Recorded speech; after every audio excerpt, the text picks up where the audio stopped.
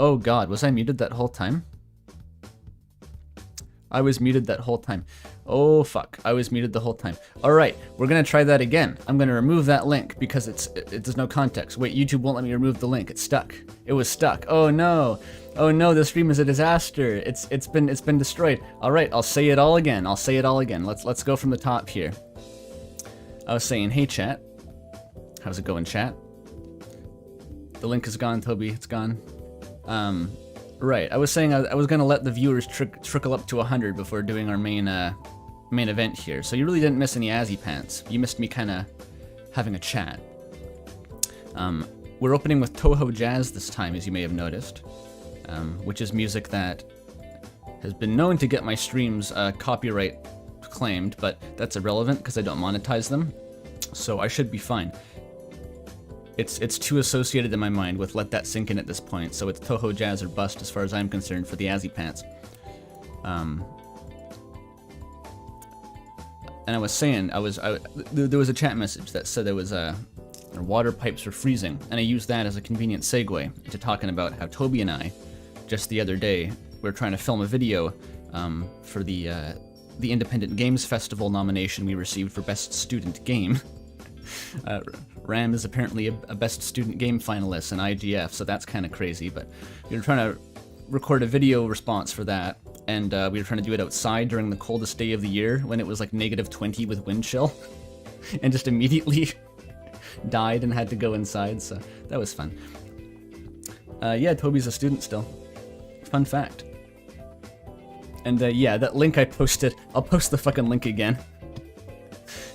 We're eligible for the Audience Choice Award in the IGF, so if you want to go support RAM, if you think that's the best game out of all the candidates, you can vote for it at the following link. There we go, that's what the link was for.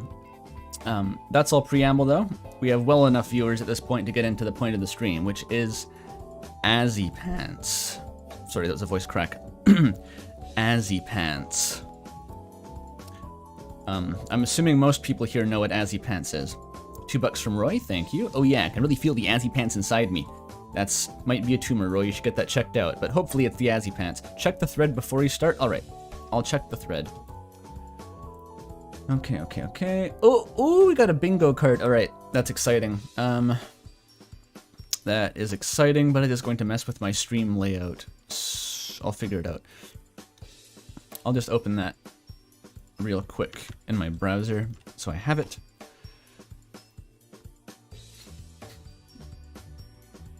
Pin the link. YouTube's doing the thing again where it's not letting me interact with my own comment. Let me fix that. Boo. So jazzy. Okay, link is pinned. Okay, I'll show the bingo here. We can look at the bingo in the meantime. Alright, let me tell you briefly the story of Azzypants. In case there's any newcomers, I have to give context, because it's been 7 months since this was last relevant on my channel. So, the beginning of Azzypants was in, I believe, my Delta Traveler playthrough, and it was just some banter. I was talking about how I'd like to see more interaction in the future between Asriel and Pizzapants and Deltarune, because they had a funny dynamic. I thought they'd be funny as friends. And then Dorkton Chat MVP just goes like, "What if they were gay?" or something like that. Immediately escalates it into a ship. And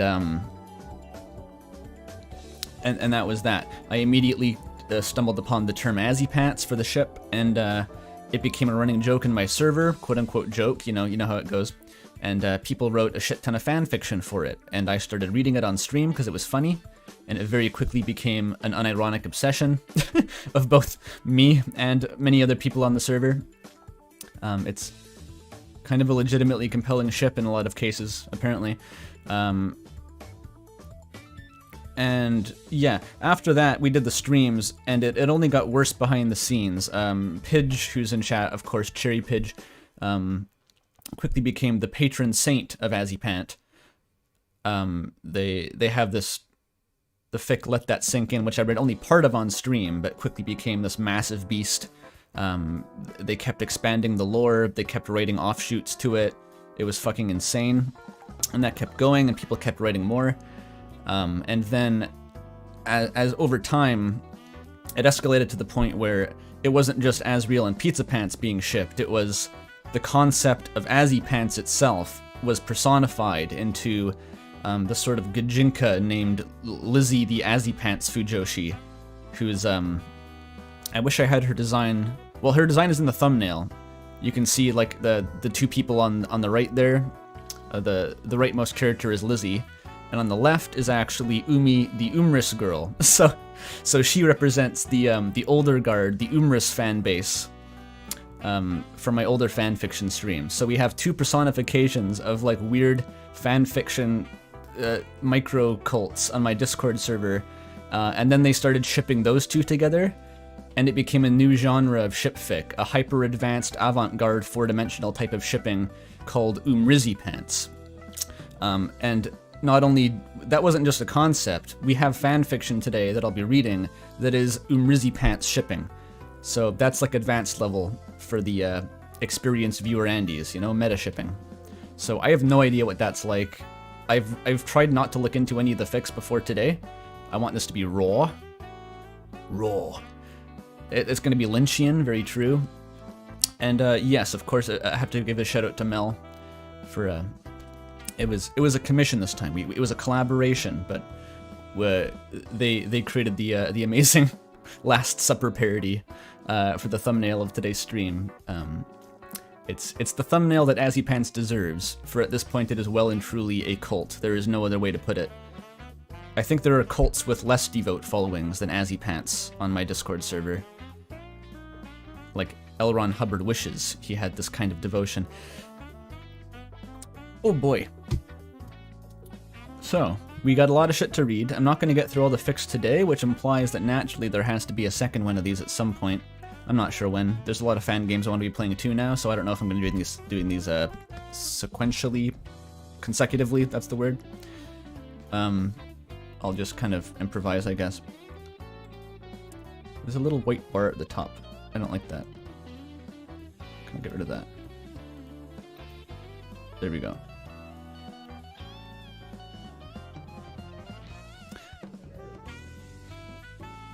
I agree, Let That Sink In was a legitimately insane piece of peak fiction that altered my brain forever. That's not even an exaggeration or ironic. Let That Sink In is a milestone in human achievement. But if you want to know about Let That Sink In, you have to go watch my last Azzypants stream that I did 7 months ago. So, for today, here's the new guard. This is a Google Doc compiled by Pidge. Add context to the pinned link. Toby, how about you write a message and I'll pin it. That'll work. Let's do that. But right now we got, yeah, so this document was compiled by the Azzypants thread itself, curated by Pidge, I believe, the author of Let That Sink In. And we have a whole new variety of Azzypant for your perusal today. I think these are in the order of when they were finished, or at least posted to the thread on my server. And you can see we have a lot of shit going on here. We have some plain old vanilla Azzypant. This is a continuation of the Yeek Night in the Woods crossover from last time. I'm very excited to read that one. We have Going Home Again. No, wait. This is I think that's just more Azzypants. And this, oh boy. I'm scared of this one. And down here, Azzypants. So we have 3 dedicated meta ship fics between the spirit of the Umris fanbase and the spirit of the Azzypants cult. So it's gonna be cool. We had a couple of requests to read stuff at the start of the stream as opposed to later on. So I guess we can look into that. I'm trying to think how I can get the bingo card onto the screen. I think, okay, if you give me a second, I can rejigger my my stream overlay, my setup to accommodate the bingo card again. Okay.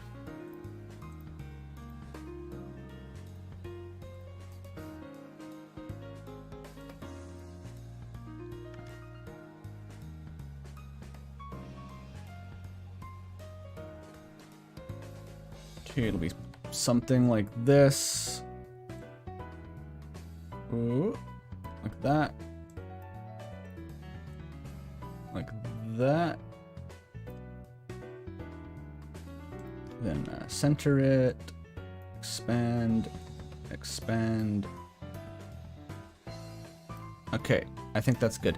And now I can open MS Paint. Classic. All right.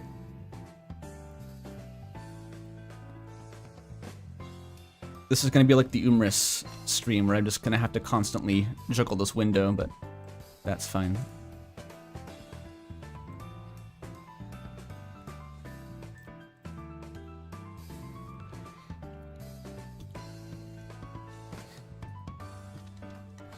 The link, oh, the link is working, I think, Toby. Hang on, I'll pin that. I'll pin that.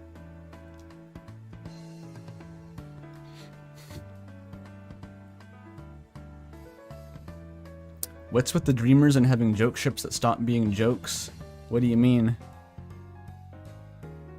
What's a Taurian? I've never heard of a Taurian. Rudy Asgore, Chris Birdley. I don't know. There's a lot of dreamers. A lot of people to ship with people. Yo, 420 pounds from JD Da Vinci. I agree. Just a reminder that I'm going to play JD's Rain World mod. Someday it's going to appear on the channel. It's really cool. Taurian Sands? That's not a... That's like a... Well, I guess in Deltarune it's more of a joke ship. Anyway, I won't be distracted. We have to read Azzypants before my voice goes out, so let's start with Cash Pants. It's very, very short. It'll be a warm-up. It'll be good. And it is by... Who's it by? Who's it by? Smash Mania. Okay, let me pour some tea and we'll get into it. Let's review the bingo card too here. So chubby Pizzapants, sloppy kissing, homophobic Toriel, implied gex, that's short for gay sex, Asgore divorce. Implied gay sex, of course, means that there's... I discourage people from including explicit sexual content into the streams. There's going to be lots of implicit sexual content, though. So make sure you're into that before proceeding. Asgore divorce, of course. Muscular Pizzapants, the yin to chubby Pizzapants is yang. Is it possible for the leftmost column to be a bingo? Like, you'd have to have, like, strong fat Pizzapants. Lewd hand-holding. Very okay. Monster, what does that mean? Monster biology, oh great. University trauma, Asriel wearing a leather jacket, very popular depiction. Vied, of course, eating pizza. Pizzapants gets fired as the free space. Pizzapants gay denial arc, alright. An OC is introduced to facilitate the romance. Sans cameo, you'll love to see that. Dark Worlds, they get drunk, Drunk and Vied. Twink Asriel, muscular Asriel. Is the second from the bottom row possible? I'm not sure about that. Can you have a muscle twink? Is that a new genre of gay? I don't know. Asriel pukes. Okay, that's just to let that sink in reference at this point. Gaster is there. Election trucking is canon. Pizzapants envy. And Pizzapants pukes. Alright. It's an otter. Alright. I'm not sure how to identify an otter in the wild, unless it makes cute chirping noises, honestly.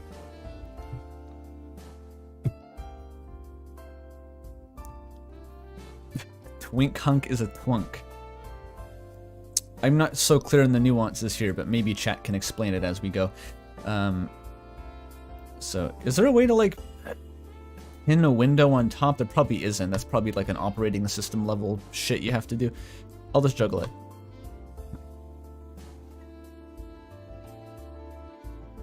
Undertale yellow characters? No, these fics have been in the work for a long time, and so I doubt we're going to get anything as modern as that, but you never know.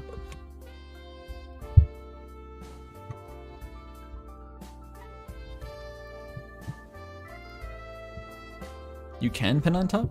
If you have power toys, I don't know what that is. Okay.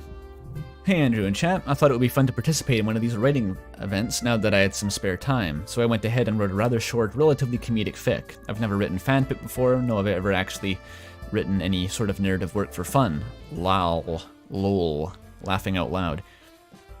So if it turns out bad, oops. This takes place before Deltarune Chapter 1 and isn't directly connected to any other Azzypant work. Enjoy. 200 viewers for Degeneracy, you love to see it. I love to see it too. Cash Pants. The Dreamer residence fell mostly silent on an unremarkable January afternoon. Asriel sat idly by at his desk, occasionally shifting between watching his favorite music videos in astonishingly low quality and lethargically tinkering with his cool epic game that he swore he'll finish one day. The weather outside was the dreariest it could be, as the sky was drenched in a sheet of silver clouds, with air so harrowingly and suffocatingly cold, yet nary a flake of snow in the air. Damn, that was just real life. On Friday. Asriel knew that between the depressing weather and his sibling and mother being out of the house until school let out, there wouldn't be a lot of ways he could feasibly spend his time. Really, all he could do was, "Azzy, holy fuck!" Pizzapants wailed as he burst into the room, his weed-adjacent musk instantly permeating Asriel's dwelling. "Oh my god!" Asriel cried in surprise as he fell backward in his chair, clutching his head in pain, while he was slumped on the floor. Pizzapants. The hell, man? Why did you... That's not important, Pizzapants retorted. This is huge, Azzy. His casual smile contorted into a shit-eating grin 2 inches away from Asriel's face as he held up what looked like a heavily torn up and somehow scorched piece of paper. Why is that? Okay, the voices are carryover from the original streams. The context, I'm not going to explain it. It took a while to arrive at the voices, but we have them now. Oh yeah, weed on the bingo card. Good point. Oh, I need the... hang on.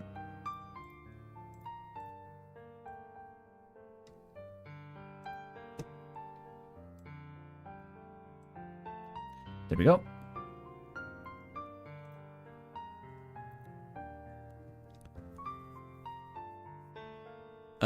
Yeah.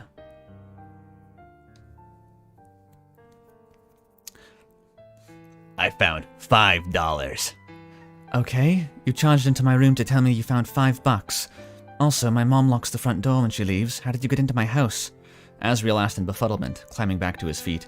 Again, not important. After all this time, I finally have some cash again. Barry, you have a job. Why are you making such a big deal out of $5? Pizzapants' expression cycled through embarrassment, regret, and confusion as he began to explain.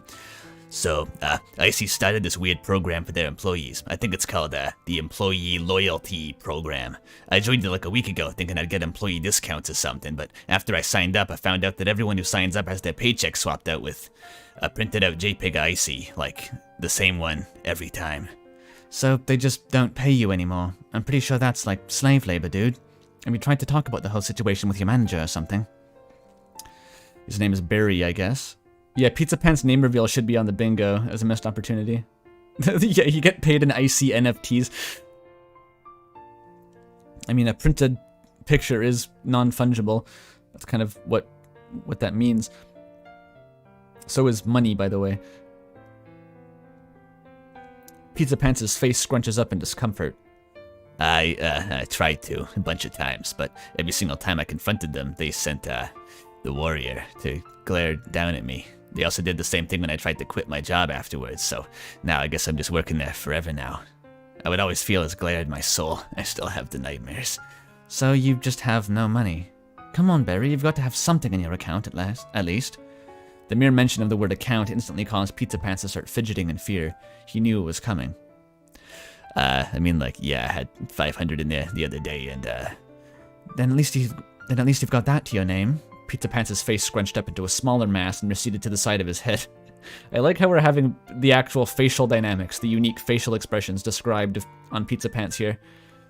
That's unusual. Such that anyone that saw his expression through some kind of dialogue portrait would think it looked pretty funny. Damn, you know me too well. What happened to get us to this point? You missed the context at the start. This is Azzypants festered for 7 months, and it's happening again. That's the answer. I spent it all yesterday. So you stopped getting paid and found out you were essentially forced to work at that hellhole for the rest of your life without making another cent, and then after 6 days, you spent all your money. Well, yeah. Asriel stood there silently, the corners of his mouth visibly twitching as he tried his damnedest not to laugh at Pizzapants for being so financially irresponsible. I think I saw you as a frugal working man type. Normally you'd hold on to every dime. What makes you say that? Pizzapants asked, blushing more with every second. Dude, you held our first date at Arby's. Look, I had good reason to, Azzy. Ooh, established relationship. Interesting. That's unusual. Asriel rolled his eyes and playfully chuckled whilst a cheeky grin spread across his face, leaning back in his chair and blankly staring out the window. All right, I'll hear you out. What was it for? Pizzapants looked off to the side in distress, afraid to confront the topic. It was a parting gift for you. Asriel's eyebrows perked up as he looked back over the now dismal Pizzapants. Really? Dude, you didn't have to do that. Like, literally, you don't do that. You just spent all your money. I wanted to give you something when you go off to college in a few months. It's a laptop. I only ordered it yesterday, so it'll be a bit till it arrives at my doorstep. Pizzapants sported his signature cheeky grin, his tone shifting into an equally cheeky inflection he knew Asriel loved. Damn. Pizzapants is stupid. He just like me.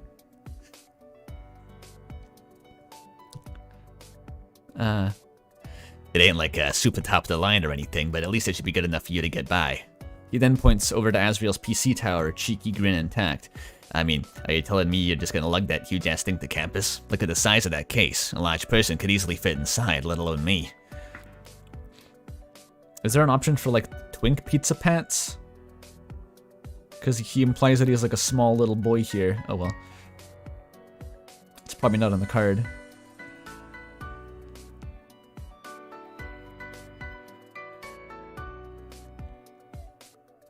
Size of an average human mother. There's only options, by the way, for muscular Pizzapants and fat. Skinny is irrelevant.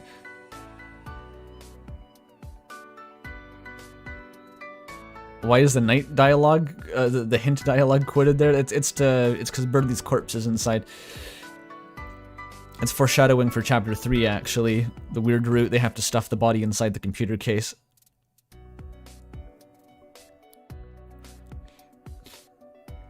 I think this is the music that was playing over the end of Rosa Raid's fic before, when they were doing the dramatic charge into the dormitory to see if Kara was like still alive. We had this kind of like intense music.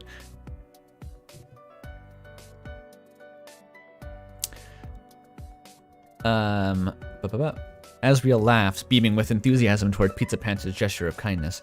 Wow, you're only pulling out all the stops for me right before I leave. How rude of you, Pizzapants, he said before he was playfully socked on the shoulder in response. After scrolling through images on his heavily cracked, dented, overall mangled phone, Pizzapants pulled up a picture of a laptop he purchased for Asriel and held it up for him to see. Here's a pic. Pretty nice, right? Oh, it looks great. That's so sweet of you, Barry, he said in an effort to be nice, as a sheer number of cracks on the phone screen made it impossible for him to even get the slightest glimpse of the image. You could say it looked like a JPEG of pizza. Well, now I just feel like I'm obligated to do something nice for you because of this. How could you? Asriel said as he squinted his eyes and put on a crooked grin in an effort to match Pizzapants' level of smug asshole energy.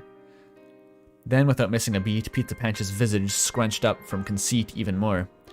Yeah, I'm horrible. Just break up with me already. Tell you what, I'll treat you to lunch at QC's. Well, a late lunch. It'll be a while before Chris and Mom come back, so we've got time if nothing else. How's that sound? Yeah, I'm down.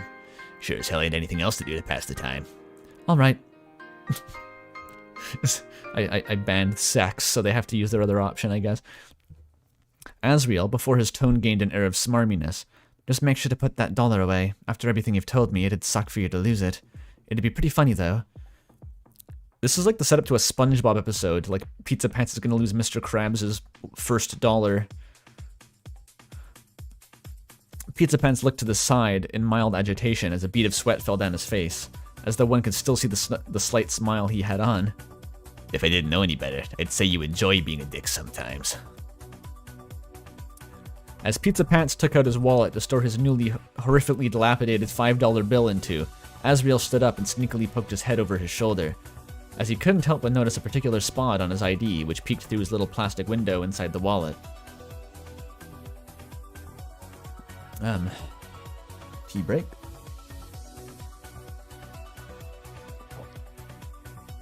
Ah.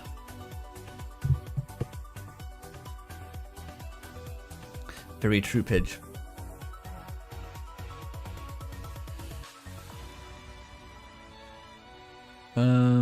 I lost where I was.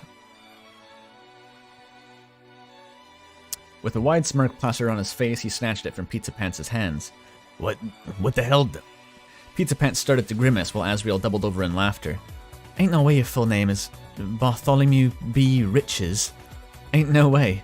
I hooked up with a guy whose first full name is Bartholomew. Holy shit, dude. God damn it, man. There's a reason I didn't tell you. Asriel clutched his stomach. Bartholomew Britches. That's pretty good. Bartholomew's a pretty funny name, actually. You could go by Mew.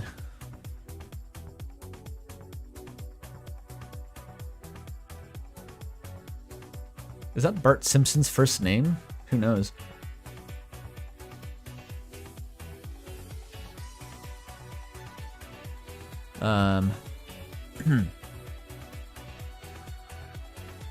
Oh my god, your last name is Riches and you're broke.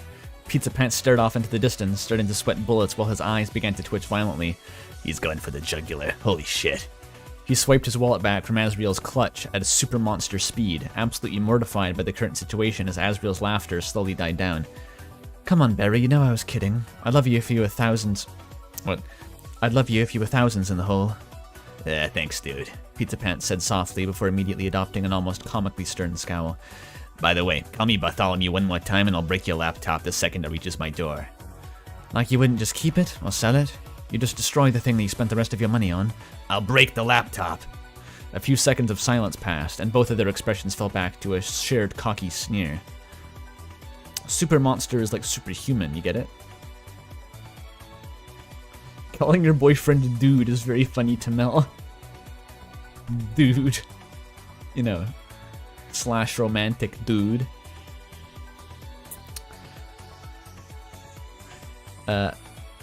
So, we're good for QCs then. Asriel broke his smug grin with a short chuckle. After a poorly thought out threat like that, how could I say no? Asriel took Pizzapants' hand as they both walked out the door, a brilliant smile spreading across both of their faces. Okay, but seriously, how the fuck did you get into my house? And that's it. It's a short little vignette. Very cute, actually. That's a good warm-up sized fic, I think. It didn't get into anything crazy. Just a little scene.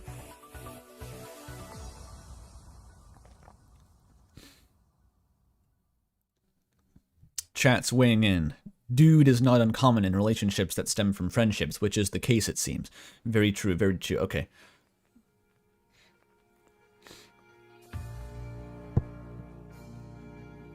What, we use babe, Mel?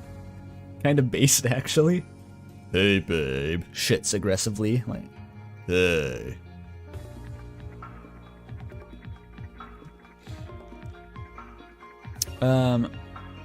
I think the next natural choice is Sui's here, because they will be, I think, mostly at the start of the stream, and also it's one of the earlier ones that was submitted, and it's also some fairly vanilla Azzypants by the looks of it. It's nothing too crazy yet. Maybe after this we'll break into Azzypants, because I think Rosa Raid wanted to watch it earlier rather than later. And so we have this, a significant Azzypants work. They're probably third.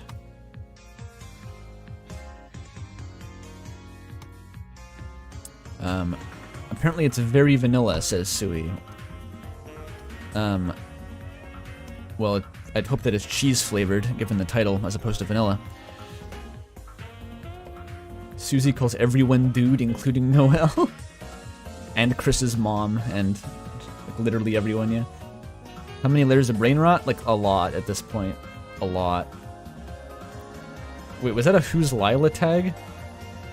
Oh dear. That's that game that you were trying to get me to stream the other time.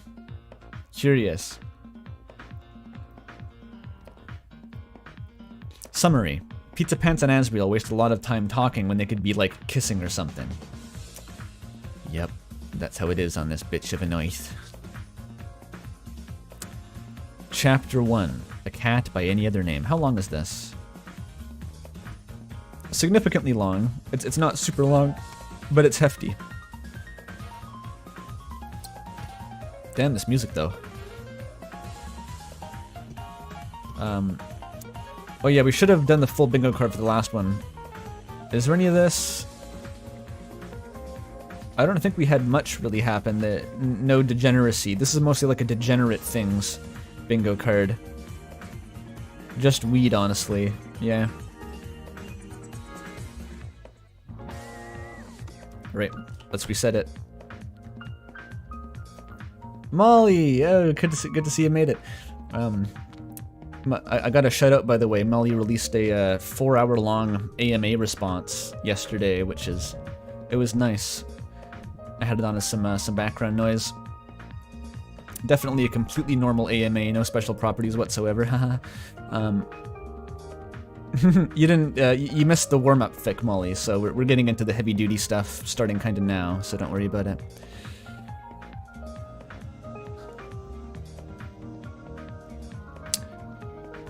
Alright. Let's go.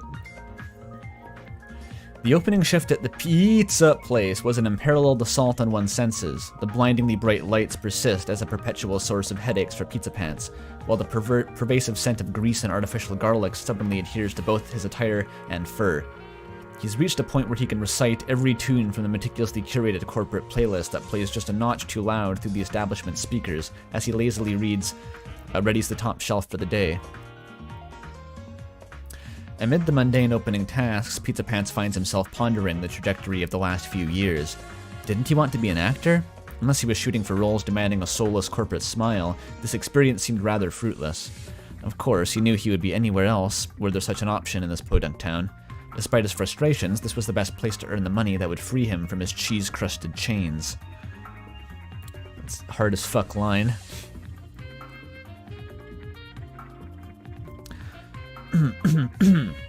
Operations at Icy's required an unsurprisingly immense amount of ice. It was as Pizzapants was retrieving his umpteenth bucket from the building's comically oversized ice machine that his name tag managed to come loose from his uniform, tumbling into the dark depths below.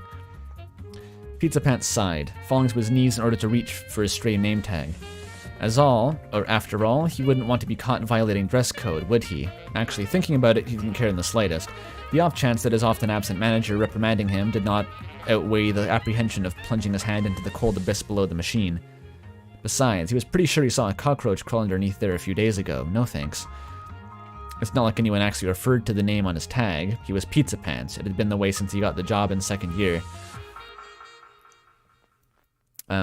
That was actually when I worked at McDonald's. That was a fairly significant part of the job, was taking big buckets of ice up to the front and repopulating the iced coffee station, I think. I often remember shoveling ice into a bucket. Just sort of reactivated an old memory of mine.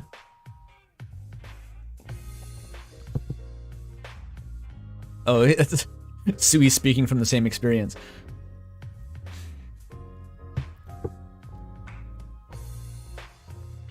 Pizzapants, breaker of chains, decruster of cheese. Yeah, what's the dark world under the ice machine looking like? It's just bug fables.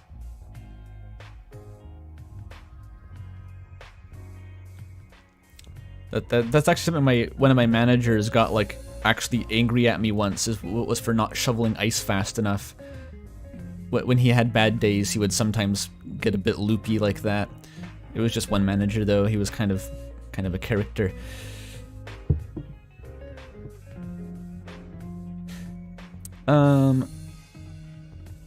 Operations at Icy's required... Oh, that was the ice. Pizzapants wasn't one to indulge in excess, meaning he had often worn his battle-stained clothes to school.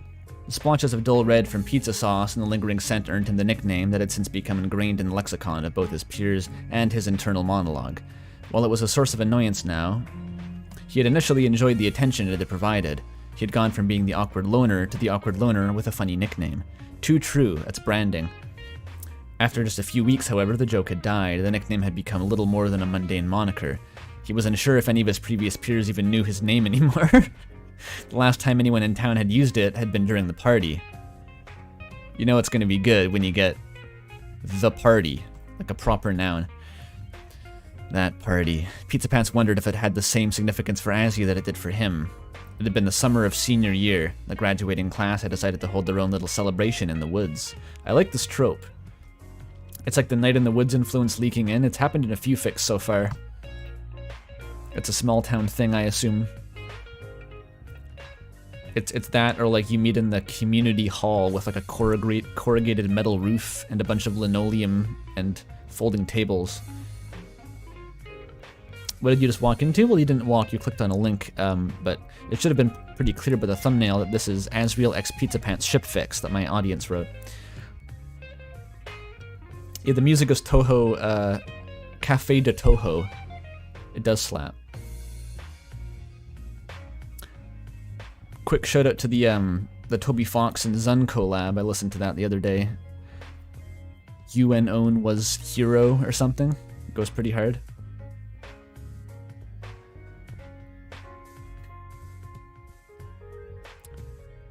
Oh, it's in the woods so that you can do drinking. Yeah, I guess they're still underage, probably. That keeps catching me by surprise, is that you're not, by the end of high school, you're still not allowed to drink in the States. Fucked up. I guess even in the end of high school, you're still probably under 19, so in Canada it's theoretically still illegal. Whatever.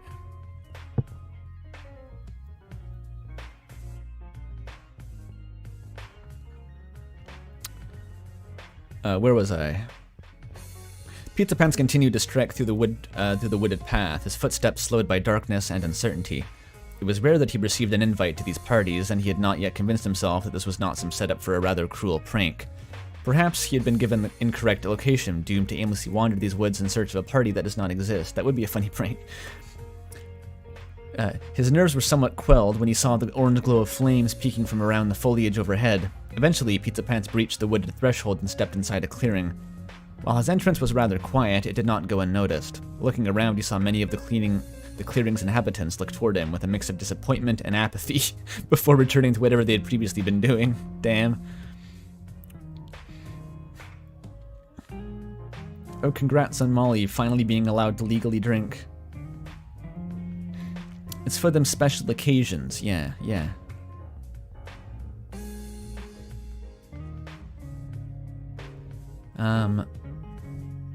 Where was that? Oh yeah.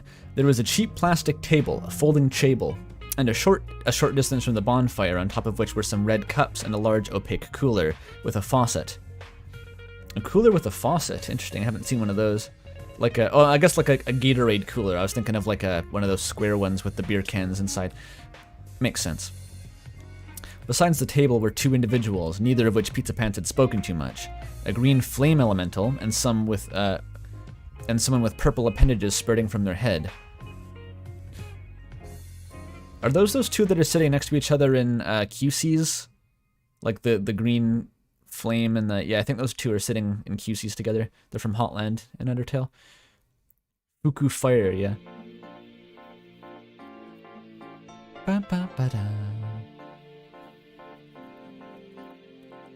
Sitting around the bonfire was Caddy. I love how that's like... You would just notice that about someone. You know, the girl with the purple shit coming out of her head. I don't know what the fuck she is. She got the purple things, though. Kinda hot if you ask me. Sitting around the bonfire was Caddy, Braddy, and a blue rabbit-like monster playing the guitar. Both Caddy and Braddy were attempting to engage in individual conversations with the guitarist, each trying to one-up the other one through passive-aggressive remarks. Damn, so Bluey's over there winning the hearts of the local girls with Wonderwall or something. Old Burger Pants seeds in the background. Perfect.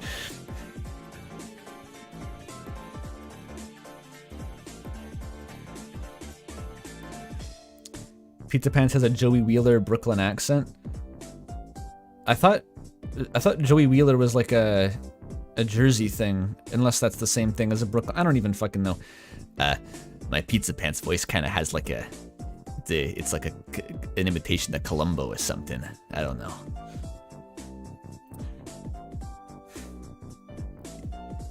Is from New York, I think. It's the only American regional accent I can do, so I hope it's whatever Brooklyn is.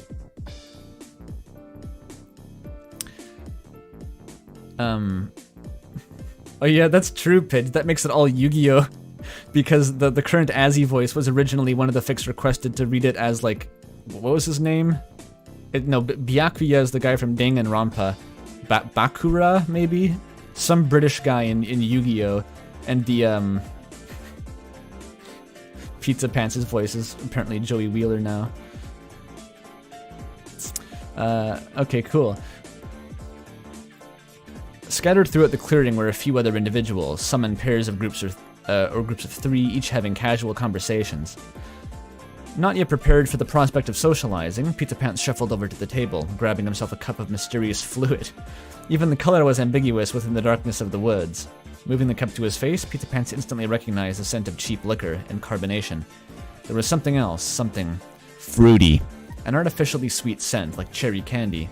Resigning himself to the possible consequences that would follow, Pizzapants allowed the drink to pass between his lips.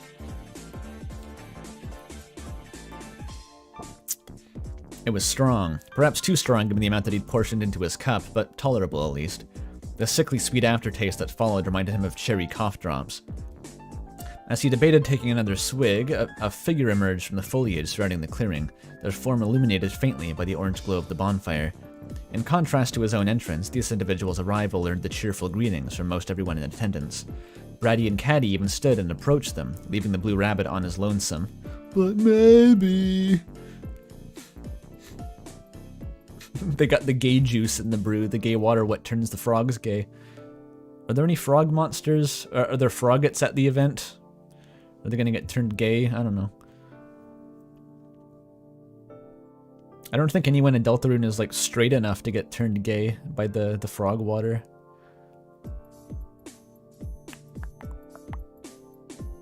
Of course, Pizzapants knew who it was. Anyone in town would.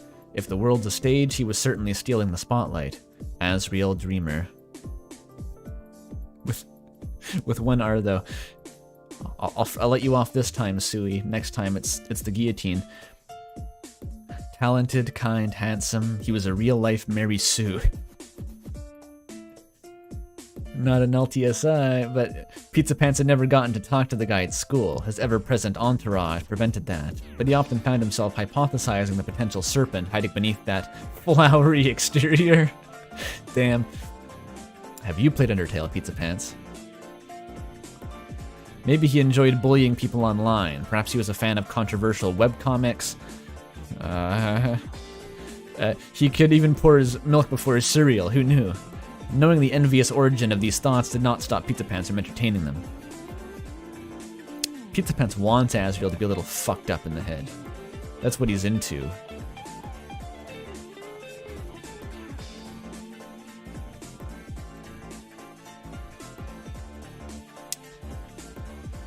Pizzapants continued to watch Asriel from above the rim of his cup. Braddy and Caddy had taken to vying for his attention as some monsters moved to join them. Did Asriel come to these parties often, he wondered? Maybe it was just to mark the occasion. Regardless, whatever attention Pizzapants' arrival had earned him had been completely diverted to Asriel at this point. Probably for the best, making small talk there seemed impossible presently.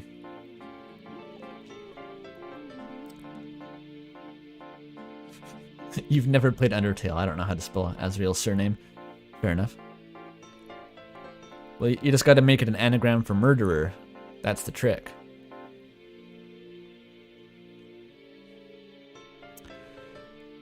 Part of him wanted to engage with the scene, to become part of the story that those present may one day reminisce about, but no matter how much he considered it, he couldn't fight the lingering sense of that whatever words he managed would be the kindling to reduce the conversation to ash.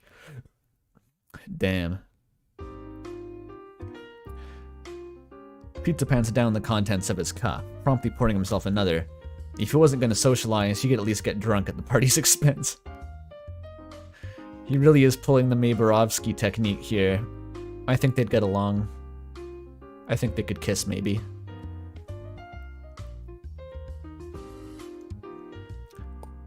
Pizzapants could be a Night in the Woods character, you know? He has like the sort of socioeconomic predicament of Greg or B, but also has like the inherent degenerate energy that could match May. Like I feel like he'd be too pathetic to actually to judge May for her like immaturity, and would just sort of vibe with her and then go back to being miserable. I don't know. It would be a fascinating dynamic, I think. Fuck. Would knowing May be good for Pizzapants? Is he the one person in the world who would like... you actually need a May Borovsky in your life? I don't know.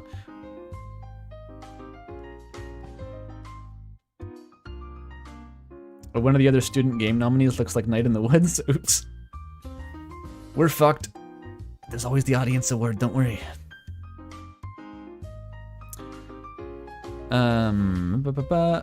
Yeah, it was as Pizzapants was nearing the bottom of his third cup that he began to realize the severity of his inebriation. His senses all seemed distant, and he had reached a stage of moderate euphoria. Miraculously, his social anxieties had seemed to burn away, now replaced by a sense of confidence. And now you go talk to your ex and vomit on yourself.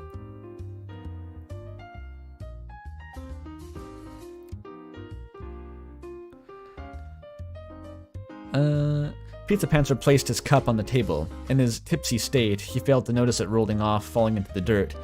Most of the monsters in attendance had taken to sitting around the campfire, engaged in a conversation with Asriel as the focus. They all seemed to be having fun. Pizzapants stepped toward the bonfire, his footsteps slowed by darkness and alcohol. He's coming, looming out of the darkness. As he approached the group, those facing him looked his way with uncomfortable expressions. Steadfast in his approach, Pizzapants moved behind the sitting figure of Asriel, falling to his knees and leaning over the monster's shoulder. Oh? The sudden movement killed the ongoing conversation, giving Pizzapants the party's undivided attention. Hey, Azzy, you excited about going to school? Asked Pizzapants, his wobbling head turned to face Asriel. I'm remembering just now, by the way, that the voice I gave May in Night in the Woods was originally just supposed to be like Femme Pizzapants. So it's wrapping back around now. Asriel subtly scooched away from Pizzapants, responding awkwardly. Of course, Upstate University is a great school. It's a shame they'll be away from this town, though. I'll miss all of you. Pizzapants' consciousness buffered for a moment, before he broke out in laughter that was slightly too loud and slightly too prolonged.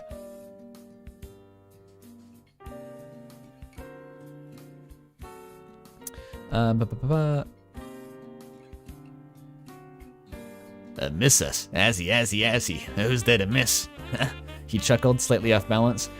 You that invested in Brady and Caddy's bullshit drama? You're gonna be kept up at night wondering if they're wearing the same outfit again. Caddy and Brady simultaneously released sounds that combined the emotions of shock and anger, but Pizzapants continued. Or, maybe you're gonna miss the brilliant melodies of Bluey is here. Pizzapants gestured lazily toward the guitarist. Try mastering hot cross buns before you give Wonderwall a shot, buddy. Called it, by the way. The rabbit-like monster seemed confused, as though he'd been spacing out until addressed directly.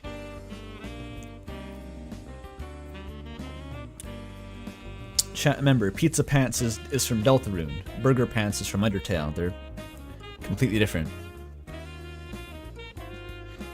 Yeah, you're right fucking out, son. Like, the Pizzapants is on his Umrus arc here. He's having like a birdly dinner breakdown.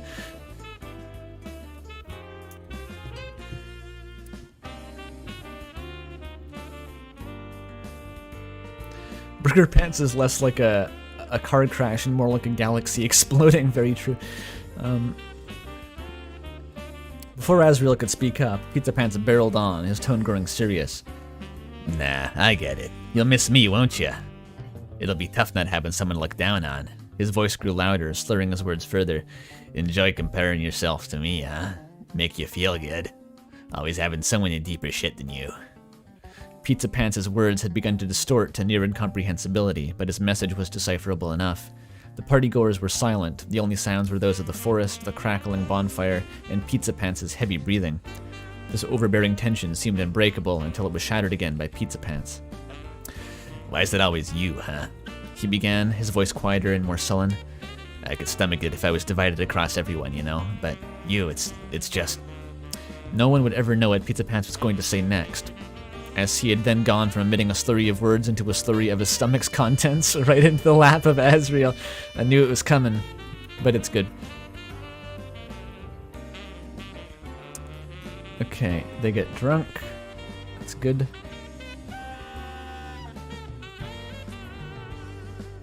Nothing else so far, I think. Oh, Pizzapants Envy. We got the Envy. That's good.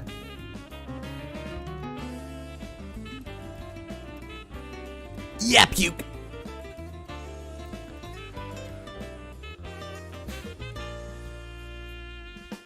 Pizzapants eventually managed to return to a state of partial lucidity. His left arm was over the shoulder of Asriel, who seemed to be escorting him away from the clearing. The two were walking silently along a game trail when Pizzapants decided to speak up. What are you doing? Oh, you seem to be not feeling well, so I'm walking you home, responded Asriel, his gaze fixed on the path ahead. Believe me, buddy, this ain't my first rodeo. I'm fine. My pants say otherwise. Damn, who's the puke pants now? He's so nice. Pizzapants glanced at the stain on Asriel's clothes, memories of recent events flooding his mind. Ah, jeez, I screwed up back there, huh? Asriel chuckled. Yeah, it wasn't pretty. Pizzapants dwelled on his growing regret as the two proceeded down the path silently for a few moments. I have to say, though, began Asriel, I can't say I didn't enjoy it a bit. Uh-oh. Oh no, where's this... That's not good. Okay, the LTSI trauma just kicked in instantly. Well, I'm glad my tantrum was at least entertaining for you. It's not that, the way you let loose. Not the puke, that is. You spoke your mind so freely. I thought it was pretty cool. Which part did you think was cooler? The drunken rambling or the puke? Asriel laughed, shaking his head softly. You know, I was hoping to get a chance to talk to you before leaving for school. A lapse in reason on your part? I don't know. I'm enjoying it so far. Why would you want to talk to me? Well, I guess I just haven't had much of a chance to before. You don't chat much when you come to school, if you come at all. Can't argue with that. Oh, my voice is getting kind of hoarse and is turning into Mayborovsky. Oops. Bite him, Azzy. Bite him now.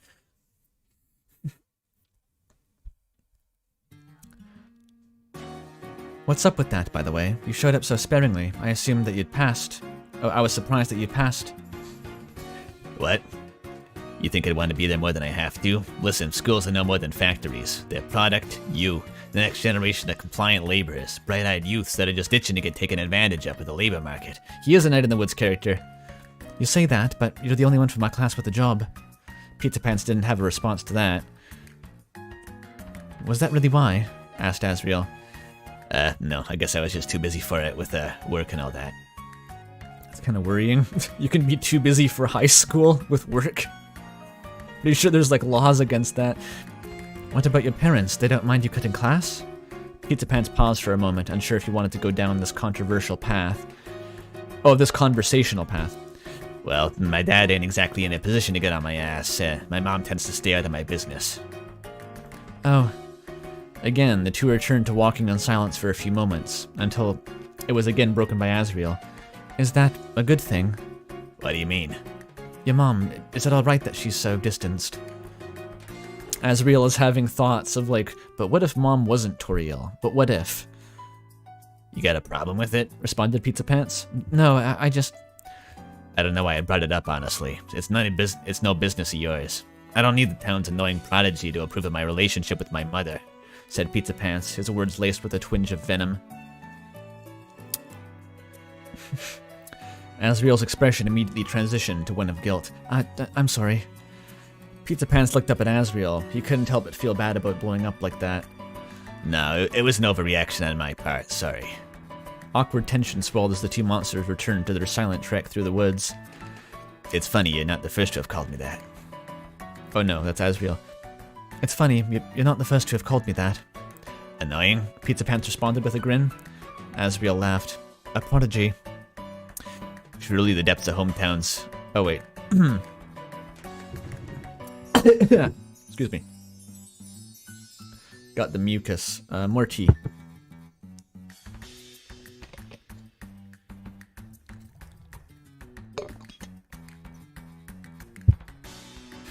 We got some comrade Pizzapants here.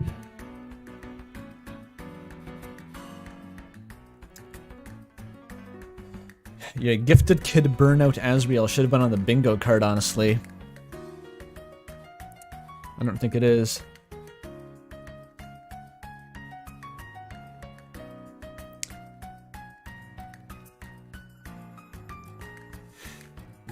Got the mucus. Dracula flow vibes. Yep.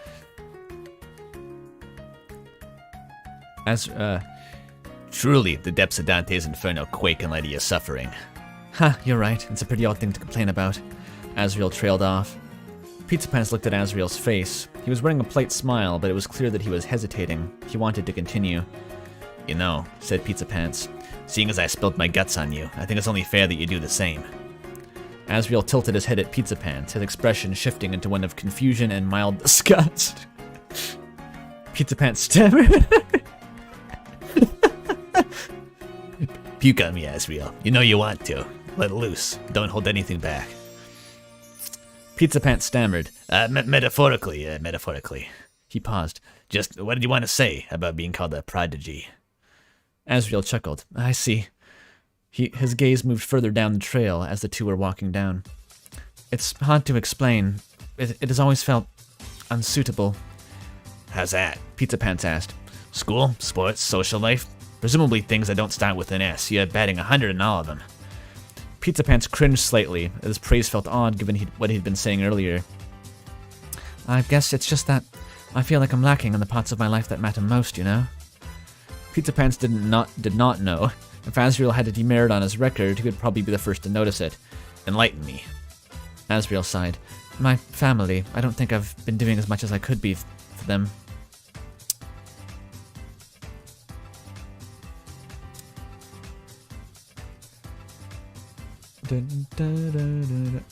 Sorry, lost my place. Now Pizzapants was even more confused. Wasn't Asriel always going around town with his kid sibling whenever they had the time? Pizzapants had noticed they seemed pretty close on the rare occasions they picked up pizza from work. Can't say I follow, buddy. And we're back to Buddy. Asriel's pace slowed as he nervously ran his hands along his left ear. It's kind of a long story. You remember what happened with Des? No. It was deleted by Gaster. The memory, I mean. Sorry. Of course Pizzapants remembered. Anyone in town would. The mayor's daughter goes missing. In a town like this, that's news of the decade. Of course, the mayor's daughter, right? It was tragic. Asriel nodded. During that time, my dad was the chief of police. When Des went missing, he blamed himself. Asriel took a deep breath. Mom did too. After a moment of silence between the two, Asriel continued. She decided it was best that they separate, and Dad didn't take it well, and neither did Chris. Pizzapants was stunned.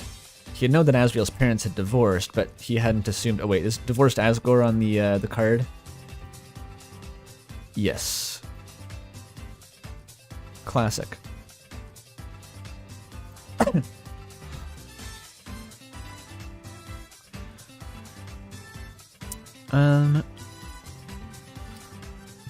He had known that Asriel's parents had divorced, but he hadn't assumed it was under such extreme circumstances.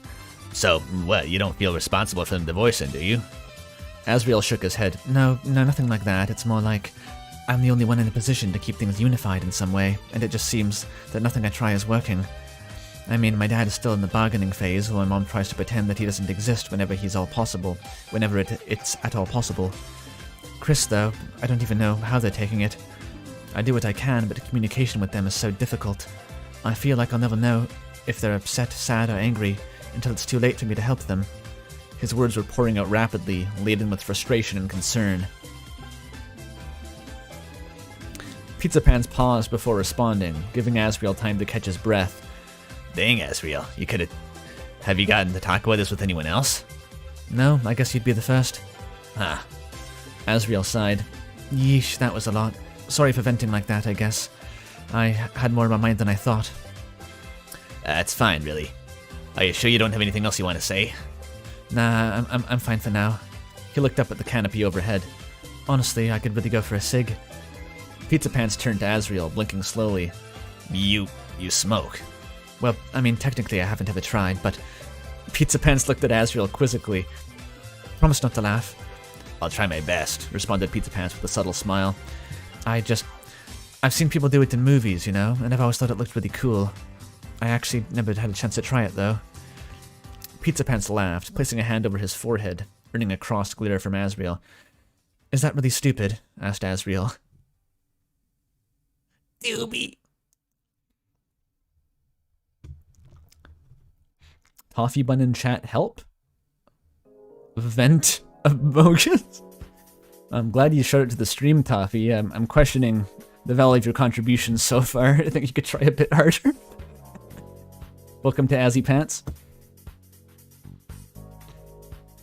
Oh yeah, they get to do their indirect kiss, just like Chainsaw Man. Pizzapants wiped a tear from his eye. Nah, you got it wrong. I wasn't laughing at you. I was just, that's the same reason I started myself. I look good in punching potty. Really made me think I was a badass. Pizzapants reached into his pocket, retrieving a red and white pack of cigarettes with a faded label, before flipping it open to reveal the cigarettes inside. Want to give it a shot? Asriel looked back with wide eyes. I didn't know you smoked. Well, I ain't exactly open about it, but you know how quick Undyne would be on my ass. Makes sense. Pizzapants shook the pack, prompting Asriel to take a cigarette, holding it in two hands like it was some kind of mystical artifact retrieved from an ancient crypt. We're smoking that King Tutankhamun, Pharaoh of Egypt, Sun God Ra, Dung Beetle Kush. Not the best, but I'll take the improv. Pizzapants took the cigarette for himself, lifting it to his mouth. But took a cigarette. They're not gonna do the indirect kiss. We're smoking determination. Very true. Yeah, like this. He said, motioning to Asriel. Asriel mimicked Pizzapants, who proceeded to retrieve a beat-up lighter from his jacket. In a quick motion, Pizzapants rolled the spark wheel, causing a flame to erupt from the lighter's nozzle. He lit his first cigarette before slowly lighting Asriel's. Alright, Sui, fess up. Did you have to look at the Wikipedia page for lighters to write this part? Did you look at the Wikipedia page?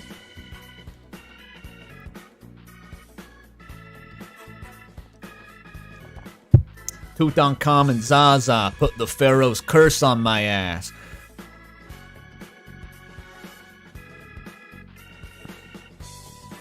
Oh, nope. You just smoke. I was curious.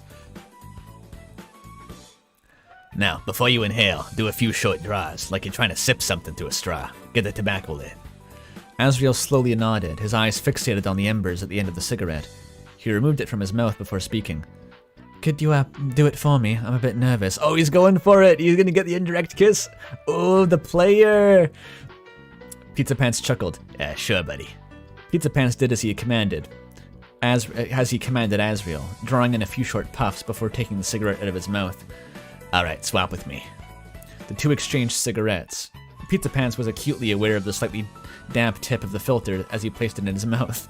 For some reason, this made his heart skip a beat. He repeated the process with his own cigarette. Alright then, you're good to go, buddy. Take a hit.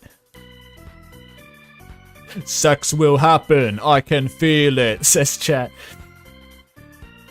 Keep your hopes up, I guess. Andrew, when's the last time you got stoned and high and had a food munchie about it? I've only been high once, Toby, and I had a panic attack. It wasn't really a case of the munchies.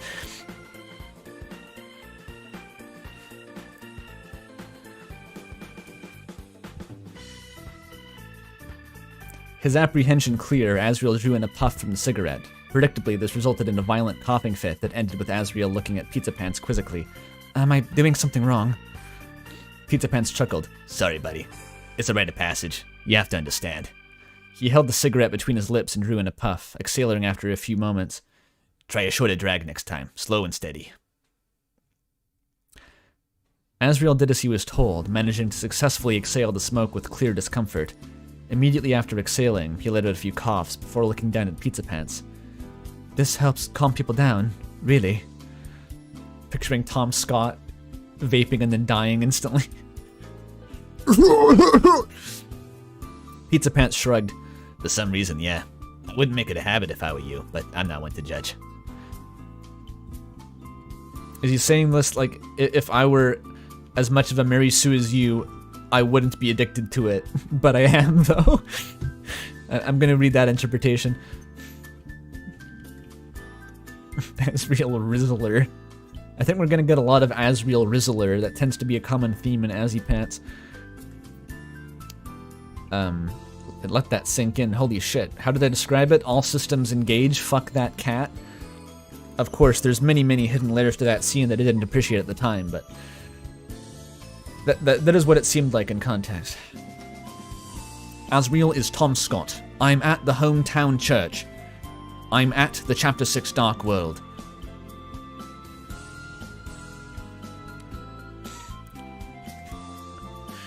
Yeah, shout out to Tom Scott.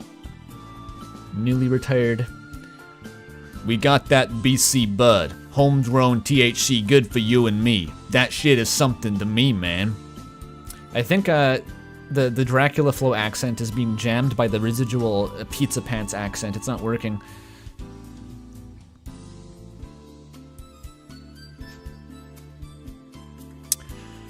Okay, I should keep reading. Asriel looked down at the cigarette in his hand. You want to finish this for me? Pizzapants smiled, taking another drag from his cigarette. With pleasure, buddy. Asriel spoke as he passed his lit cigarette to Pizzapants. I don't think this is for me, but I appreciate the opportunity. He paused. You know, it occurred to me that I don't actually remember your name. Yeah, I imagine that's pretty common among our class. Even the teacher uses that nickname when they take attendance, replied Pizzapants, not looking away from the path ahead.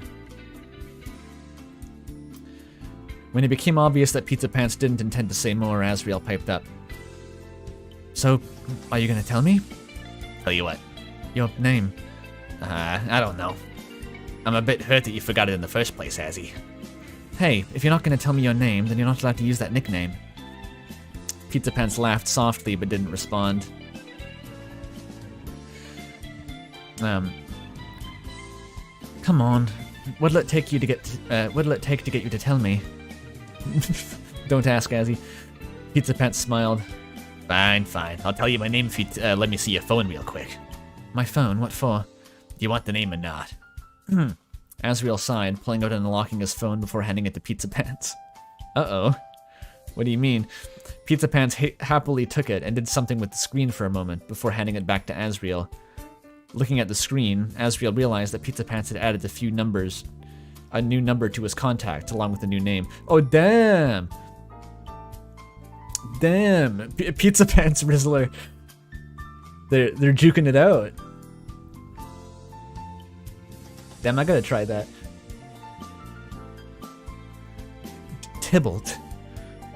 Man, it feels odd to hear you say that, not gonna lie. Tybalt, from Romeo and Juliet. Doesn't he die? Isn't he the guy who, like, someone stabs with a sword and he fucking dies?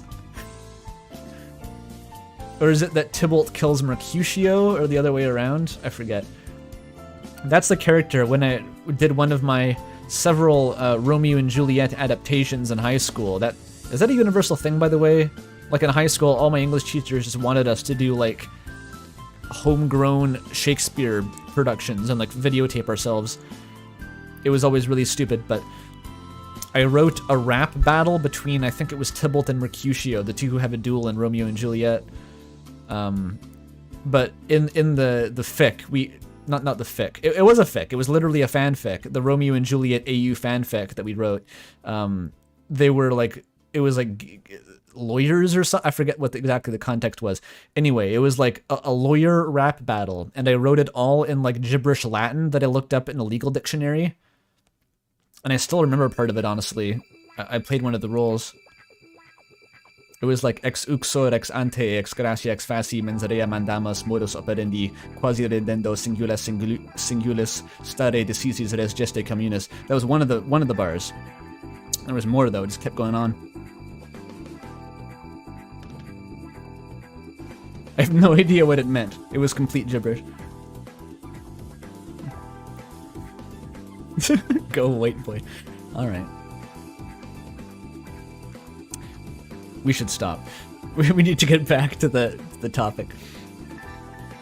We making it out of the Crusades with this one.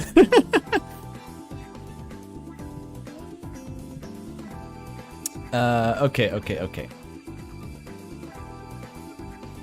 The two could now see the border of the forest, where it reconnected to the town. It would only take a few minutes to reach, before they arrived at Tybalt's apartment. I like it, said Asriel, looking down at his phone with a smile. Responded Tybalt. It's a bit antiquated in my opinion. I suppose it'd be better than being a cat monster named Caddy, though. He's not wrong. Asriel laughed. You're pretty mean, you know that. Tybalt shrugged.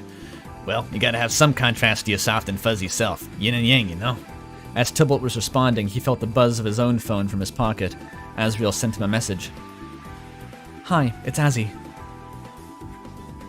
Tybalt smiled at the message. Oh, I see he implicitly gave him permission to use the nickname. It's all very implicit. I like that. There's subtle communication happening. Is that not how you pronounce Tybalt? I thought it was Tybalt. I don't fucking know. It's like Shakespeare trying to be. He's like an Italiboo. Shakespeare's literally just horny for Italy for some reason. Shakespeare didn't know how to pronounce that. Fuck him. I'll pronounce it how I want.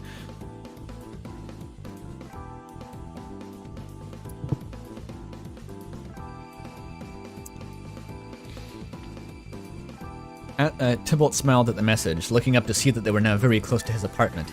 As the two approached the building, Tybalt turned to Asriel. I know it's difficult at first, but I really do appreciate you walking me back home, Azzy. You're a real gentleman. Asriel smiled. Don't mention it. Like I said, I wanted to talk to you. I'm glad that I did. Clearly, Tybalt was still feeling the effects of the alcohol, because his face felt oddly flushed at the moment.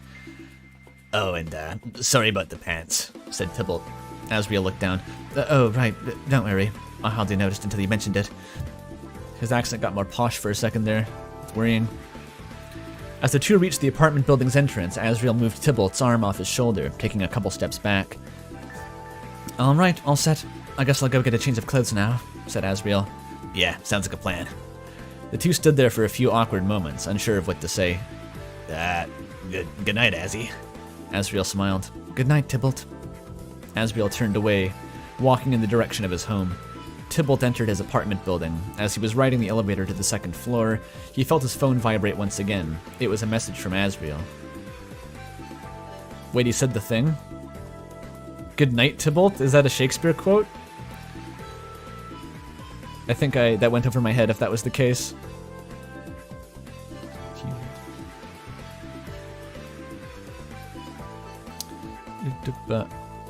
Let's stay in touch, all right?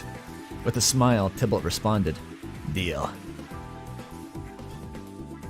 Damn. That promise had ended up a lie. 1 week passed with no communication between the two of them, then a month, then 2 months. It has now been 4 months, and Pizzapants has yet to receive further messages from Asriel despite numerous attempts to make contact. Oops. That's not relatable. No.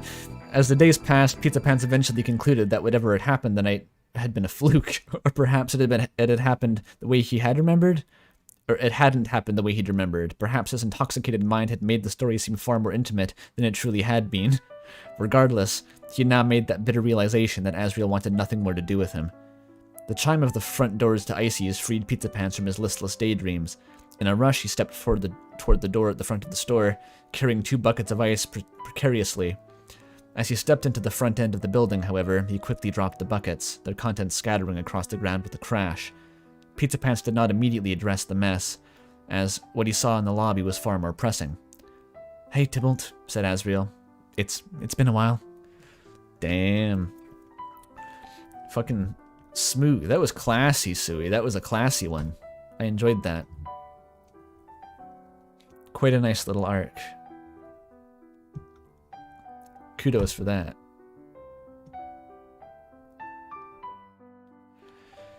That was a good one. No sex happened. I was wrong. Well, that's in the next chapter. They just like immediately start raw dogging it on the floor of Icy's and get fired. But that was omitted, I guess, for public decency here. Alright. I said I would do an Azzypants next. I would do Rosa Raids, I think. We're clapping like someone just performed a piano piece. I mean, Toho John did, I assume, but... what, not yet? I thought you wanted an earlier version Rosa Raid. Not yet? Okay, what do I do first? What if not that? I could do Homebound. By the way, Pidge, if you're in chat, when should I read this? Is there a special time? I was gonna save it for the end, but if you have to go or something, let me know.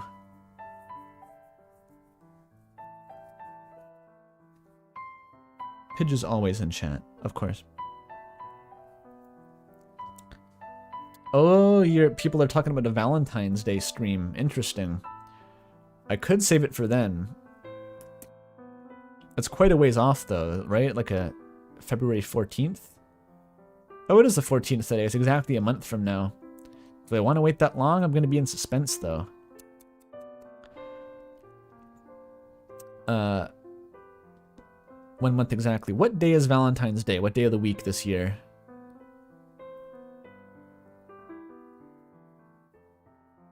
Anyone know? Any, like, human calendars in chat? It's a Wednesday. I mean, You should be the shorter Azzypants to prime everyone. That's a fair enough idea. I just... Before bedtime is the thing, so I could read this first. Alright, let's then ease into Azzypants with The Taste of Love, an Azzypants fanfic by Blackwater Menace. For anyone who missed the context at the start, this is Hyper Brain Rot Terminal 7 meta shipfic here, where Azzypants is a ship between... let me just get the... I'll show off the thumbnail to use as a reference.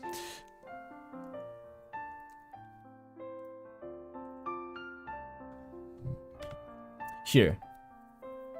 This, on the right. Lizzie, the Azzypants Fujoshi. She is the personified Azzypants fanbase. The design came originally from... Fuck, who are these designs originally from? I think Umi was Mel, right? But... Was Lizzie from Pidge's, like, cosplay or something like that? Oh, get the etymology. I should show off the etymology, actually. Yeah, Pidge designed Lizzie... and I think Mel designed Umi. And these are both drawn by Mel, of course, here. Yo, 20 bucks from Sui, thank you.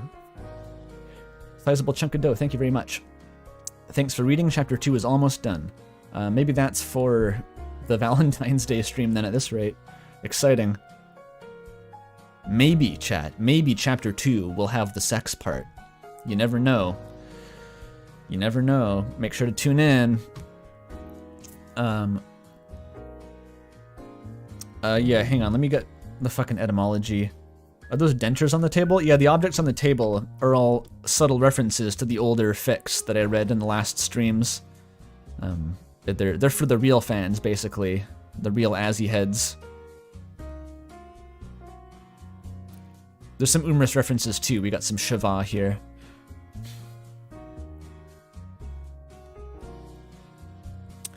Past the teeth. Yeah, where the fuck how do I get the etymology doc? The etymology image, rather, by doc. Can I just search etymology on the server and somehow find it? Oh, maybe here.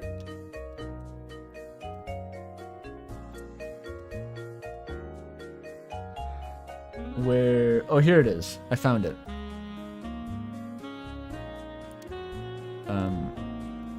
Except I want it in the other browser. Here we go. So yeah, check this out. I think, yeah, Doc made this. It's the full etymology of the word Azzypants. So interestingly, it starts with ancient Greek, and somehow percolates down to pants. So Pizzapants is actually Greek. It comes from Greek pants, and Greek pizza becomes Pizzapants. Asriel, Proto-Indo-European, trickles down, Agoros tutorial, Asgore Toriel they get shipped into Asriel, Azzypants, and then we have the etymology of Umris, of course, which is German, but it comes from like Proto-Indo-European, scratch, about, tear apart, tear into an outline, then it becomes an outline, concatenate, Rizzy pants. Boom. This was a remarkable creation that I had to show off. But yeah, so this is like a Yuri fic between personified fan bases of Umris and Azzypants. That's the short story. Let's go.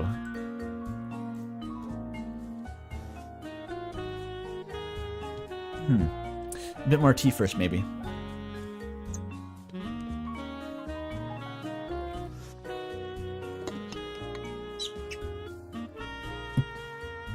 The Asgore etymology seems dubious.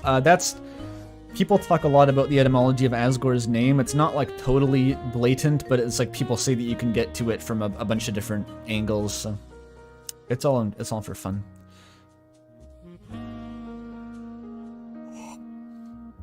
This isn't a playlist, by the way. This is just the Toho jazz that I play sometimes. It's Azzypants music.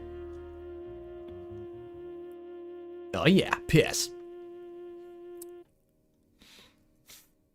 All right.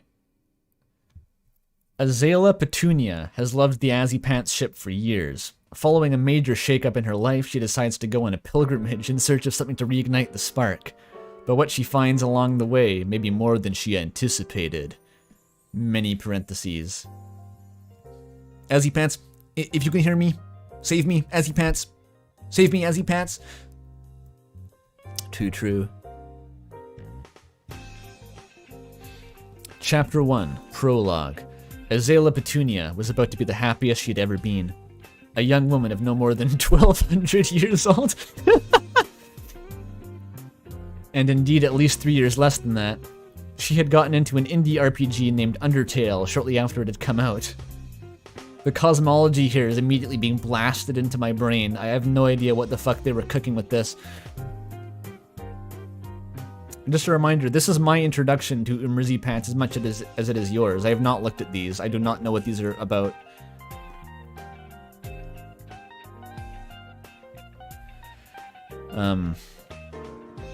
Many memories were made as she played. Oh, she had gotten into. I thought that literally meant like she had applied for the role and become an NPC in the game. For some reason, that's what I assumed. I was like, okay, okay, sure. But no, she just plays the game. That makes more sense. This is in the real world. Many memories were made as she played, but two always stuck out to her. The first was her first encounter with Burger Pants at the Mettaton Resort. The feline monster had left quite the impression on her, for she could relate to his plight as a somewhat socially awkward fast food employee, with no possibility of a career advancement at the time. The second of the two notable memories was the reveal that Flowey, her favorite other character, had actually been Asriel Dreamer, the prince of all monster kind. What a masterfully crafted twist. While she was able to win the battle and redeem his character, she, like many, had still felt saddened to realize that there was no way to permanently restore him to his original Caprine form. For years, the limit as x goes to infinity of 3 plus 2 to the negative x. 3 years later, she wanted nothing more than to see her beloved Asriel alive and well. Then, on All Hallows Eve, 2018, she received a Twitter notification. All Hallows Eve. Why is it written like this, Blackwater? Apparently you can do like latex formatting, by the way, I just realized on AO3. Sure. She received a Twitter notification. As she checked her phone, what she saw was the start of something very, very interesting. When she started up the new game and heard Toriel talking about how Asriel was soon to return back from college, she had squealed with joy at the promise of seeing Asriel return. She's literally me.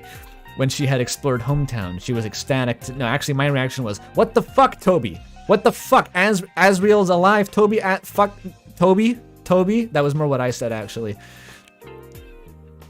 When she had explored Hometown, she was ecstatic to see that familiar face beneath the Icy's mascot, Eesk. With every passing minute for the next 12 years, her anticipation would grow for the end of Deltarune. Uh-oh, when she could finally see those two friends, her favorite characters, reunite. After another 3 years, Chapter 2 released, and it came with the wonderful dialogue from that lovable cat. But these meager crumbs were far from enough to satiate her growing appetite. So when, on May 28th, 2018, she saw a YouTube recommendation from Andrew Cunningham's Azzypants fanfiction livestream. This is what I meant by late stage. This is what the title means. This is late stage. She knew she had no choice but to click it. On that day, she became a true Azzypants shipper.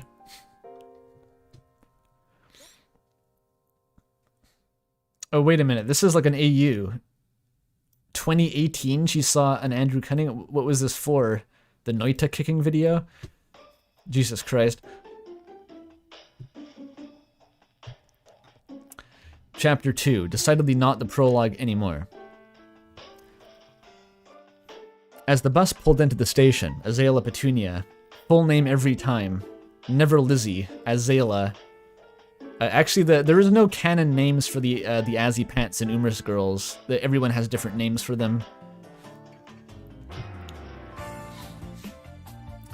After the absolute travesty that was the end of Deltarune, she had decided that she needed to get away from it all for a while. Oh no.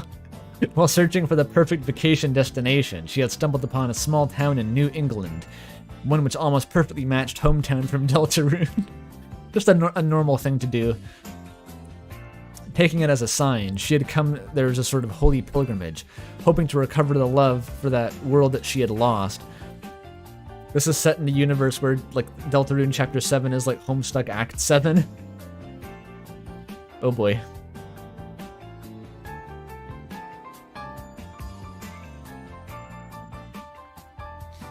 Does umi not mean, by the way, like sea or ocean in Japanese? I thought that's what it meant. Finland jump scare? Where's the Finland?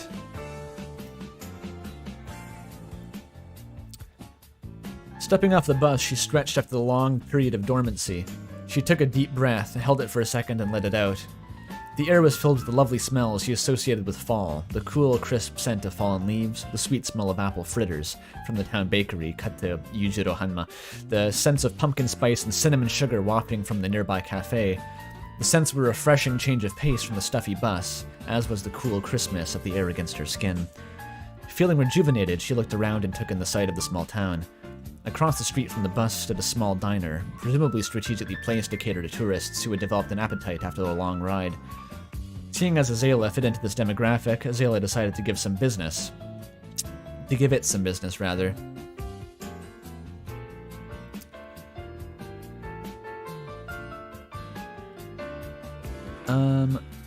After all, this was a journey to get into the headspace of her favorite characters. A nice hot chocolate by the window seat in this chilly fall weather was a perfect way to pay homage to Asriel. I love this character. I already just like...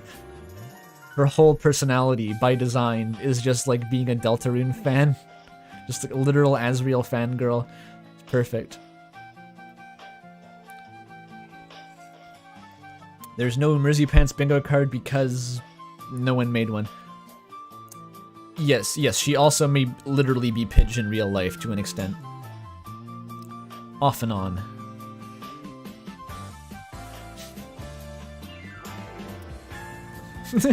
She's literally me thinking about Undertale Deltarune when doing literally anything. Pretty much. Stepping into the crowded diner, the first thing she noticed was a sign which read, in a charming cursive font, "Please seat yourself." The second thing she noticed was that the entire restaurant was crowded, save for a single booth in the corner, near the window. Looking at this one remaining seat, Azalea could almost see Azzy himself sitting there with Chris. I love the brain rot vision. This is awesome. Truly, fate could not have been kinder to her than to have provided such a seat. With a spring in her step, she went and flopped down into the comfy, if slightly worn, red booth. Uh-oh, there's a voice. I'm assuming this is going to be Umi, so we have to come up with a voice for Umi. We know how good I am at feminine voices, chat. What Fembirdly was Martlet. You want me to use the Martlet voice? Oh dear. That could be interesting. What was the Martlet voice?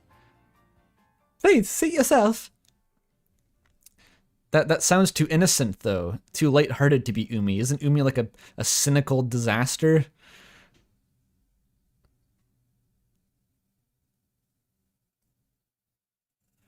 Martlet, but adds cigarettes. Femme Pizzapants is May Borowski. Female Kim Kitsuragi. Stop! Okay.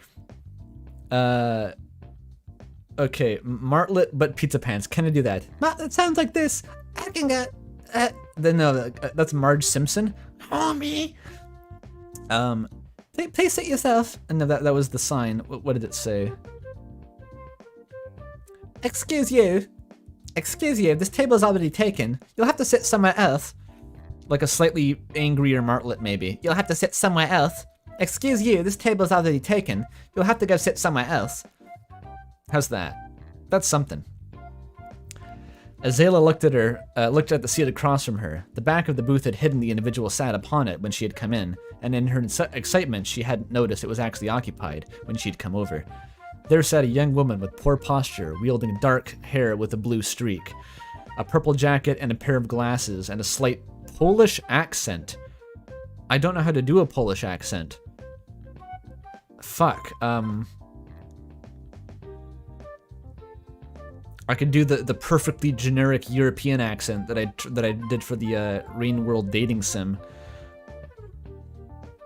No, I don't know. I can't do a Polish accent. Like I don't think I can attempt that. Do outsin. Something that would just be the perfectly generic European accent again, because I don't know what the fuck outsin where he's from. Hard R's.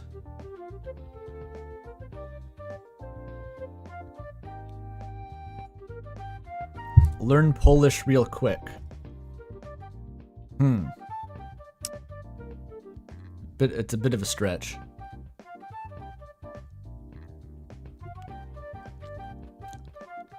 I think I'm just gonna... The Kuno voice is not Polish. I'm gonna stay the course. I'm not gonna attempt to do an accent that I don't know how to do. It's just gonna be embarrassing.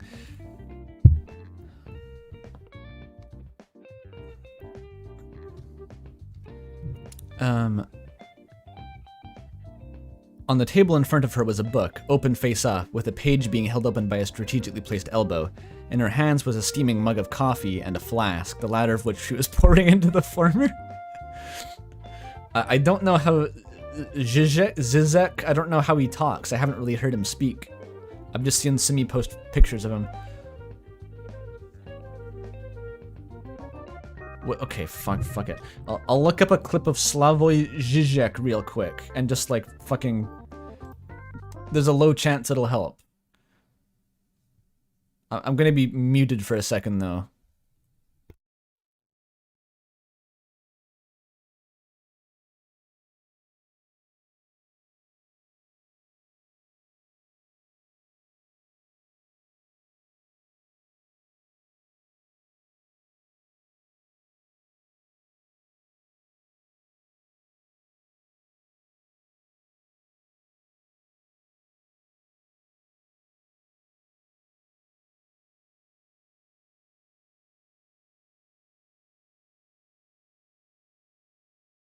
Okay, so what I'm getting is that you roll the R's, there's a heavy lisp, and it's just gonna sound like me impersonating the hydraulic press channel. There's no possible way that I can keep it apart from my my attempt at a Finnish accent.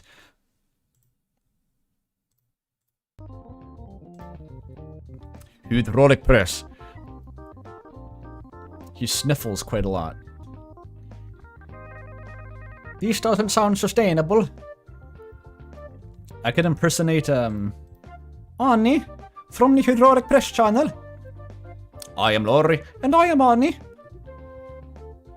That would be too goofy. We're staying the course.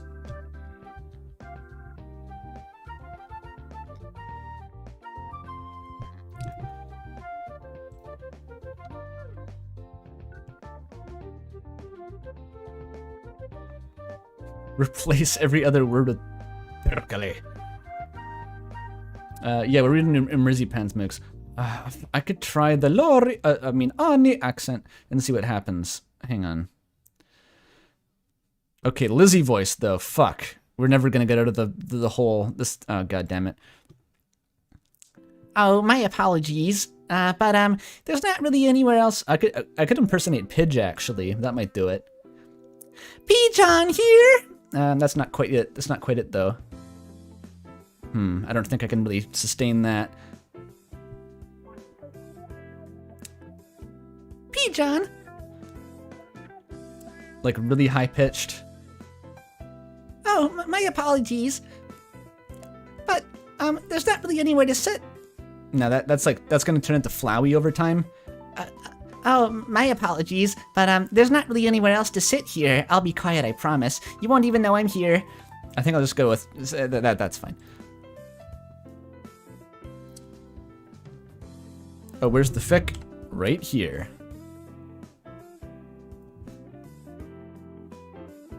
We're good.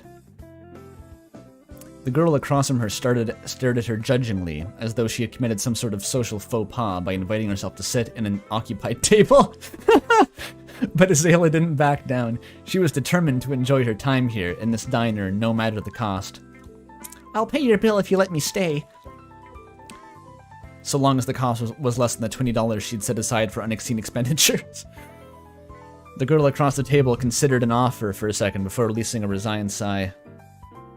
Fine, you can stick around. That's what we're going with, I guess. I'll try it. Azriel visibly fist-pumped. Reluctant about her new table-mate, but happy to save a bit of money, the girl resumed her reading.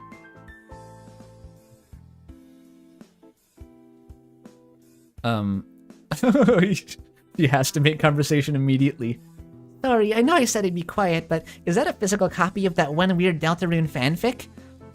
The girl looked the chatty individual sitting across from her. While she didn't relish her presence, she was surprised to find someone who seemingly knew of Umris enough to comment on it from seeing the book cover, but not enough to know it as anything other than that one weird fanfic. Perhaps this day was still salvageable after all. Indeed it is. Seeing as you know about it, I presume you are familiar with the YouTube... No, I can't do this. I can't do that. It's gonna get stupid. Indeed it is. What was the Martlet voice? Very badly. Indeed it is. Seeing as you know about it, I presume you're familiar with the YouTuber Andrew Cunningham. Absolutely. He's like the best Delta tuber ever. I love his fanfiction streams. Back to Birdly you go. Curious. She knew of the fanfiction streams, but... This is so fucking terminal, guys. This is deranged. What am I doing? What am I doing?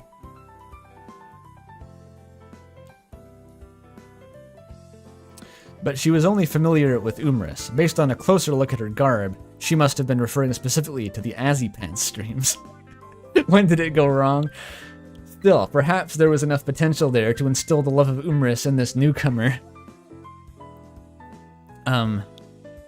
If we were to continue this conversation, perhaps we could introduce ourselves. My name is Ursula Marissa Ixvarab,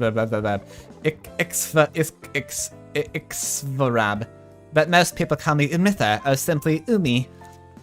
It's nice to meet you. I'm Azriel Petunia, but my friends call me either Lizzie or Azbt, said Azbt, pronouncing the name phonetically. Perfect. Umi nodded in acknowledgement. A waiter approached from the table. The waiter is always Big the Cat at diners. Sorry about the wait. This place isn't usually this busy. What can I get for y'all today? I'd like a hot chocolate, please. Extra marshmallows, said Lizzie. I'll take a cheeseburger with extra fries, said Umi. I think I can do it. Yeah, it's working. The waitress jotted down their orders and walked off, presumably to relay them to the chef. This is Lizzie, I assume. Anyways, I know that a lot of Andrew Cunningham's stream culture involves Umris, but I don't really know how much of the fic itself. I always meant to look into it, but I guess I just never got around to it. Well, you've come to the right place. I've been here since the beginning, since Umris was first posted. Nobody knows Umris like I do, not even that odious late-to-the-party sycophant Blackwater. Hey, I recognize that name. He wrote an Azzypants fic, that one that featured Umris as well. Umi herself had never actually watched those Azzypants streams, so this was new to her. Perhaps you should go watch those after this, to be better up to date with the goings-on in the Umris fandom and extended universe. Stage 3 meta, self-insert, IRL AU fic. Oh yeah, Azalea Petunia's initials are AZPT. I got that. Well, not literally her initials, but it's good.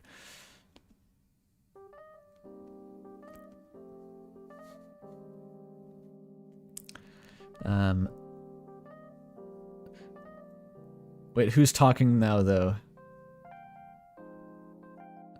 Oh, okay, this is Umi still. So, it all started a little less than 2 months after Deltarune Chapter 1 released. A 4chan user known as FunnyName created the paste bin, wrote the opening of the fic, uploaded it to the sus board on 4chan, a community dedicated to Susie, Crucy, and Susie X Reader shipping. But Umris, it was susly, easily the best shipping dynamic of all time. As bit her tongue, trying to hold back a scathing retort. How dare this person claim there was a better ship than Azzypants? He would have to indoctrinate this fool into the Azzy pantheon before all was said and done. You see, FunnyName, in his infinite wisdom, decided that Chris was too boring of a character to pair with Susie. Birdie simply has so much more character, and his ethical egoism pairs well with Susie's rude and crude nature. A shipping war that is itself a ship. That's where we're at right now. Yep, we're really doing this shit. And so for the next hour, Umi did exposit the tale of how FunnyName became an object of scorn for much of the sus community, how their inability to take it seriously and recognize it as the masterpiece it truly was led to it remaining a meme in their private circles, how that very disdain led to its resurgence when a member of ACDS asked Undertale General for weird fanfiction that could be read on stream, how Umris eventually became a published book, as Umi gave her explanations of Umris deep lore, occasionally interrupted by a large bite of burger and fries. Azalea sipped her hot chocolate and occasionally looked out the window. Even with the insane ramblings. Why doesn't Umi call them chips, by the way? Birdly in Umris refers to fries as chips because he's like secretly British or something.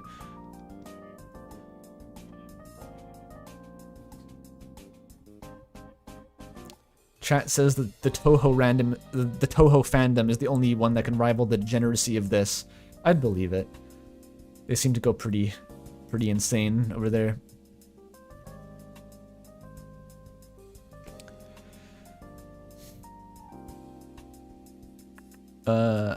Azalea sipped her hot chocolate and occasionally looked out the window. Even with the insane ramblings of the mad woman across from her, she found this to be quite a peaceful experience. She was so glad that she got to experience such a charming moment of Azzy's life herself, and for a second, she was able to forget how the game had ruined his character. It had turned out that Asriel once again could not get his happy ending, as he had actually been killed shortly before the events of the game, and it was still... Okay. I see where you're going. And not only was the infamous third entity, but the second voice, the knight, the player, Joey Chestnut, and Ralsei as well.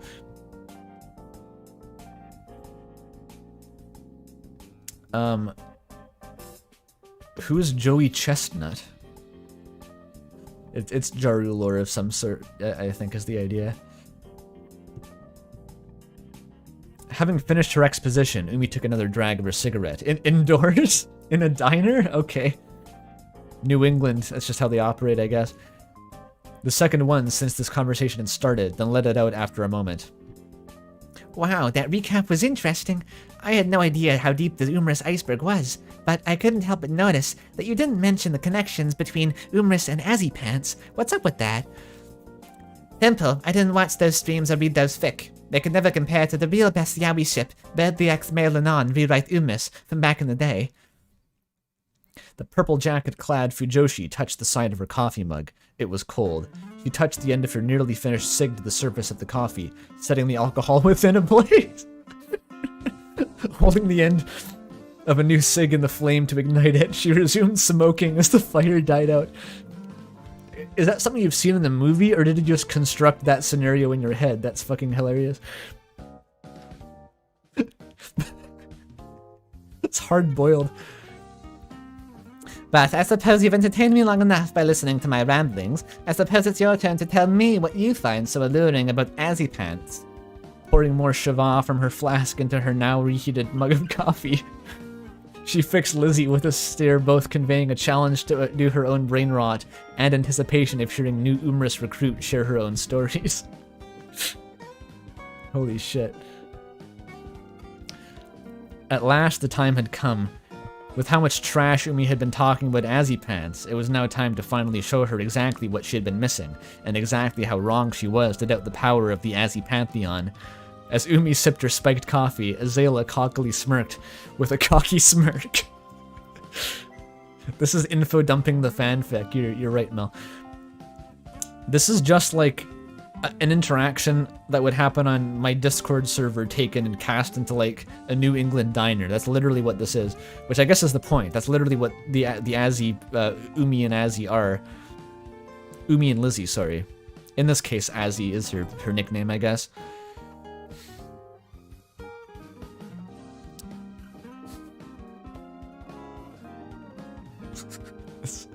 Rot hypercubed.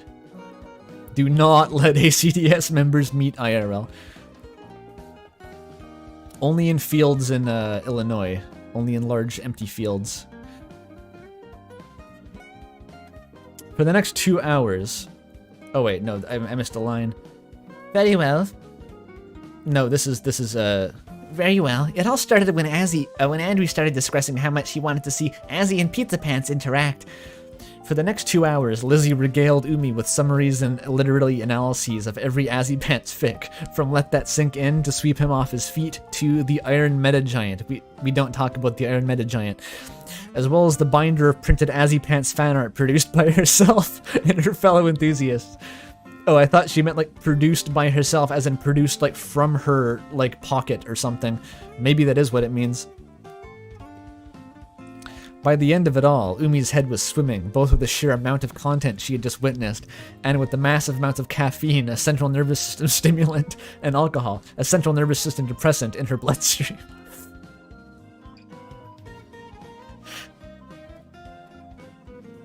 Her name is just Azb. That's absurd. Do not read the Iron Meta Giant. Please do not read that.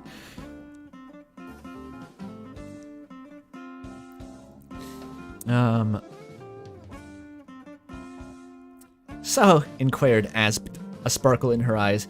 What do you think of Azzypants now? Slurred Umi in response. I think I have to do with fucking femme birdly, but not martlet, but also drunk now. I think that's pretty cool. I'm guessing I must have underestimated you when you slid to that sheet. I thought that you were insane. Now I still think that, but in a kind of slash pause kind of way this time. You know? Hey, that reminds me. Why'd you come here specifically anyway? I've never seen you in here before. My god. Imagine that in the Polish accent. Jesus Christ. Yeah, Umi would use a tone indicator verbally. 100%.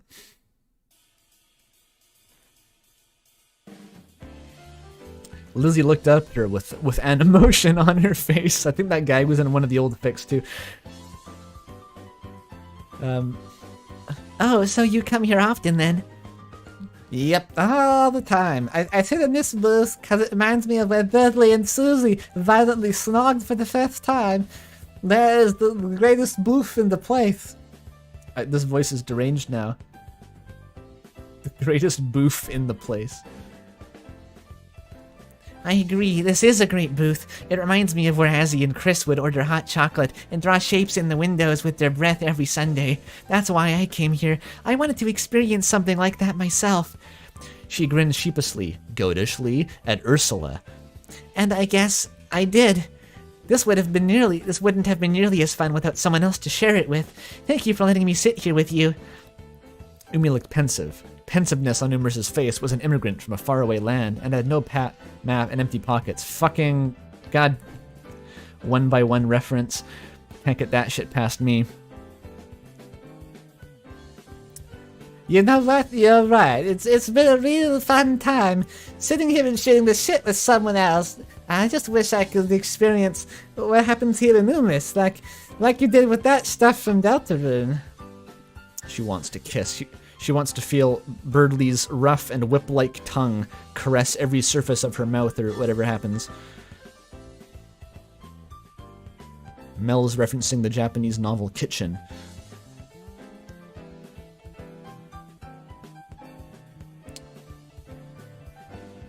Wait, what? Did I ever tell you how I accidentally found a picture of and the state lived in by the author? You accidentally got the docs on the author of the Iron Meta Giant? I probably don't want to know about that. If that could be used to reconstruct the information, then don't talk about it on stream.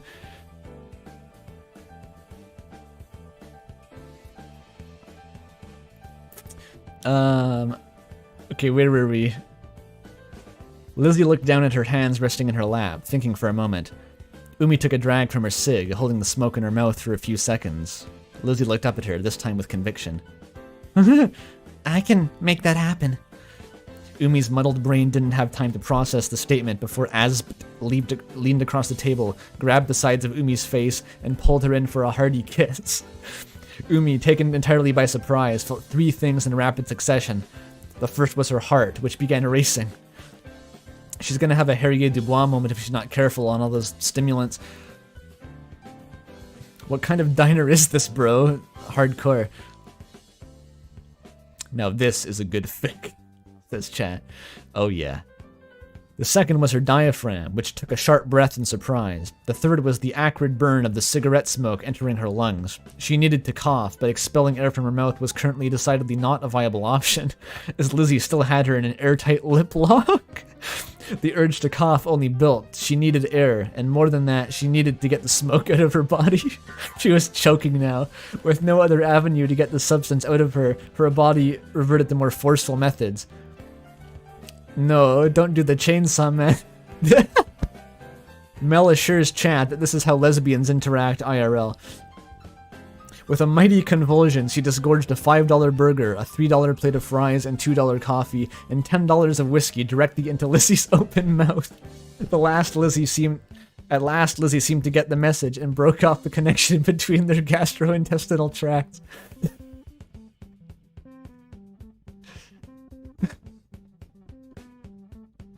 Ban Blackwater. We've all been there, says chat. That's a Chainsaw Man moment. $5 burger, by the way. Not fucking bad. I'd eat there.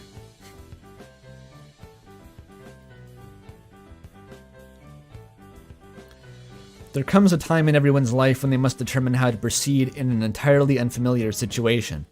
For Lizzie, that moment was right now. The taste of regurgitated burger, coffee, and whiskey filled her mouth. Should she attempt another kiss to return this gift, perhaps for in-store credit? Should she run to the bathroom to dispose of the unexpected items now residing in the bagging area of her mouth? Blackwater, fuck you. Well, more of a gagging area right now. This wasn't exactly a pleasant experience. Hell, for all she knew, it would be rude not to swallow it. Don't do the, don't. $2 from Roy. Non, je me suiciderai. Suiciderai? I'm assuming that just means I'm going to kill myself. Thank you for the donation, Roy. They haven't gotten kicked out yet. This is just the Mr. Creosote skit. Shit, it's Umi. This is the only fan fiction to ever disturb Quentin Tarantino.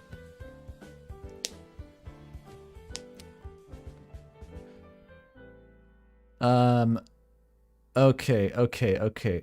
After all, this person was a fan of Birdly. Some birds regurgitate food for each other as part of a courtship ritual. I bet I can picture this being in like an actual, some like obscure hentai book. That's probably a stupid way of putting it. You know what I mean, though. It's like this would be some way, like this is how these characters end up dating. Well, you see, birds actually regurgitate foods for courtship sometimes. Wow, could we try that? I don't know, it would be kinda gay. No, just show me how it would work, theoretically. Alright, it's not gay though. Then they puke in each other's mouths like a Filthy Frank video.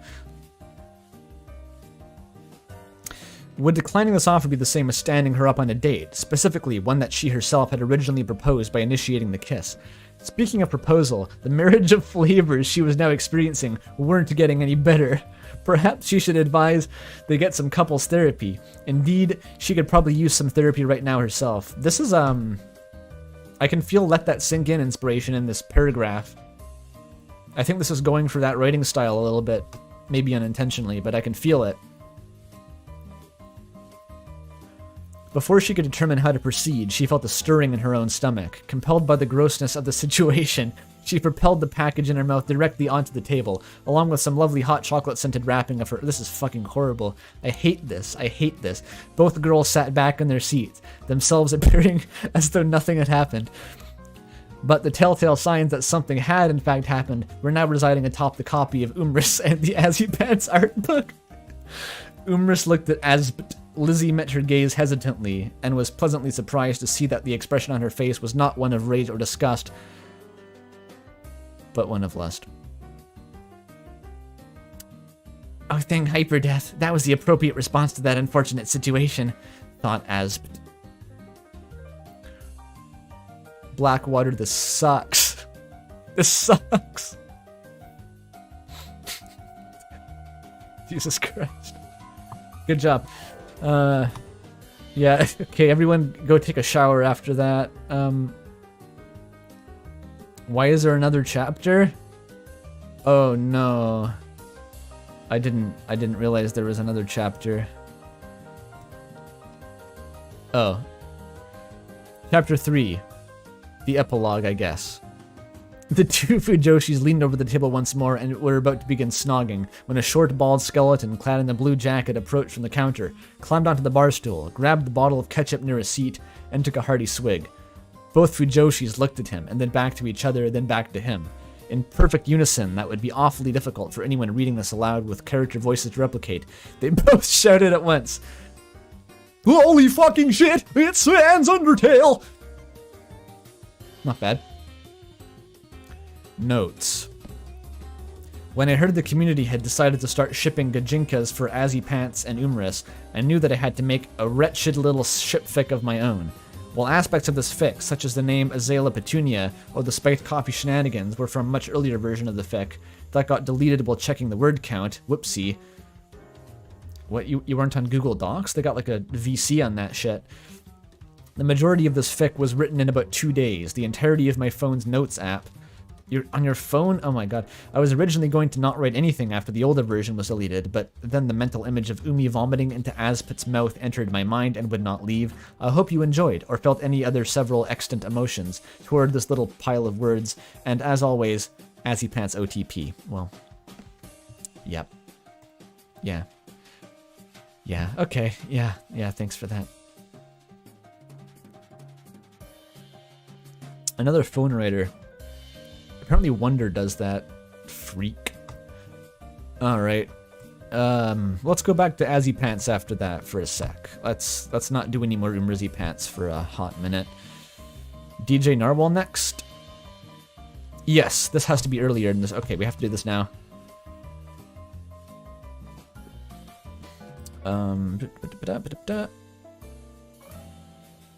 Alright, so this is a continuation to one from the last set of streams, which was a crossover with Deltarune, Undertale for some reason. I don't even know why that's in there.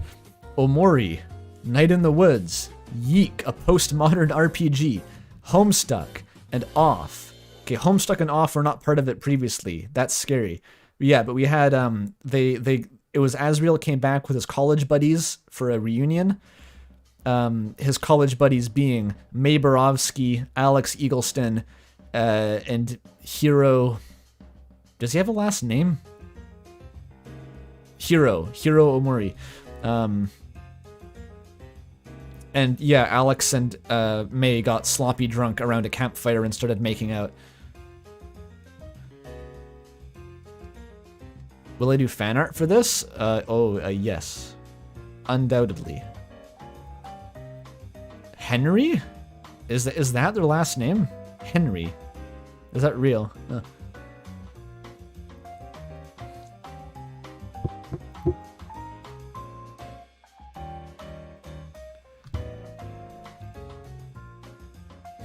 Whatever. Oh, Henry is his real first name? Oh, I see. Is that actually in the game? I've never encountered that dialogue.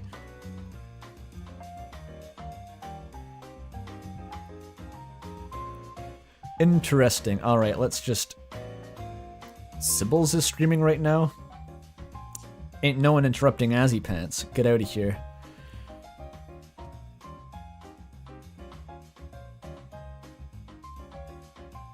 Yeah, Mel, I think the thumbnail is probably enough drawing. I think you handled it.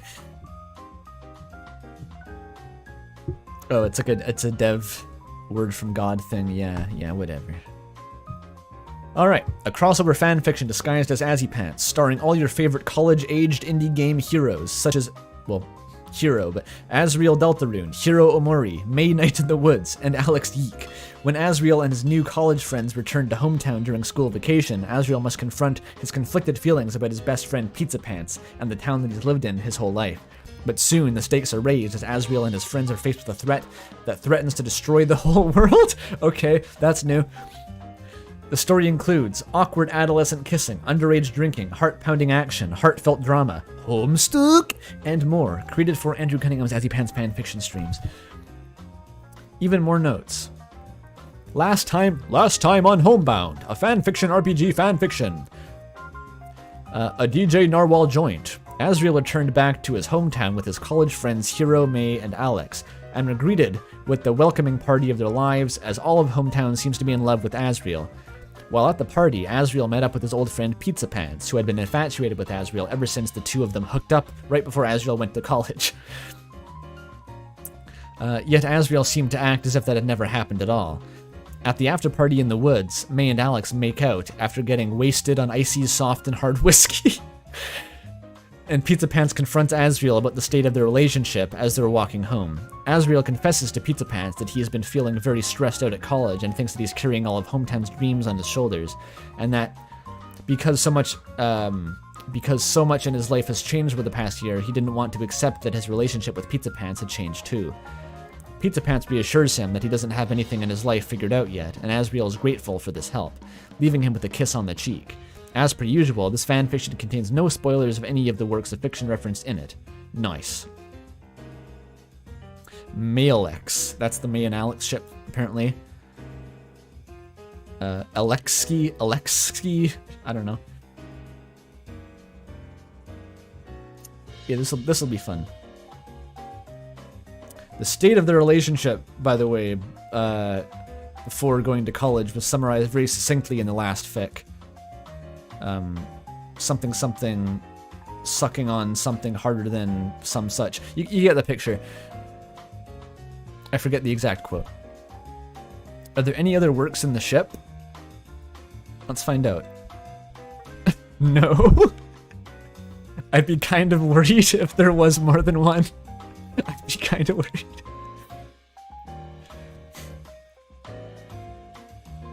Alright, let's go. We'll take a break after this one, I think. Making pretty good pace, though. Only 2 hours.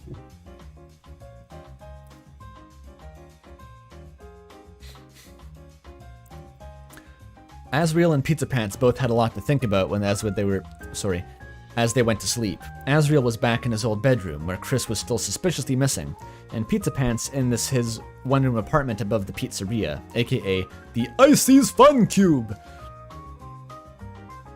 He lives above the... Okay, that's a new take. The pizza-themed wallpaper inside the fun cube was oddly comforting to Pizzapants as he lay face down on his pillow. Thought about Asriel and kicked his legs up and down on the bed like an anime schoolgirl. Wait a minute, where's the gif? It's on. Mel sent me this GIF like literally yesterday, I think.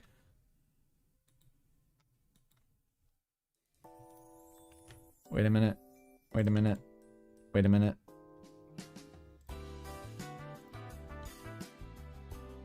Wait, why is this opening it in a new page? It's still a tenor link. There we go. I found it.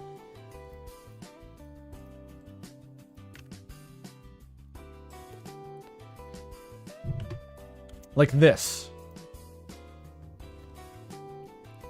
This is what Pizzapants is doing in the Anime Fun Cube.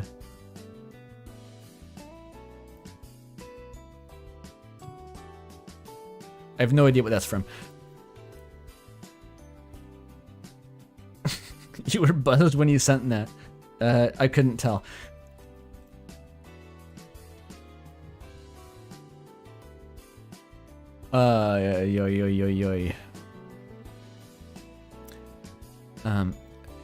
It was all be comforting to Pizzapants as he lay face down on his pillow, thought about Asriel, and kicked his legs like an anime schoolgirl. It took a long time for them both to fall asleep. But nevertheless, soon the morning sun rose, and it was time for the residents of Hometown to start their days. Asriel began the morning by consuming an omelette cooked by his mother. Asriel had long moved past the trauma of the Yoshi-themed birthday party. Good job, Asriel. And soon decided to walk into town to see what was going on. With the morning coffee in hand... inflection troubles, I'll get there. He was a little concerned for his friends, as while they had all made agreements to stay at the Dreamer house, when Asriel woke up, he only saw Hiro sleeping on the couch. Alex and May were both considerably more wasted than most people at the party, with the exception of Napstablook, who was known to be the biggest party animal of all Hometown. Oh jeez. What does that look like? Like they just get blasted on Molly and turn it into like a Dutch Gabba rave or something. They're just in the DJ booth, completely freaking out. I would want to see that. How does Pizzapants smell? Asks chat. Well, I think that's the fix jobs to decide, I think.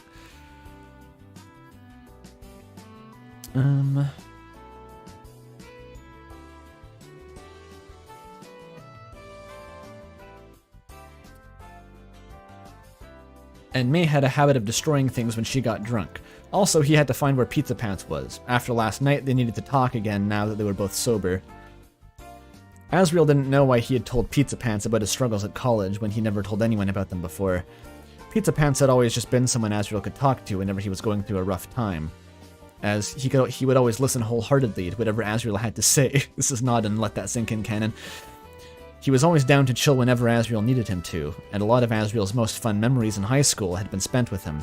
However, the point at which their feelings toward each other had started to change was something that definitely something that he was definitely unsure of. Hell, he wasn't even sure what his feelings towards Pizzapants were at all. Asriel was so confused about his own emotions right now that he wanted to finally talk to Pizzapants about how he'd been doing in life since Asriel left for college, because Asriel hadn't been taking Pizzapants' feelings into account, and he wanted that to change now. The bingo card, I forgot.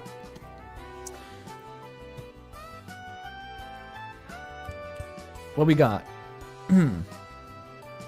They got drunk last time. Is there anything yet? I don't think there's anything yet to put on the bingo card, though. That was all stuff from the last fic. Like, the implied Gex was from the last fic.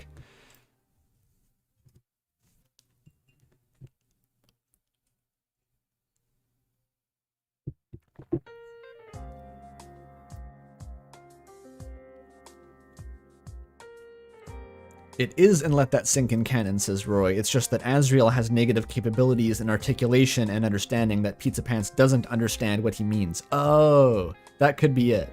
That could also be it. That's kind of true. That was sort of the vibe in LTSI, was that like Pizzapants was the worst listener ever, but Asriel never accounted for that despite knowing that, and would just continuously talk over his head and then be mad when he wasn't understood. It was like... It was kind of a dynamic. What is Let That Sink In? It was on the last Azzypants stream I did in the previous batch. The finale of that was Let That Sink In, and Oh boy, that one's a doozy. That one's a bit of a doozy.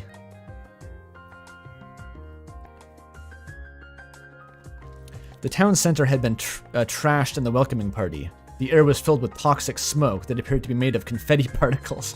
A fireworks accident had left a crater in the asphalt, and a massive punch bowl spill created a fruit punch pond within the crater in the middle of the street.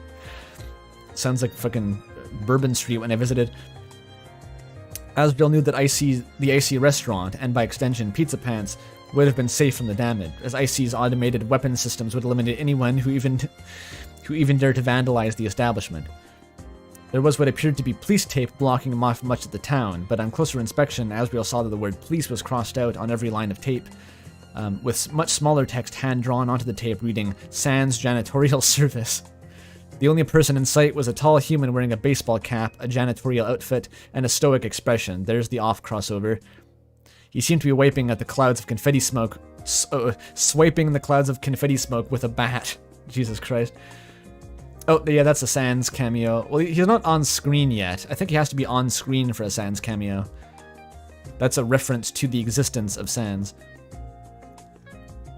Asriel approached him. Excuse me, sir, but what are you doing? He asked. The man paused his task and turned to Asriel. I'm cleaning the impurities in the zone, he replied. It was a strange thing to say, yet there was not a hint of humor in the man's eyes. You're, what? Asriel questioned. I'm the batter. I'm cleansing the zone. Spectres could be hiding in these clouds. This answer only left Asriel with more questions, but the man didn't seem to be interested in answering them. He went back to swiping at the smoke clouds to dissipate them, which somehow seemed to be working. Who is talking? Who's talking? It's Sans. It's Sans. Here we go. Where is he? Alright. Don't mind him. He's just a friend of a friend that I called here to help with the cleanup. Asriel turned around to see Sans, who was fishing out some of the fruit punch pond. Oh, fishing out of the fruit punch pond. Literally fishing.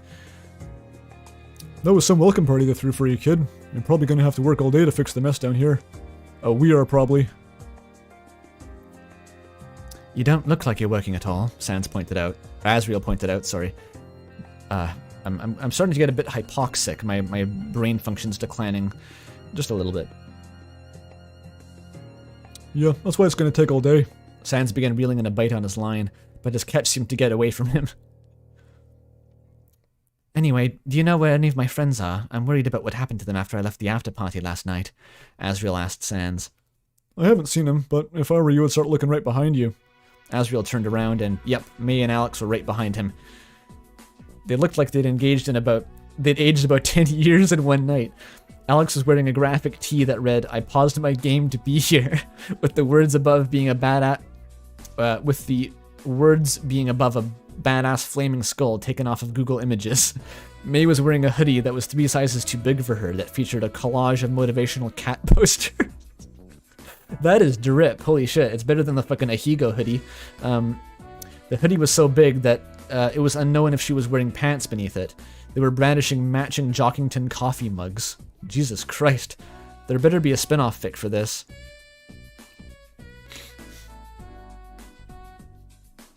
It's kind of a look. Cat picture hoodie with no pants. May Solo's fiction, by the way. Yeah. In that fit.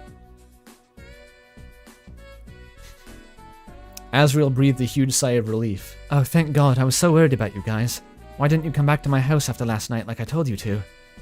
Alex mumbled something incoherent that seemed to indicate that they had been sleeping in the van. May simply glared at Asriel. Asriel put a palm to his forehead and groaned. Guys, could it kill you to be a little more responsible? How many drinks did you guys have? What's put you two in such a bad mood? Sans asked. It's not like you had anything alcoholic last night. May and Alex suddenly seemed to come out of their delirium. Wait a minute, May exclaimed. What did you just say? Her eyes widened to the point where they seemed to take up at least half of her face, and Alex had frozen stiff in fear. Yep, all I gave you was some icy soft and hard whiskey. Where do you think the soft part comes from? So, you're saying, trembled Alex, That everything that we did last night, happened while we were sober. Yeah, pretty much. He's gonna yeek out. Wait for it. May and Alex looked at each other and then simultaneously began screaming. May instantly vomited onto the ground, while Alex ran around in a circle yelling nonsense before running headfirst into a brick wall. Oof, you blew it. Asriel had no idea how not being hungover somehow made them even more insane. It took a few minutes before either of them could calm down, and even when they did, neither of them would actually say anything about what had happened the night prior. Eventually, Hiro joined the party, having slept very well after a night of not drinking any icy, soft, and hard whiskey. Maybe it just contains like a liver-destroying amount of aspartame, and it has the same effect as alcohol. I left. May vomited though. That's not in the bingo card. I think that twist was actually revealed in the prequel though. Like that's not a new twist. And the group began to argue about where they would go for lunch. It was already 11 o'clock by the time all of them woke up. What about QC's? Shivered May. She began shaking and avoiding eye contact with Alex. Seems like a pretty standard small-town diner. Those are always good. No, we should go to Icy's, countered Alex, who for some reason was looking up how toxoplasmosis is transmitted on his phone, and was also avoiding eye contact with May. I remember going to one of those near my house as a kid, but then the restaurant just, like, disappeared one day. What was Hiro's voice again? Does anyone remember? Hiro's like the most generic human ever. He is just a guy.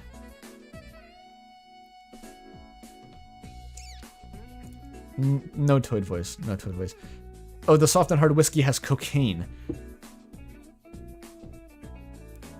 Normal voice. Sure.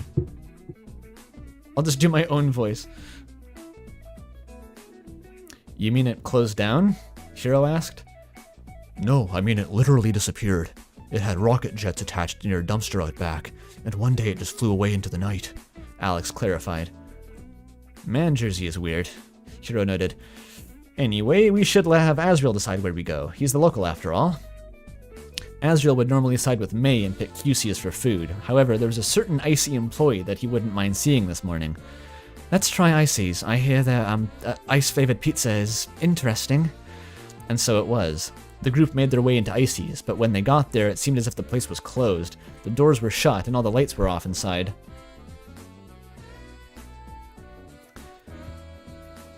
That's odd. They should be open by now, Asriel said as he peered through the windows into nothing but darkness. Is there going to be a dark world in there? Uh-oh. Who cares if they're open, man? You know a guy who works here. I'm sure he can whip something up for you a little bit early. How do you plan on getting the door open then? As Alex asked smugly, or Alex questioned smugly. Easy. I'll use this lockpick and, oh, never mind. The front door wasn't locked at all. As May opened the door, Asriel was struck with an unsettling feeling, as if there was something wrong with the darkness inside the restaurant. I'm going to ignore the fact that we just tried to break into Icy's, he said. This place never leaves the door unlocked, so I'm all worried about what's happening inside here. Didn't they have automated weapon systems? Did May almost just die?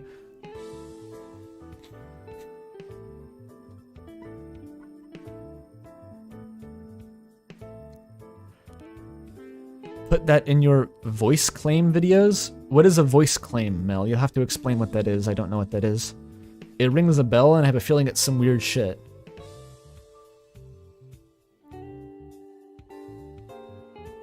Will Oberon Smog appear? We can only hope. We can only hope so.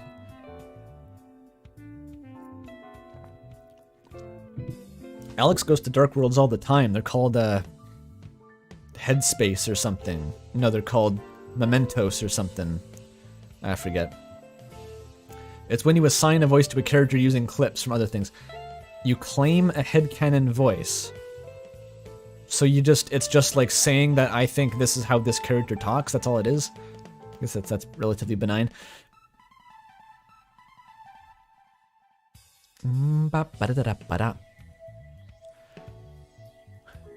Pizzapants woke up to the sound of loud noises coming from below him. As he opened his eyes and stretched out as he opened his eyes to the stretched out Jake pig of Icy painted onto the ceiling, he could hear the sound of a bunch of voices and machines whirring below him. He groaned to himself as he began to put on some clothes to check the commotion. It was probably just Purple Guy terrorizing some poor customers about Icy's buy one free campaign, in which customers would have to buy one pizza, then buy another pizza at the exact same price. Pizzapants was somewhat skeptical of the deal's effectiveness. However, as he went downstairs to investigate the noise, he suddenly regretted going with the Zelda shirt and cargo shorts. I've seen this be a meme recently, but excellent drip. Oh shit, Pidge's power went out? That is deeply troubling news. The universe is against them, it seems. Well, I can't put the stream on hold just for Pidge, unfortunately. There is the VOD, and we have the Valentine's Day stream still looming. Thoughts and prayers, Pidge. Everyone pray for the electrical grid of wherever the fuck they live.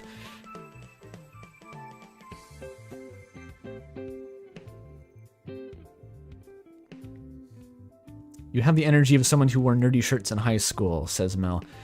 Actually, no, I was always too self-conscious to wear graphic tees in high school. I still almost am. I'm slowly gathering a collection of black graphic tees, some of which is just my own RAM merch. But I would just wear like solid colors mostly. It was very boring. And like waffle weave sweaters. I still like waffle weave sweaters, honestly.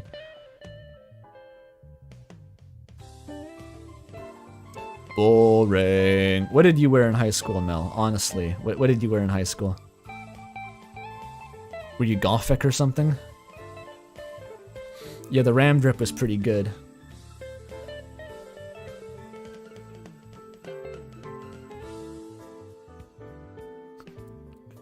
Mel was wearing the Zelda shirt, I hope.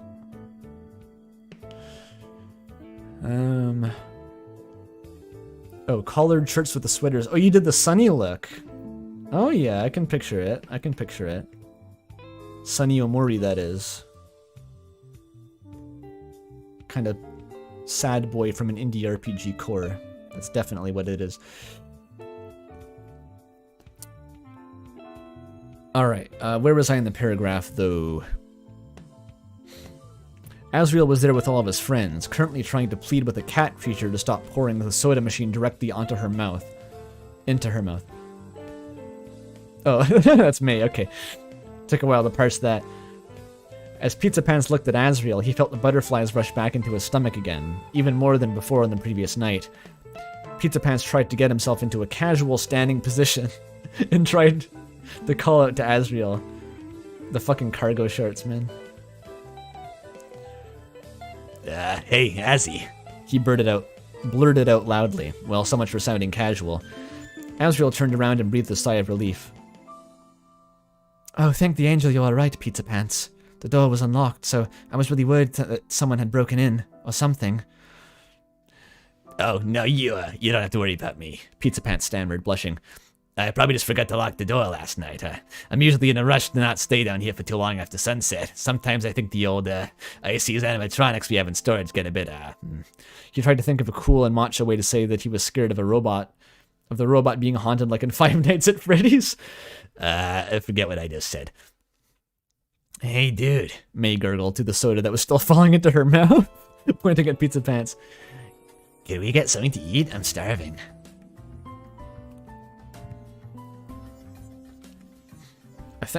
I think that May's voice is ultimately turned into like somewhere between Burger Pants and like how Molly speaks in her videos. I think that's actually what I'm going for.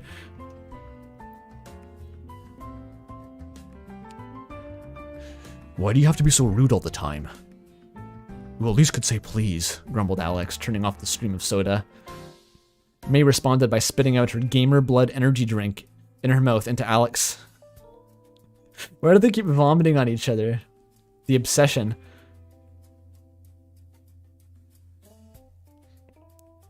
Oh shit, Mel also pulled off oversized varsity jackets. That's not what I was expecting. It's quite, it would be... You probably knew what you were doing.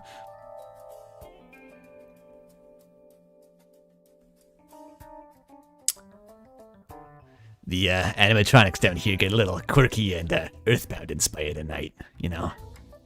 Yeah. The humorous vomit stuff has breached containment.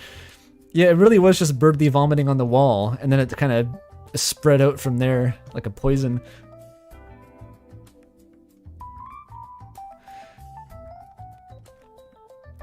So this implies, by the way, that Burger Pants is like a live-in caretaker of this establishment. It's like a family business where they sleep in the top and like lock it up themselves, but it's just Burger Pants as like some sort of indentured serf laborer.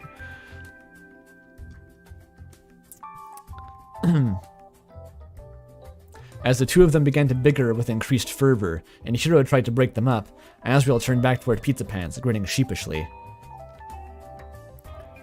I could really go for some food too, if I'm being honest, he admitted. You want to go cook something up in the kitchen with me? I'm fine making my own pizza.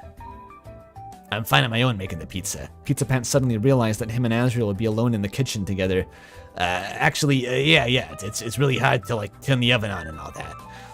The two of them went back to the kitchen, which was mostly dominated by the pizza oven, which had a picture of Icy melting to death on the inside of it. Most of the cooking appliances and utensils were all Icy branded, and those that weren't were completely enveloped in Icy stickers to the point where there was no exposed metal on them. There was an ice sculpture of Icy's head taking up a lot of space in the kitchen counter, with several of the kitchen spatulas frozen inside it. The sculpture had appeared seemingly out of thin air one day, with the purple guy taking credits for its creation. While Pizzapants wanted to break in to get the spatulas back from within the ice, his co-workers all agreed that it would be much better to leave it there as an art installation, even though it was out of the view of any customers. At this point, Pizzapants was more concerned that it hadn't shown any signs of melting yet. Azzy, we have to cook.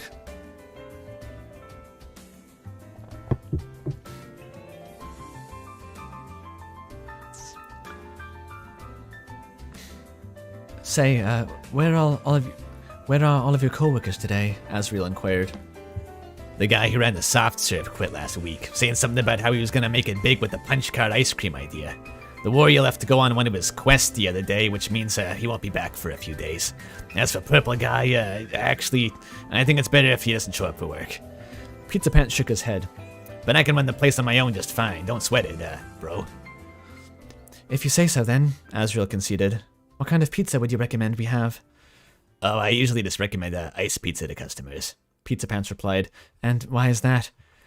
Because it's just a store-bought frozen pizza that we leave frozen. Pizzapants found a full frozen pizza within the fridge and put it on the counter.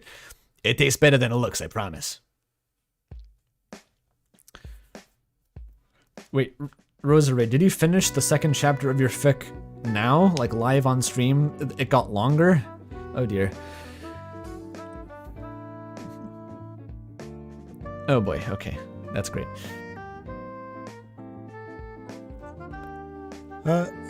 Sorry.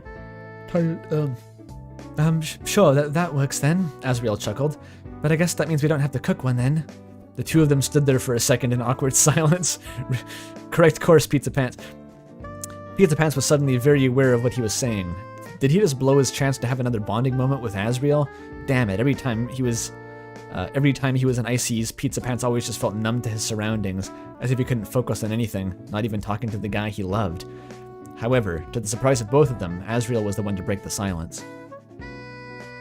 So, Pizzapants, do you want to talk about what happened last night? Asriel blushed. Pizzapants was so shocked by his forwardness that he almost fainted right there on the spot. The idea of someone willingly wanting to talk to him about deep emotional thingies was something pretty unfamiliar to Pizzapants. If you like that. Sorry. Let me get some tea.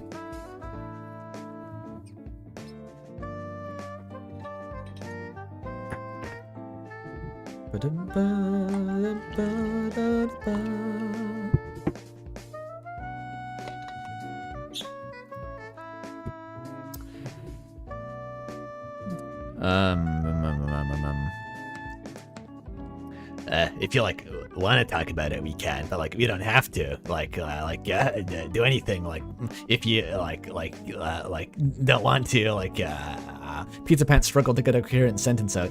Okay, that's fine by me. Well, I'm thinking I might need another chapter or two to really process everything that happened. Fuck. Asriel seriously. However, one thing I want to say is that I want us to be honest about our feelings with each other from now on. I'm not going to leave you in the dark again like I did when I first left for college. Let's actually talk to each other about the things that matter, okay? It's lemon ginger tea that I'm drinking. Pizzapants' cheeks suddenly felt even warmer than the flaming hot nacho cheese flavored soda. Okay, Azzy, yeah, I promise. In that case, Asriel looked straight at Pizzapants' eyes for the first time in the conversation. I want to know what you're feeling right now, Pizzapants. About work, about life, about anything. You did so much for me last night, and I want to know if there's anything I could do for you. Of all the questions Asriel could have asked him, this was the last one Pizzapants expected. My life? Not really that interesting, you know? I've just been working here the past year, making a living, paying taxes, all that adult shit. How's this job treating you then? Asriel questioned. Do you like working here? Well, it's just, Pizzapants struggled to find the right way to describe Ices. Sometimes I hope that evil animatronic in the storage room is really alive so that I can have a good excuse to burn the place down. Asriel stared blankly at him. I'm not really sure I follow what you're talking about. That sounds pretty bad. Burger Pants shrugged. Well, this was the one job I met the requirements for, which was don't be a convicted felon. Well, are you still doing theater in your free time? Asriel asked hopefully. That's a FNAF movie reference at this point.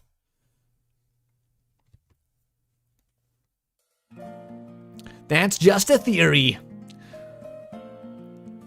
I wish. That goal's going on an indefinite hold. I just don't have time for it. Even if I did, the only plays happen anywhere near this school. The only plays happen anywhere near here is at the school, and they don't need the pizza guy trying to sing musicals with high schoolers. Pizzapants was beginning to go frustrated. But theater's your favorite thing in the world. You can't just give up on it. Asriel pleaded with him. It's not like I have a choice, Pizzapants grumbled. Well, Asriel suggested, there's a pretty good theater program in my school. I'm sure if you applied again, you might have a shot at getting... Asriel, I'm not like you. Pizzapants suddenly snapped at him. I never had the grades at school like you did. I never had your charm or athleticism.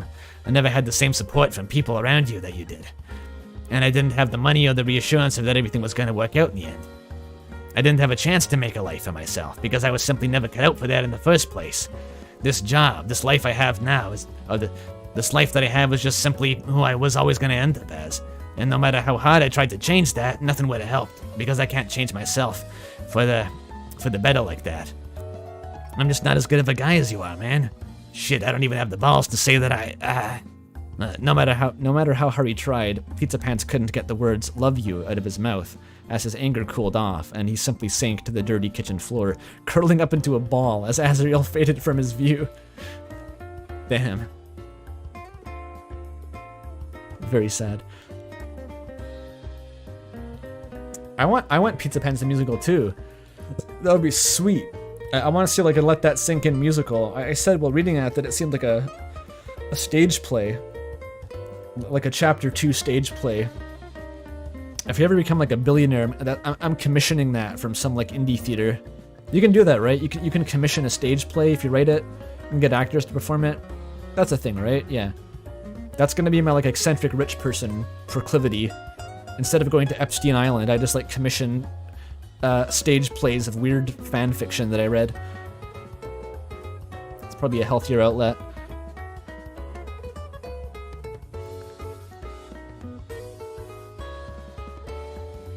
Because I can't change myself. Right. Listen, he murmured through the sleeves of his Zelda shirt. Don't bother trying to help me, Azzy. This is just who I have to be. Stop thinking about my dreams, because they ain't ever gonna happen. I'm trying to forget about them every day. For a moment, Pizzapants sat there, stewing in his own misery, until he felt a sudden warmth wrap around his body. To his shock, when he looked up, Asriel was giving him a hug, almost reminiscent of Asgore's signature bone-crushing hugs, except even though he was squeezing him tightly, this hug felt a lot softer to Pizzapants than any he'd experienced before. Aww. Why aren't the rich guys funding weirdo movies out there? SMH says Outson. Well, there was one I can think of. I think his name was Tommy? Tommy something?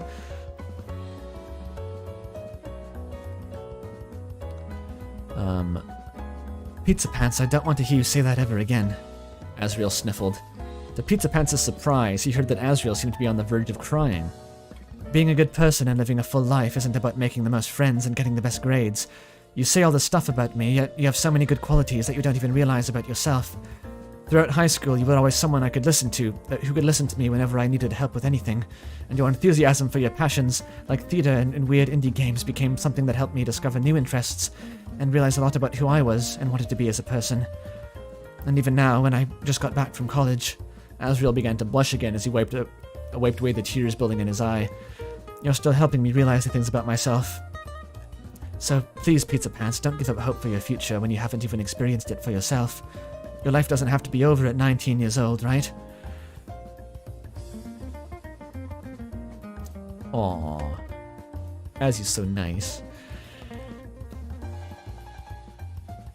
If chat was rich, I wouldn't get them to act at weird fanfics. I'd probably just get bands to play video game music live or something. We all have a sick fetish like that, don't we?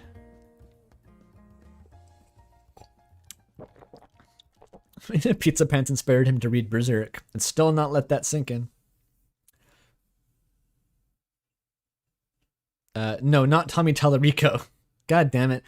Has H Bomber Guy replaced the room in social relevance now? That's sad to think about.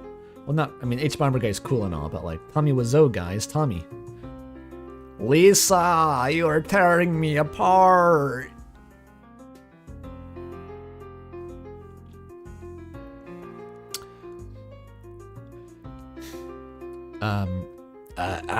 I helped you? Whispered Pizzapants, completely shocked.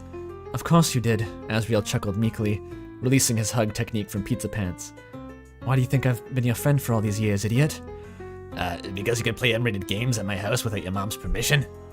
No, because you're a great guy to be around, and your dream isn't stupid or impossible at all. If a guy like you pursues your dreams, well, I can't guarantee anything, but working to achieve your dreams has to be more worthwhile than working in some shithole that you don't give a damn about.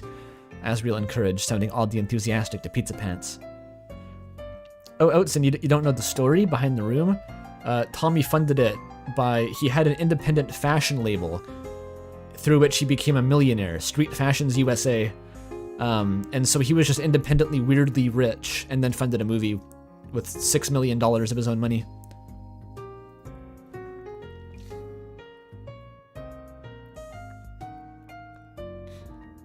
I read The Disaster Artist, the book and everything, before it was a movie.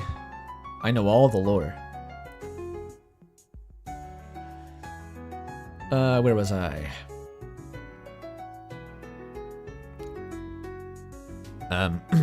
Living for something worthwhile, huh? Pizzapants looked off into space for a moment, deep in thought. I never really thought about it like that, I guess. I've just been trying to play out the hand that feels like life deals me, and so far that's been a pretty shitty one. How about you stop playing with your, own cards, then? Asriel opted Circle to come up with witty comebacks on the fly. Asgorkor. I should do that? I mean, RAM merch soon, one day. It's gonna be public. We have the designs.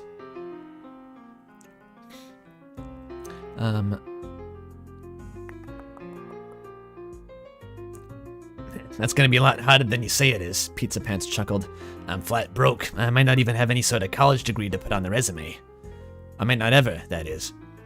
You did get one thing right, though, and that it said I'm certainly not going anywhere in life if I stay here. If, you know, wanted it for me, I suppose, I could try looking into acting gigs. To do a half the day I get off a month here. To do on the half day I get off per month here. Oh, hi, Pickles. Yeah, I'm glad that someone I know IRL is watching the stream. You missed the real horrifying one. This one's pretty tame. I'm glad that you didn't come earlier. This one's pretty tame. That's certainly a good place to start, smiled Asriel, the warmth in his face making Pizzapants feel like he was melting inside the pizza oven. As the two of them shared a tender moment looking into each other's eyes, Alex suddenly burst through the kitchen door. Asriel, you know they have where they keep the napkins in this joint? He asked, pointing at the giant soda stain May had spit onto him. We got some in the storage room up back there. Pizzapants pointed to the back room of the building. He was hiding how pissed he was at having his moment with Asriel ruined, a technique of hiding his emotions that he'd picked up as an essential component of his high school life. As Alex left, he turned back to Asriel and said, Your friends are a real group of characters, huh? They literally are. From various indie RPGs. Oh yeah, for sure. Asriel laughed. They get up to all kinds of hijinks like you wouldn't believe. Just now, May was going to pick the locked ices if it wasn't already unlocked. It would have been fine. The automated weapon systems would have shot her down. That's what I said. Pizzapants brushed the detail off to the side. I don't think there's anyone out there who would want to be at ices longer than they already are. No one in the right mind would ever break into this. What the hell? Alex yelped from somewhere in the storage room. There's a dead guy back here! Asriel and Pizzapants looked at each other for a moment, and then ran to the storage room immediately along with the others. The music kicked in, holy shit. With May vaulting over the kitchen counter due to her constant need to get to places in a way that required the most parkour. An unmoving monster lay on top of a pile of old pizza boxes, looking as if he'd been thrown into them. The monster was a short humanoid with gray skin and spiky black hair under two bright orange devil horns. It's a troll! It's a troll! No! He had some cool-ass sunglasses over his eyes and was wearing a black shirt with an outline of pizza on it. Wait, is it like, I'm trying to predict the angle here. Is it the rant Sona, or is it just a troll OC?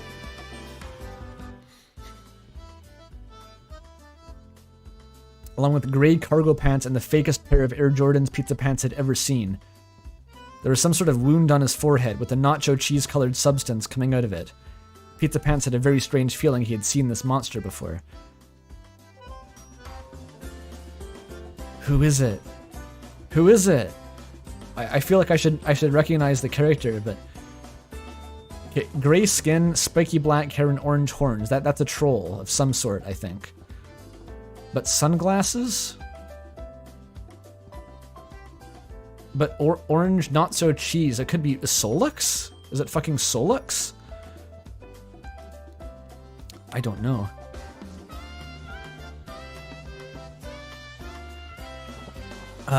Let's see what happens. Asriel rushed over to the monster and felt his wrist. He breathed a sigh of relief. Monster blood confirmed. Wait, that's on the bingo card. We got... Where's monster biology? There it is. We're not ticking off many things on the list so far. Funnily enough. Original character? Is this an OC? Let's find out. I don't remember anyone with this fucking typing quirk. I think that's an OC. Asriel rushed over to the monster and felt his wrist. He breathed a sigh of relief. He's only unconscious, but whatever his wound on his head, it needs medical attention. Alex, can you run down to the town hospital street and see if anyone can help us with... Ah! Oh! Throw it up! The monster suddenly jumped up with a yell, smacking Asriel in the face with the side of a kitchen knife that he procured out of thin air. Ow. Really? A kitchen knife. Asriel fell backward, and the monster looked around confusedly at the group staring at him. Who is this asshole? Who is this? How do I voice this character if I don't even know what the fuck they are? Mustard is the color of nacho cheese. Oh yeah, Azzypants time. I'm gonna have to voice a typing quirk.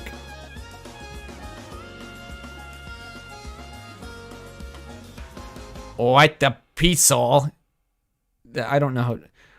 It's like Car Cat, but with Z's. What the pizza? More lighteners? Are you guys supposed to be our backup? That's the voice. Everyone paused for a moment as they tried to digest what they had just said. Pisshole? What kind of a swear was that? Calm down, sir, it's alright. Oh, that's Hero. Calm down, sir, it's alright. Hero tried to reassure him. You've just had a... Don't worry about me. We need to get our Azcrack back to their heroes. The monster shook his head angrily. They're up Jit Creek without a paddle right now. The monster frantically checked all the pockets on his cargo shorts. Damn it! Any of you got a smoke? I'm all out. Hey dude, cool it with that! We have no clue what you're talking about! Alex yelled over to him. I knew it was Alex without checking. That was just like, yeah, that's him. Who are you and what are you doing here? It was usually a bad sign when Alex was seeming like a reasonable one in the conversation. I'm Tomato Zaps, the heir of heart. I'm the guardian of this hellhole, keeping travelers safe from those damn creatures out there that just took your buddies. This is an OC.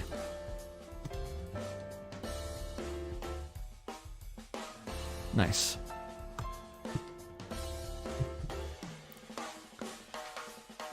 Something clicked within Pizzapants. He had definitely heard that name somewhere before. Tamatoa. Wait, isn't that the guy from the Disney movie that Schaefer-Rillis always goes on about? Who the fuck is... This is an anagram for pizza. This is like an Icy's pizza-themed troll. Tomota. Oh, no, it's not Tamatoa, it's Tomota. Tomota Zapsis. Sure.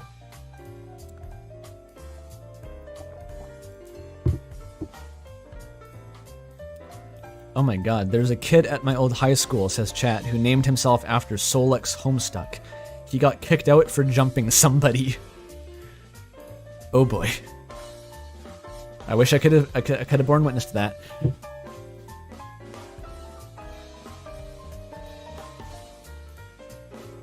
No, not Moto Moto. That is the hippo from Madagascar. Very tangentially related fact that I'm never going to have another chance to mention. My uncle has a voice acting credit in The Wild, which was the movie that wasn't Madagascar. Now you know. Fucking royal bloodline.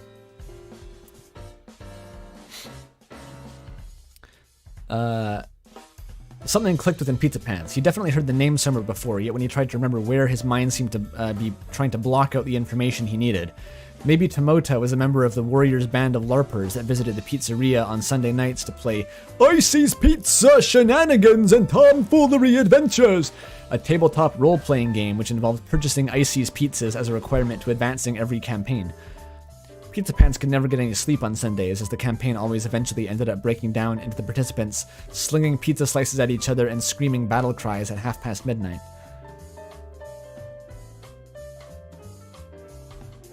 I should do a co-op fan art reading stream with him.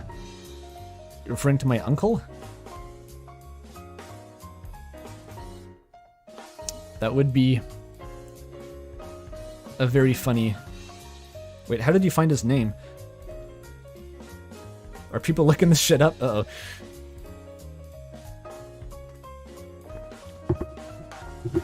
Actually, that's...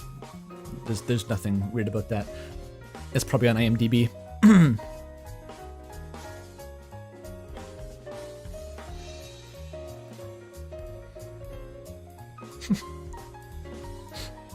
Fuck.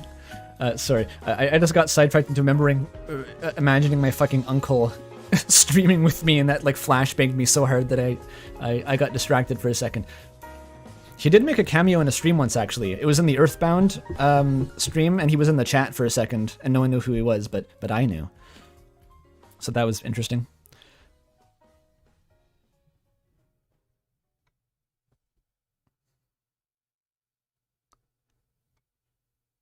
Where are we? Hiro whispered something to Alex. Can you still go to the hospital and get some help over there? Alex nodded and slipped away from the conversation. Had to be told twice. Buddy, this is Icy's. I think you might be a little confused right now. May sarcastically quipped. Wait, do you all not know where we are right now? You know the dark world made of pizzeria. Dark world? Ain't that something from, like, D&D? May asked, scratching her chin as if to seem deep in thought. Oh shit, you got to be kidding me! Tomota grimaced, slapping his hand to his head. It's just my luck that these even lighteners had to fall in here with the same day. Over half of them are clueless. Seriously, does anyone have any kind of cigarette on them? What is the voice I'm doing here? Well, it's like Lucario. It's a bit Lucario. My brother might have been in my chat once. Like, I think he watches my streams sometimes. Like, I heard him the other day, he was playing A Mother's Love on piano, which I was learning on piano, but like as far as I know, he hadn't played Undertale Yellow, but I asked him and he watched my stream, the whole fucking 12-hour one. I thought that was really funny.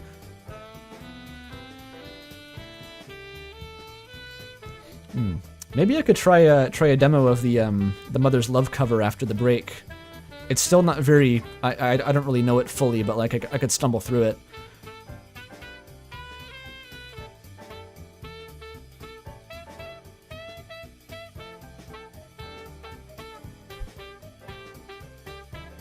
Yeah, my uncle's a little bit based. I got some based uncles.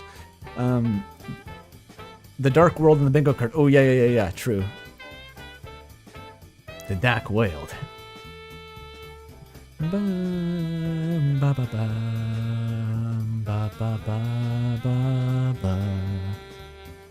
Surprisingly so far, none of the fics have commented on the body types of Asriel or Pizzapants. It's all been very emotionally driven so far. No lewdness at all, no lust.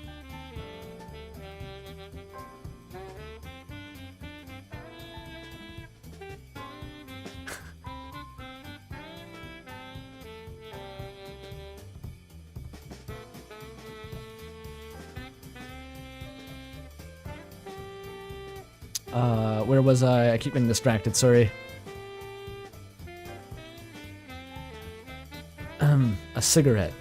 Hold on, did you say 7? Asriel got up, still rubbing the spot where Tomota had smacked him with his knife. There were only 5 of us here. No, the other lighteners were in here, but they got captured by the same bastard face that left me out cold. They were called Kriz and Zuzi. Ever heard of them? Wait, Chris, Asriel exclaimed. Did this Chris person have red eyes and a 1,000-yard stare? Oh yeah, sounds about right. I'm their brother. How the hell did you know their name? Pizzapants had never seen Asriel look this worried before. Oh really? Then I hate to break it to ya, but your sibling is in deep shit. Pal, more doomed than a scrub player. Oh, that's suburban trollish, that's the joke. Play a scrub player, lols. We got to find them, stat. There's no time for me to explain. Uh-oh. There's a full troll Sona bio. Uh-oh. God damn it. Wait a minute. I just read the uh-oh. Okay, that's a spoiler. That's a spoiler.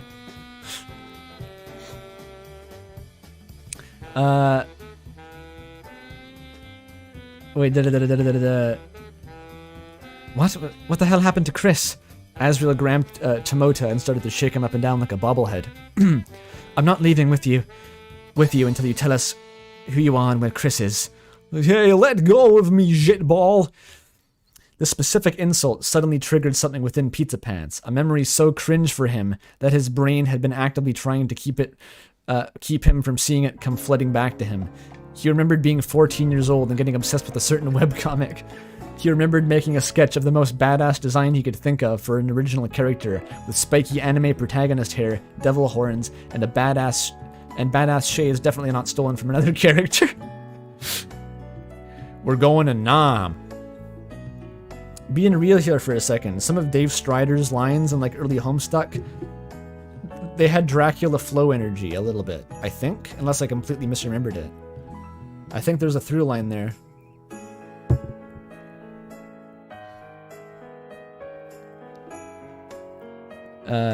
He remembered giving him the trait of constantly swearing, using very unusual insults, and he remembered giving him the class spec that Pizzapants himself wished that he could have. What was he again? The something of hearts? Of heart, rather? Only a few moments ago, Pizzapants had rediscovered the old drawings he made of his character in his personal notebook after he spilled pizza sauce on it, and upon seeing them, had been embarrassed enough to quickly throw the drawings into the nearest trash can in ices. After which Pizzapants completely suppressed most of his memories of the fandoms he was in as a teen. They haven't emptied the trash can in like 10 years or something? Like what? Peak world building, peak fiction. Tomota has to be put into ACDS stuck, holy shit, yeah. He's gotta get in. I gotta show off ACDS stuck on stream someday, by the way. That's another remarkable... If you thought Azzypants was intense, I mean, they are probably still more intense, but it's not the only deranged micro fan project occurring on my Discord server. There's a whole Homestuck parody. He's the heir of heart. Can someone like class spec expert interpret what that means? Do like a tarot reading of Pizzapants? Or rather his Trollsona. He was looking considerably more pizza-themed now than he did before, but there was no doubt that Tomota Zapzis was the living, breathing version of the edgy Homestuck Trollsona that Pizzapants had created when he was a teenager. Oh yeah. That's the signature. Name, Tomota Zapzis, class spec heir of heart, birthday, April 20th. Weapon, kindness. Oh. Knife kind? He has a knife called kindness. Likes cooking, stabbing, smoking. That stinky viad. Oh, smoking that good Alternian kush. We're smoking that post-scratch beta kid good Alternian dark English kush. I tried. 90s rap, Homestuck, meditation, kicking ass and chewing gum, cool sunglasses, Dave, Gamzee, Carcat, sexuality, gay and straight. Okay, that's... that got me.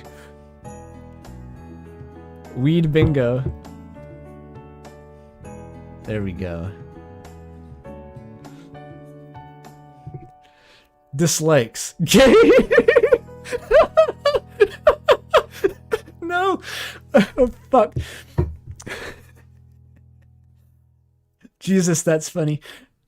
Dr. Andonuts over here. Pizza, authority figures, bedtime before 10, going too long without any Alternian kush, Carcat, Solux, favorite food. Wait. Are Carcat and Solux on the list of likes and dislikes? I think so. No, just Solux. He has complex feelings about Solux. Favorite food, the chicken. It's raw. Special attack is the Ultima Soul Convergence description. Tomota is a Durst dreamer who uses twin kitchen knives that he renamed Kindness to kill things. With his power as the heir of heart, he has become completely in touch with his feelings and desires. Wait, so his Eddie OC has a superpower that's just like, he's admitted that he's gay. That's fucking excellent. That is so good. Your edgy, like, ideal self just, like, is really in touch with his feelings. God damn. Has anyone noticed the Pizzapants name drop? Oh. Made by, oh my god, Rory Pizzapants. Aged 14, do not steal. A Yeek character, god damn it. Alright. Oh, is that gay denial bingo? I'll count that. When he was 14, you can tell he was going through it.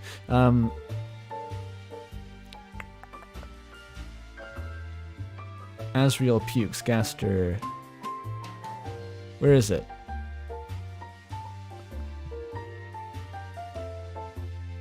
I don't see it. In the middle? Oh, there it is. Pizzapants. There we go. If they eat pizza, they were gonna get. We might have a bingo. If they actually eat the pizza they were gonna make, and if Pizzapants gets fired, then we'll have it.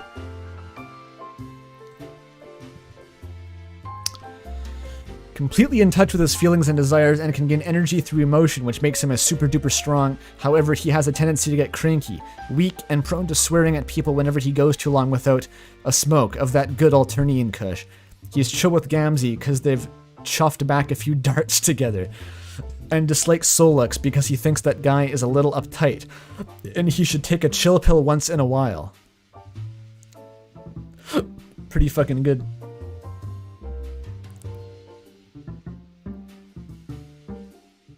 Pizzapants' face suddenly turned a paler shade of blue than that of Icy's fur. There was no way this was happening. There was no way this was possible. Homestuck was not real. He knew this because the world had not ended yet. There was no way in hell a character he made up in high school had suddenly come to life and started speaking to him. Hey, I think something is wrong with your friend. Tomota managed to speak out between getting shaken by Asriel. Asriel had stopped and looked toward Pizzapants, who seemed to have entered a catatonic state. I think I felt that Dark World, didn't I? Yeah, we got the Dark World. Pizzapants, what's wrong? Asriel said worriedly, but before Pizzapants could come up with any sort of reasonable answer, everyone suddenly heard a whimper coming from the front door, and looked over to see what was the matter. What the hell?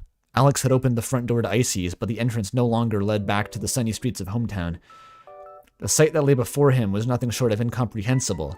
The pizzeria now sat in a sprawling, infinite desert, seemingly made of bits of cheese. At the foot of a massive tower that seemed to stretch infinitely into the sky, the tower's exterior was completely covered by a tangled mess of multicolored tubes and pipes. Looking reminiscent of the kind that you'd see in McDonald's Play Place. Oh my god. Infinite liminal Play Place. Now that is a setting. That's some like backroom spin-off shit. I love it. That's what Cthulhu looks like. Yes. It's the Pizza Tower, yo! I hope so.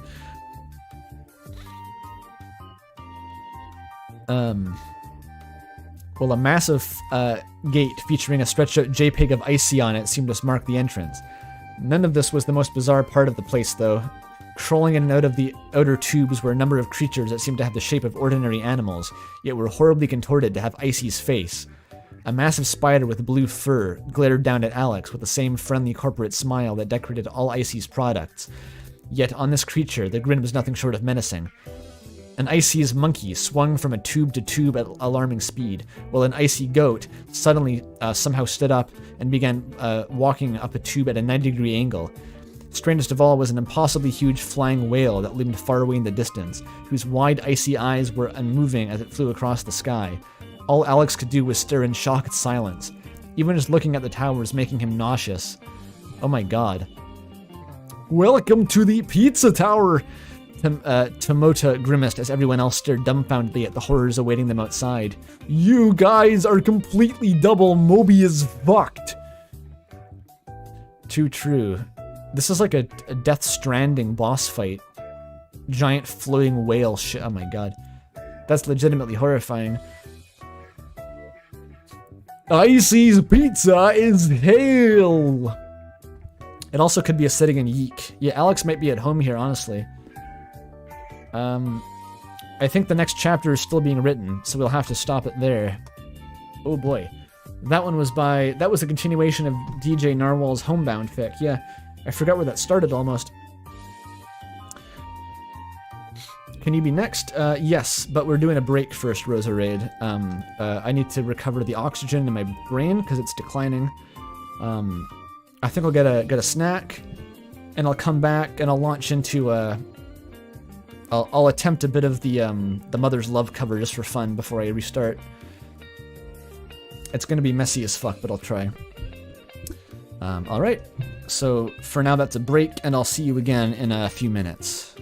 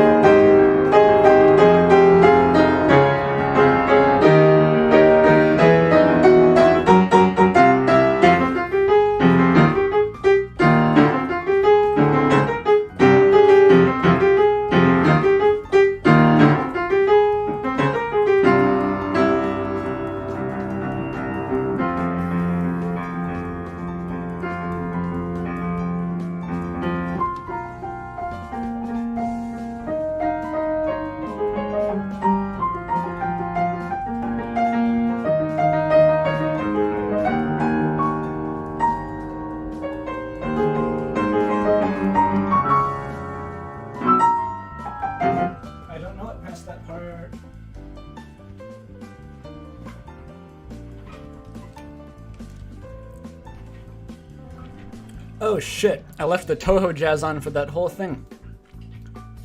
What an asshole.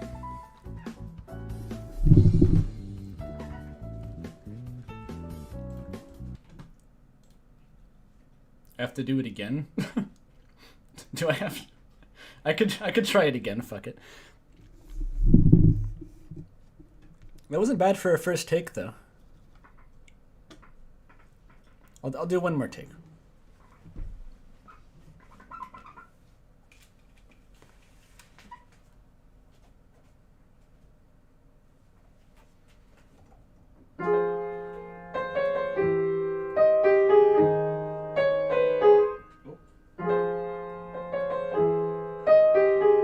Beginner's luck, we're off.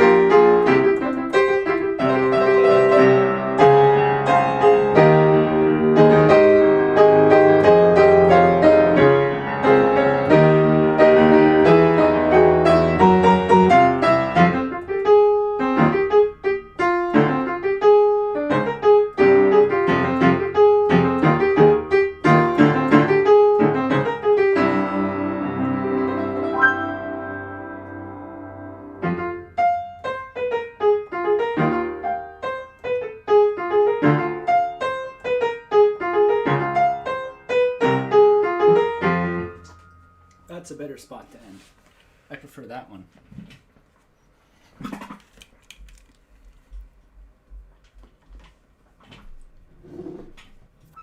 Wait, you didn't play that route? Where Piss Sans comes in halfway through the fight after the mask breaks, and there's like a phase 6? Oh. Maybe that was just my copy.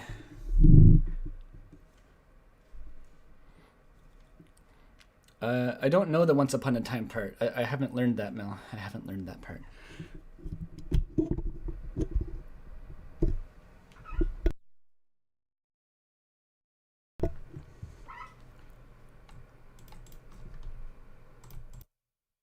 Okay, audio should be back to normal now.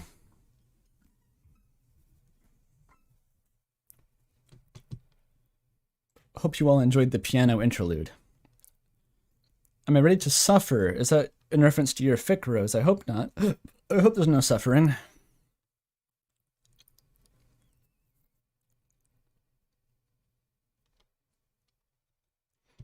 Yeah, the intro is not too bad. Learning the intro of that song actually was reminding me of when I was learning Bach, when I took lessons. It was kind of like figuring out the fingering to do smooth movements, these weird kind of hand positions. So that was kind of fun. But then, yeah, it just turns into electric guitar shredding pretty quick, which I struggle with, but I tried. All right, we got Rosarade's fic. Azzypants. 5,000 words. Just gotta do it.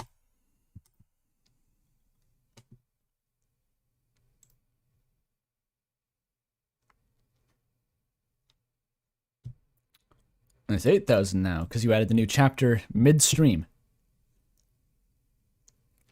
Hey, Pidge, you got back. Yeah, I heard you had a power outage. That's devastating, but you're back. I'm happy. You came back to the fingering? Yeah, there's lots of very intricate fingering you have to do with pianos. You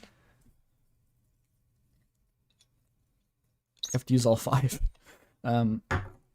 Anyway, we're about to embark on Azzypants, the second Azzypants fic by Shadow of Roserade.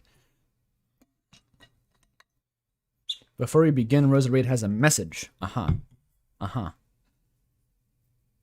I come to make an announcement. Shadow the Hedgehog's a bitch-ass motherfucker. That hedgehog piece of shit pissed on my wife. Oh, the message is that I'm very sorry. Well, that's concise. He took his hedgehog quilly dick out and he pissed on my fucking wife. Summary. Umris girl is not normal. Not in any way whatsoever. Somehow, someway, Azzypants girl is even less normal. I wonder what will happen. Notes for Stupidge. If you're somehow reading this and do not know what the fuck an Umris or an Azzypants is, you are not the intended audience. However, if you'd like to know, simply join the Andrew Cunningham Discord server, ask for the forbidden directions to the Azzypants thread, and make yourself known. There you will meet Pidge, he will tell you everything you need to know, and much, much more. That's so fucking intimidating. Like, not only a Discord invite, go to this thread and talk to this specific person who will tell you. Like, what the fuck? Discord invite link. If you do know what an Azzypants is, I love you and we should kiss. Also enjoy. Okay. It's like she's judging us in some sort of trial of fury.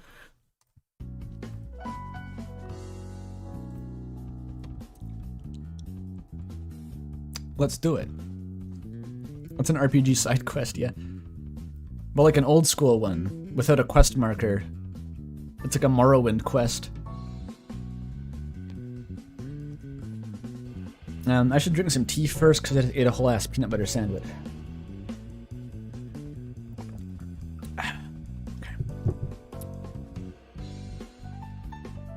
It's like he's in some kind of snow grave.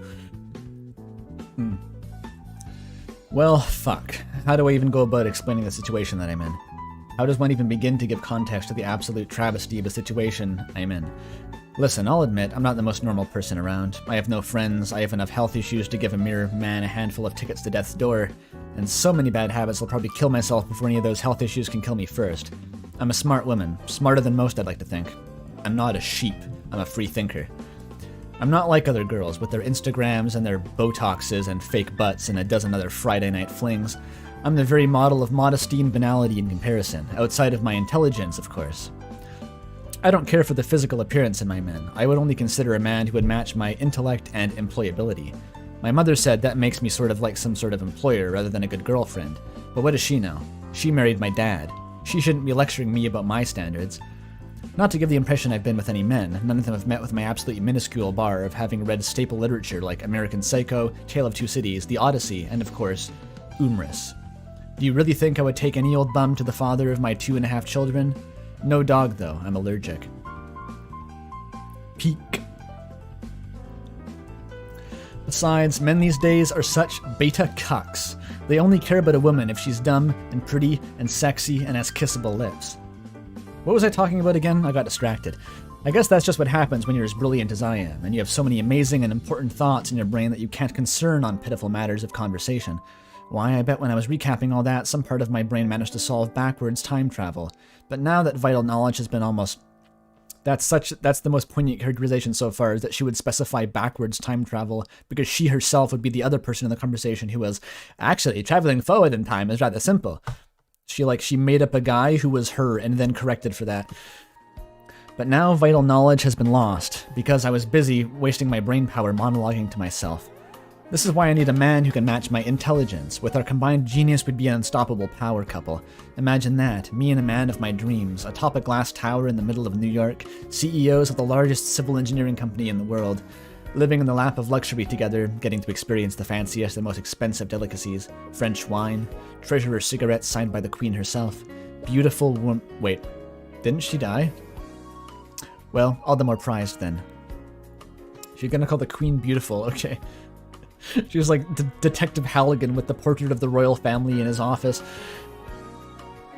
Oh, that's a ship. That would have legs. Umris Girl X Detective Halligan from Mystery of the Druids. Which one stabs the other one first? Point is, I've got a life of luxury ahead of me as long as I can find someone who can truly bring out my genius with his own. Someone like Birdley. Oh, Birdley, you're simply the most perfect man. How could you ever reduce yourself to marrying such a brainless trash like Susie? You're practically handicapping yourself, and yet you're still so... Oh, how deeply I wish you were real. You thought I was gonna say Umi ex Queen Elizabeth. Okay, maybe that too. That would also be a different vibe, but Detective Halligan would go crazy. Like, you can't even imagine the places that would go. There'd be skeletonized bodies involved.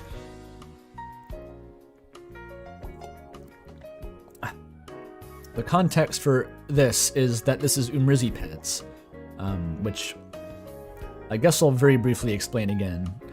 Is that this is the Umris girl, the point of view character right now, who is a personified version of the Umris fan base, and she's eventually going to kiss the Azzypant girl, who's a personification of the Azzypants fan base. It's like a second tier of brain rot that the people on my Discord server have reached. Yeah.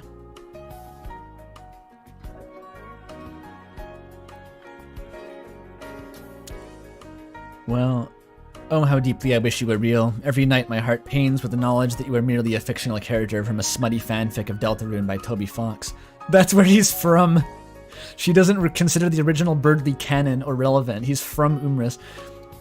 How I wish I could hold you in my arms, in my bed, as you tenderly and seductively whisper unto my ear all your thoughts, with the flaws in the American judicial system, and how the founding fathers, those brainiac hunks, would be oh so disappointed in the country we have become. Genius versus Antichrist vibes. I remember how empty my life was until I first learned of your existence. I was in the pitiful bosom of youth, lurking about in the brain-rotten depths of Reddit, seeking out something meaningful to fill the void. I resorted to petty arguments and conflict, arguing with any pathetic soul that dared be wrong about vital matters, like which Star Wars film is the worst, or how the Super Mario Bros. Film wasn't woke, or how trans people deserve equal treatment. These things gave a false sense of meaning in life, as I lived it aimlessly. However, one day that all came crashing down. One of the premier targets for my crusade was the subreddits for Undertale and Deltarune. The people there were so easy to argue with, it was almost comical. All I needed to fulfill my desire for chaos and strife was to take a position on Kira. Any sort of position would do. Although, of course, I much preferred taking those I believed were correct, and just particularly how she was an evil... I just noticed, she was an evil demon who abused Asriel. Speaking of, there was another text written by the visionary behind Umris about her that never mind, that's not relevant. Umi would get banned on ACDS within 10 minutes. There have been users like that who I've banned within like 10 minutes of them joining just by observing them. Without even breaking a particular rule, they just, no. It's happened twice, actually. And Umi would be the third one.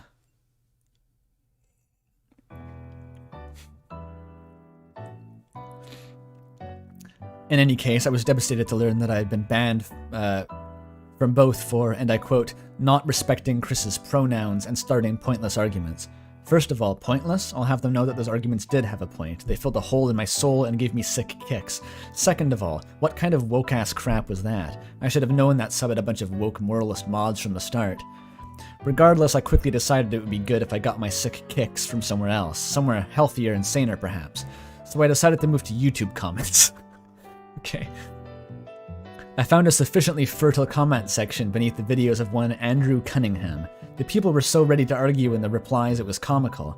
I subscribed to this wannabe intellectual who co-opted the intellectual face of Nikola Tesla for his own decidedly unintellectual theories and takes on these woke games. One early Sunday morning, however, he began to stream as he usually did. However, this time he decided to stream himself reading, so I scoffed. I was so ready to dogpile the poor fool on his inadequate reading comprehension, and I joined the stream. I was, however, not ready for the life-altering experience that followed.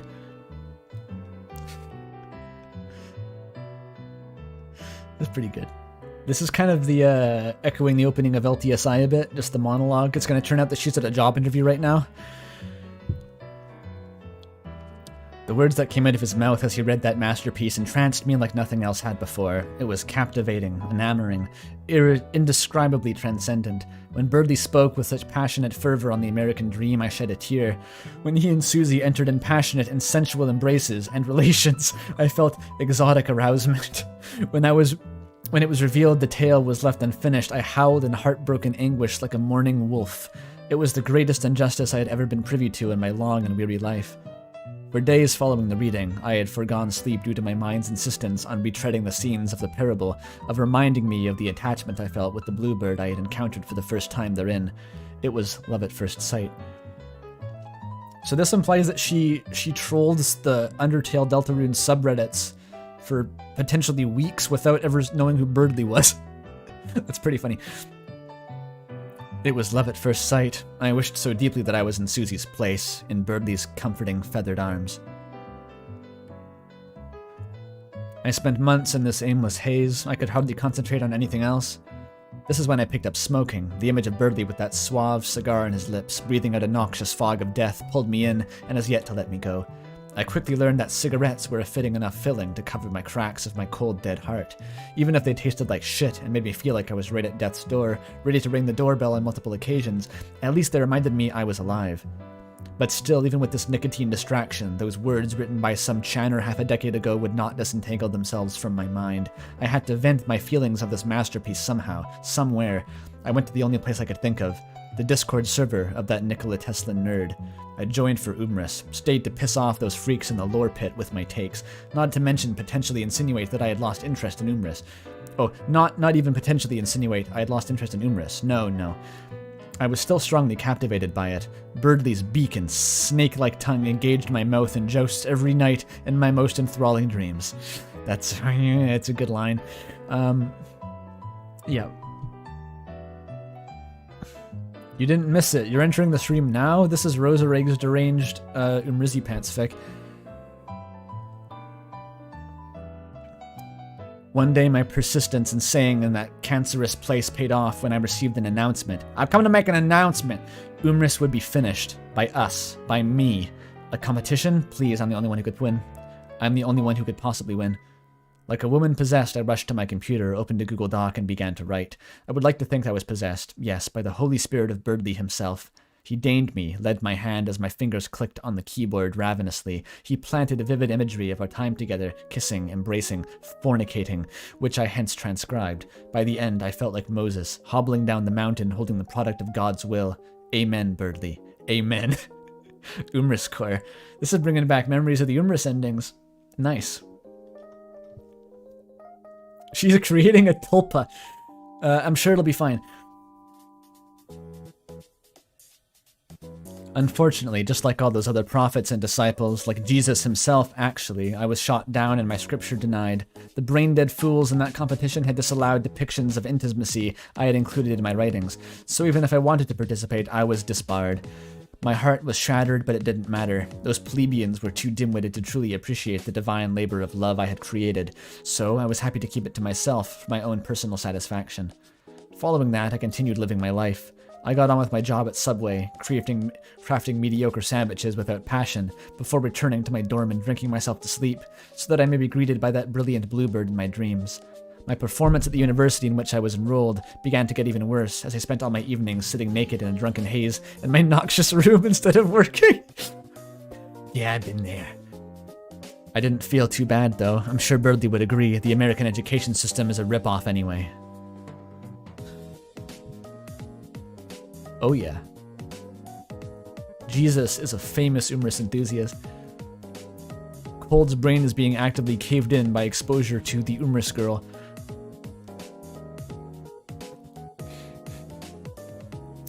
All those factors led to a series of unfortunate events, hey, by Lemony Snicket, that would preface much of everything that led up to the unthinkable mess of a situation I stumbled myself into. It all started on a Monday, as most stories of such ridiculous ilk do. The previous night I had admittedly taken my drinking and smoking a little farther than usual. Some would even argue a little too far. Yet more would argue absurdly far. Some medical experts would say I did dangerously far, but I'm getting ahead of myself. Needless to say, I woke up hungover with a migraine to end all migraines. As a side note, I gotta give a shout out to my roommate Rami, who by some absurd miracle never got on my case about my horrid habits, but did always manage to wake me up in time for class with her loud-ass alarm. I swear that girl is a robot, but hey, I'm not complaining. Is that a Ram reference? I'm assuming that's what you're going for. No, Roserade, you're making Mel like the character too much. This is dangerous. If you need to step out, Mel, I'll understand. Go play like needy streamer overload until you feel better.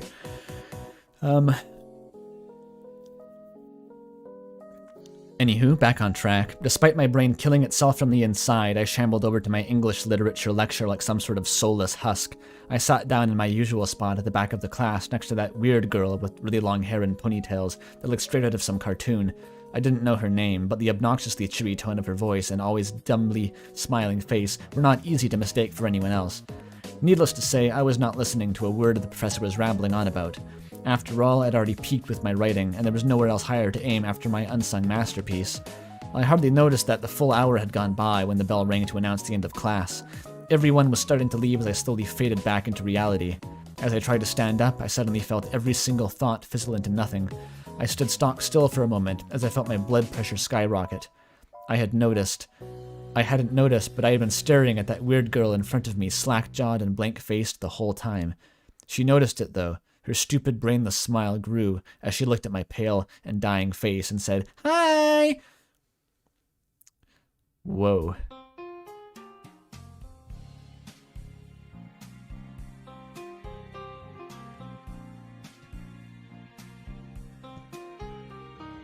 No, this is not written by Pidge. This is Roserade. We haven't even gotten to Pidge content yet.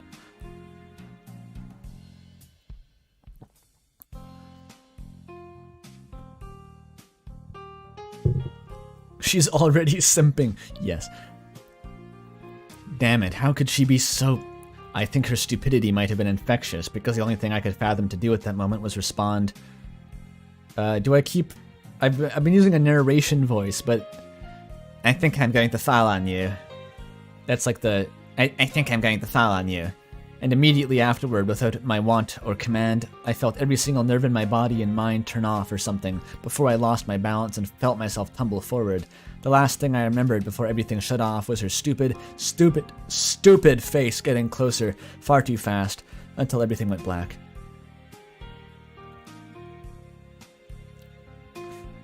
I mean, the voice, quote-unquote, is just like a slightly more annoying version of how I normally speak. It's hardly a voice, even.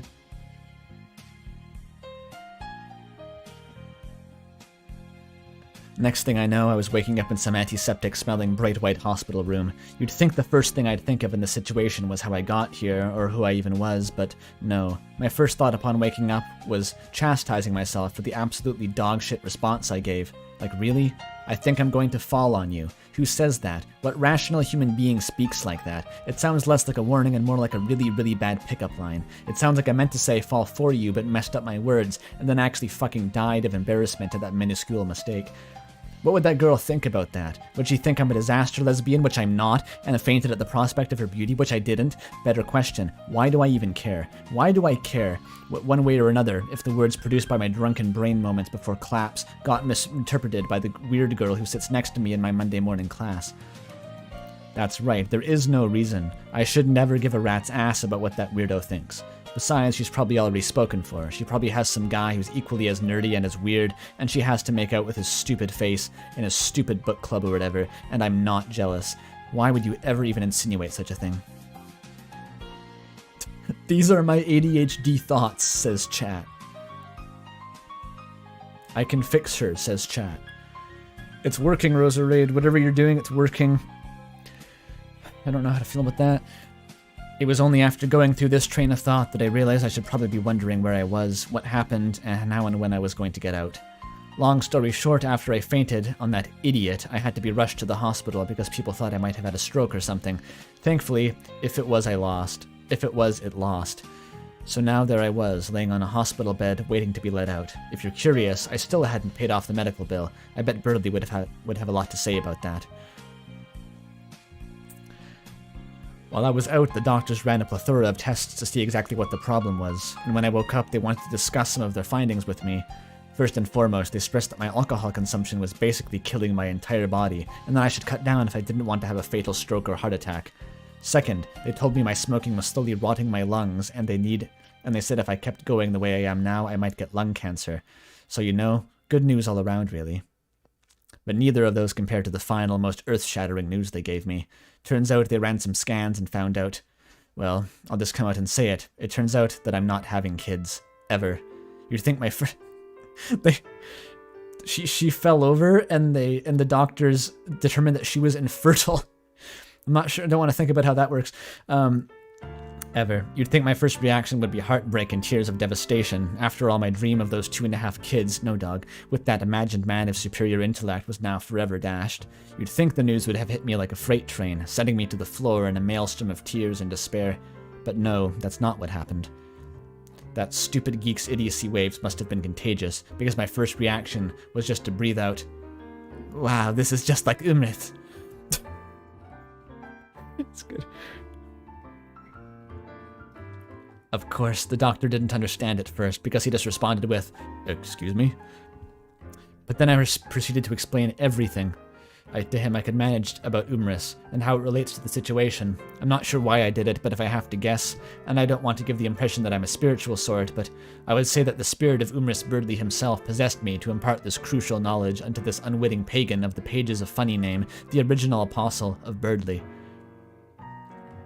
During my explanation, he listened with intense intent, nodding as he looked down at his notepad and wrote something on it. When I finished, he wordlessly handed me a slip with the phone number and address of a series of psychiatrists. He then wished me a good day and ushered me out of his office. It was on this trek through the hollow halls of this hospital that everything had just happened truly hit me. As I quickly internalized what the doctor had said and what I had said back, my very soul twisted and churned tumultuously.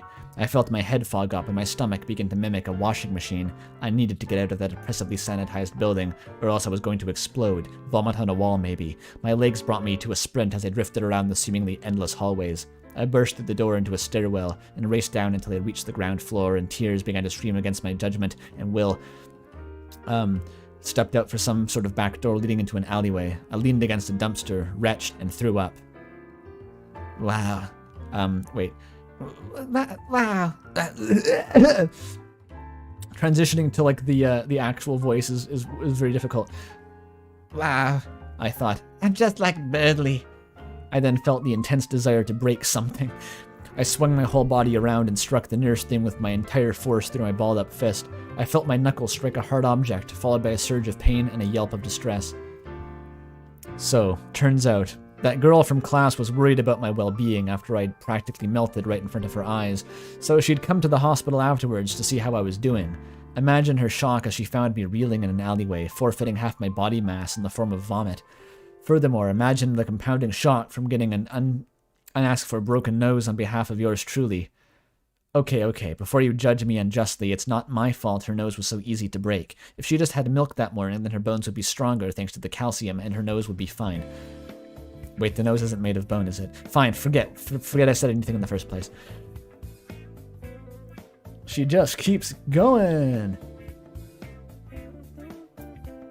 Thankfully for the both of us, the hospital was right there, so that was very convenient for treating her injury. And what's more, for some reason she never mentioned it to any of the doctors that it was my fault.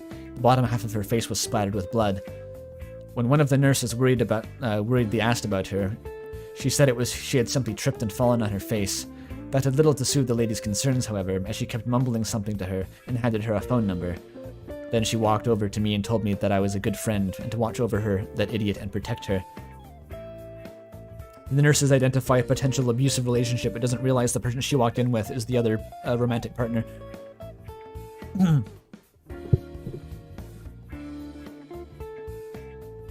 They haven't even spoken to each other yet. It's all just internal monologue, and she's spiraling. Yeah.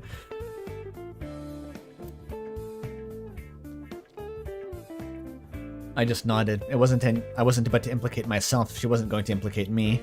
I was already this close to getting thrown out of college. I wasn't going to risk anything. Though I still don't understand why she didn't tell anyone it was my fault. Why would she cover for me like that? Could it be because...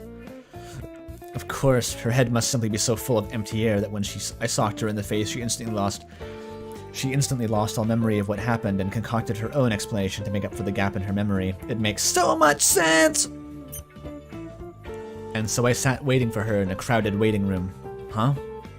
Why did I do that? Well, I don't know. I thought that might implicate me in the crime. I mean, think about it. If I had left a ditz in a hospital and ran off without a word, that might have been highly suspicious, wouldn't it?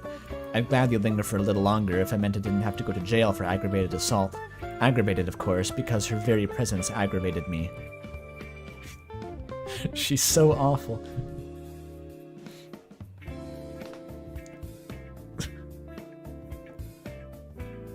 The romance between these two seems to involve them doing horrible things to each other. First, vomit in the last fic, and now this. Yeah, pretty much. It's just like Chainsaw Man.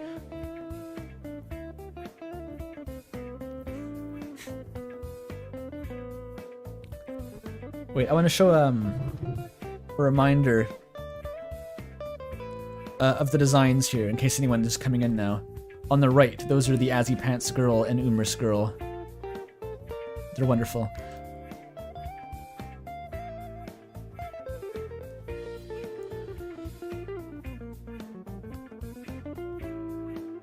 Okay, where was I?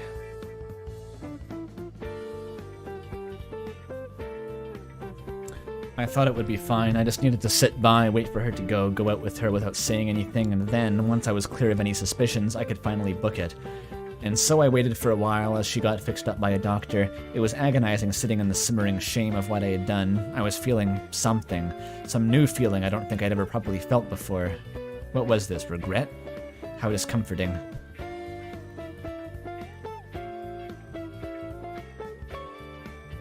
Soon enough, the girl walked out of the doctor's office, looking somewhat better. Her nose was still pretty banged up, so she had to wear some gauze on her face to help it heal. She spent some time talking to the receptionist, probably discussing insurance matters or something, before she walked over towards me. I stood up a little too quickly and rigidly, noticing for the first time that she was quite noticeably taller than me, which I will admit is not exactly hard to do. It definitely hurts my intimidation factor if nothing else. She stared at me for a tad too long before speaking again. Her eyes, holy birdly her eyes, her irises were so dark, it was like looking into a black hole you couldn't look away from. It felt like her eyes were an outward reflection of my cynical heart, of my ashen soul, and apparent depravity in her face of society. Oh, and apparent depravity in face of society. Like I said, I don't know how long I stood there looking at her abyssal eyes, staring down at me before I snapped out by her voice. Voices. T first, then voices.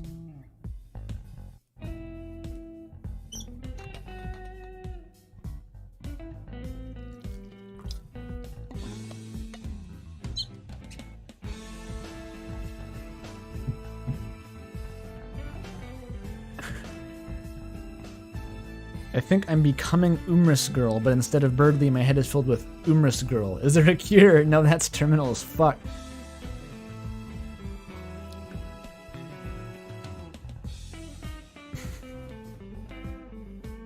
It doesn't say blue orbs. Well, that would have been Umris Core, though, is the amber orbs fished from Baltic Sea. That's the quote.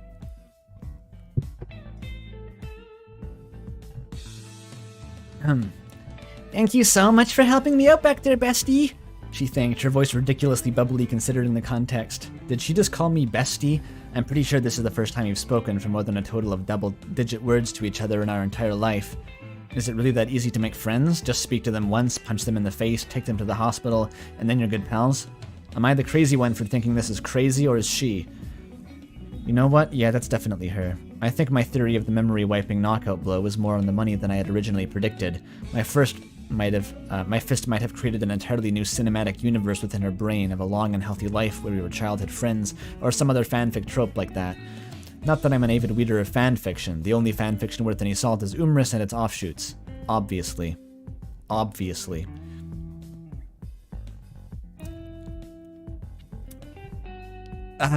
You're welcome. I finally responded, I guess. At this point, I was still worried her brain might kick in and she would remember what truly happened to her nose. You, ready to go?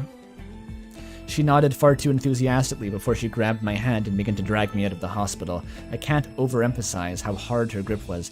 You wouldn't think it, but that girl had the grip of a tyrant. It was a little intimidating. Not to mention how warm her hands felt, especially compared to the cold December air outside. Hey, Deltarune reference. At this point, I began to suspect this was some form of uniquely cruel and unusual punishment for me punching her, forcing me to awkwardly dote on her as I took her to the hospital, and then wait in dread as she got checked up before she forcefully dragged me out to inflict her ultimate revenge, whatever that was. At this point, I have to admit I was panicking a little. Maybe I was just being in her warm, dainty, iron vice-like grip that got my heart racing. Not for the reason you might assume, because it left me with an inability to escape is all. I was absolutely dreadful waiting for her to finally speak her piece and to relieve myself of this absurd hell. Finally, she turned toward me and spoke. Oh my gosh, I just realized I never got your name, bestie. It's, Umi. But it wasn't. It wasn't going to tell this girl my real name. Umi was just the first thing that came to mind. She smiled as she dragged my hands up in the air. She cupped them in her own. I was helpless to flee, pulling the let that sink in maneuver. Does this mean that Asriel is being disarming? She's trying to activate her fight or bite response.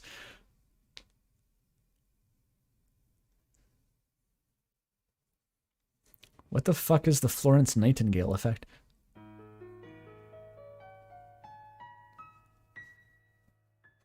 Yeah, you're right, fucking Blackwater. The Azzypants fics are really PG, and the Umrizipants fic are like depraved smut so far. Well, at least Roserade's hinted as such. I should be doing bingo, but there's... like, Burger Pants isn't in this. Neither is Asriel.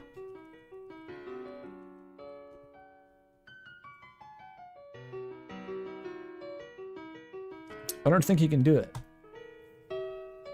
Oh, hand-holding? Yeah, sure. Lewd hand-holding. Fine.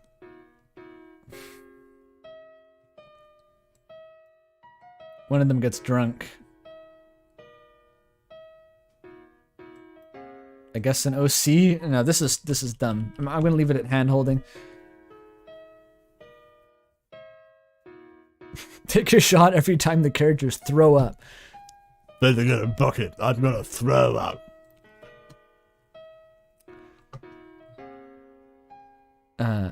She cupped them in her own. I was hopeless to flee. OMG, Umi, that's such a cute name. Totes adorbs. She exclaimed way too loudly for my taste. I felt my cheeks flare up with red. My name is Alice Zvimmer Pattison. Thomas. Pattison Thomas, but since we're besties, you can call me... No, wait, that's Azzypants girl. Oops. My name is Alice Weaver Patterson Thomas, but since we're besties, you can call me Liz, or Lizzie, or Allie, or Azzypants, or... I got it, Liz. I cut her off before she could go any further. She smiled dumbly at me.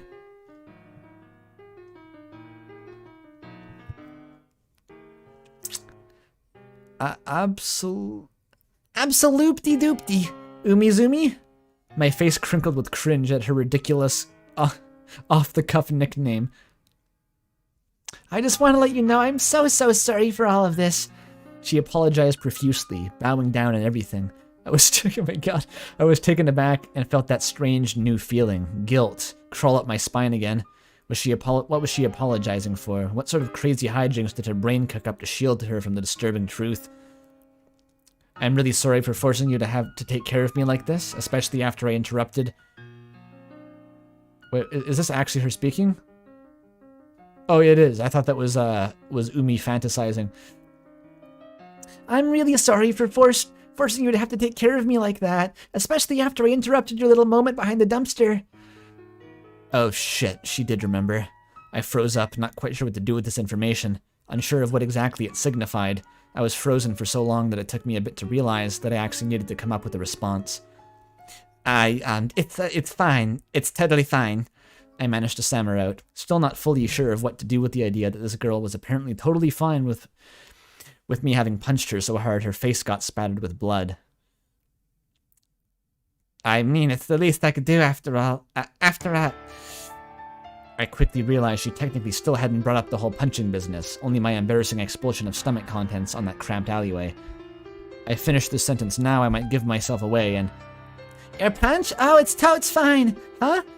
I understand you've been through some very unpoggers times right now. You sat next to me in class like every other day for 2 years now. It kind of sucked to see you lose your will to live in real time. It was like watching Castiel get sent to super hell. I mean, the whole incident where you clapped in class wasn't exactly sudden. It was like the climax of your downward spiral. When that happened, I knew I needed to help a bestie in need, just like how Naruto helped Sasuke even if he's sullen and edgy all the time. It was super convenient when you charged out of the hospital right into the alley as I was passing by. It was like fate, like the invisible hand of the fanfiction author in the sky deigned for us to meet up right there and then. And just when you puked like Hinata from that one fic I'm writing, where he's about to confess to Kageyama, so romantic. I just had to be fate. So that's why I approached you then and there. I thought your vibe was so romantic and perfect. With your cool smoking and constant soulless look, you really hit all my pathetic wet cat checkboxes. An authentic sopping wet meow meow. You basically like a real life Pizzapants. And when you punched me, that was so cool and complex of you. A real doomed love.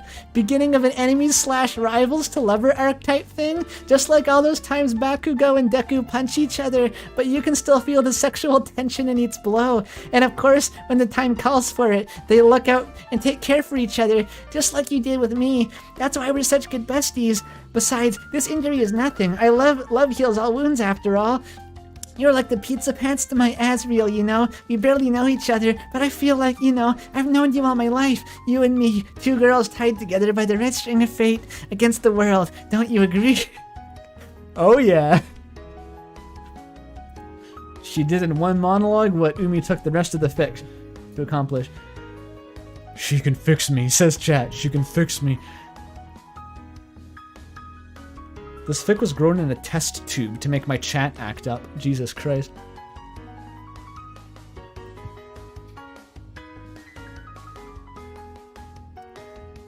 What? Sure. I said, unsure of exactly what I was agreeing to. This girl talked so fast I had no clue what half the words she said in the past minute meant. Poggers, now I really gotta go, it's getting late. I need to prepare all my stuff to leave for the Christmas holidays. She pulled out what appeared to be some sort of colorful business card, full from top to bottoms with drawings of hearts, Japanese animation characters, and a cool S sign. If you want to talk, just send a message on the Tumblr blog on the card, or write a comment on my AO3 fix. It's also listed on the card. Then a personal business card for your social media. Based. Like, she doesn't have a company. It's just like Umi the Lizzie the Azzypants girl. It's me.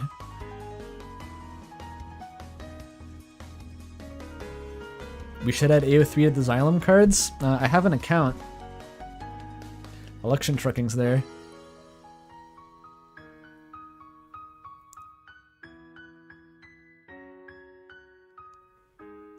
Where was I? She shoved the card between my thumb and index finger before I could even make any sort of auditory protest. Anyway, that's all. Bye-bye, bestie! She hollered away, as she dashed down the sidewalk before turning a corner, disappearing from my sight, and leaving me in cold lonesomeness, card in my hand, mind swimming, and jaw slack. What the fuck was that? Was I having a stroke? Was she having a stroke? Were we both having strokes? Did they give her an unspeakable drug in that hospital, or did they somehow sneakily inject me with unspeakable drugs? Mel, whatever you do, don't ship yourself into the Azzypants polycule. Don't do it, don't do it, don't do it. Okay. I pinched myself just to ensure I wasn't having some sort of drug-fueled coma dream. It appeared I wasn't, and if I was still going and might never end. Regardless, this meant that I had to live with whatever happened, which was a horrifying thing to grapple with. I couldn't live my life in peace without understanding what the hell any of that meant. So she thought we were tied together by fate because we sat next to each other in class, some sort of star-crossed lovers thing, I think. Is her mind truly that poisoned by fanfiction tropes? She can't see how absurd that sounds. I mean, she compared our literally non-existent relationship to at least 4 different ships she seemed obsessed with. What is wrong with her? Also, did she just admit that she only approached me because she thought me puking was romantic? Was that her kink? Was getting punched also a kink, or was she just a damaged masochist? And you're telling me I have to sit next to her in class for the next full term, full of all this bullshit. God, I need a drink. Oh my god. Jesus Christ. This is bad news. Yeah, it's like dating sim music. It is on point. And there's chapter 2, but before we go to chapter 2, what do you have to say, Rosarie? Yeah, it's kind of funny. Umi doesn't count being a masochist as a kink. It's different.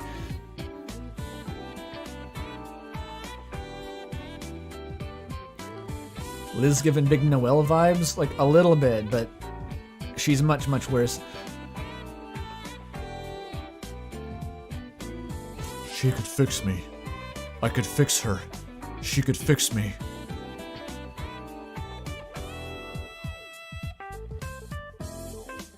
Most of the next chapter was written a few hours ago while a little intoxicated. Good.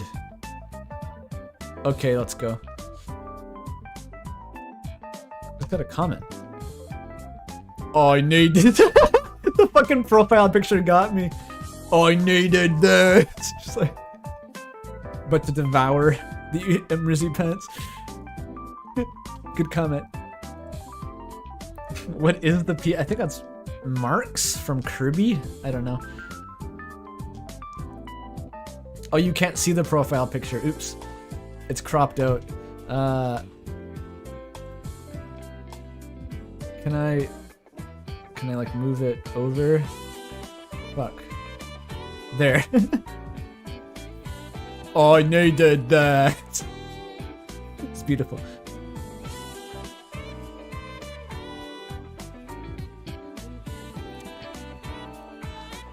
Summary. They've met, but when do they kiss? When does sex happen? Warning. This chapter gets kind of fucked. Proceed with caution, Andrew Franklin Cunningham. Okay. Unlike the last Azzypants fic, I will not be giving content warnings. It'll be funnier. Oh my god. As long as this doesn't turn into hardcore porn, it should be okay.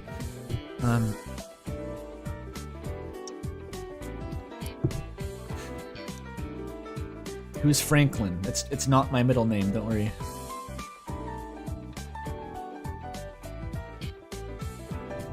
Well, Christmas was coming up. The perfect, most socially acceptable excuse to get absolutely smashed with family. When I was forced to visit with family over the Christmas break, my poor mother was so shocked by my appearance, my apparent slovenliness, and health concerns that she nearly fainted on the spot. But despite all that, I was still made to sit at the ridiculously long family dining table during Christmas with my grandparents, aunts, uncles, and cousins I didn't even know I had. Forced to eat my slightly younger, much more successful cousin Ellie's horrible roast chicken. Just like Umris. It was all going fine. I was able to sink into the background unnoticed well enough, drowning myself in the customary Christmas wine, until it came time for Grandma to ask me what I had accomplished this year. And listen, you'd have to understand, it's not that I hadn't done anything this year, it's just that I don't think my family would be one to appreciate the artistry in my drug and alcohol-fueled work of pure passion. Besides, stupid-ass soon-to-be Dr. Shio Truckung. Dr. Chio Truckung. What is that her last name? Chio Truckung? Ellie Chio Truckung, that's her name. Ellie Chio Truckung, okay. Perfect. So we know Umris Girl's last name now.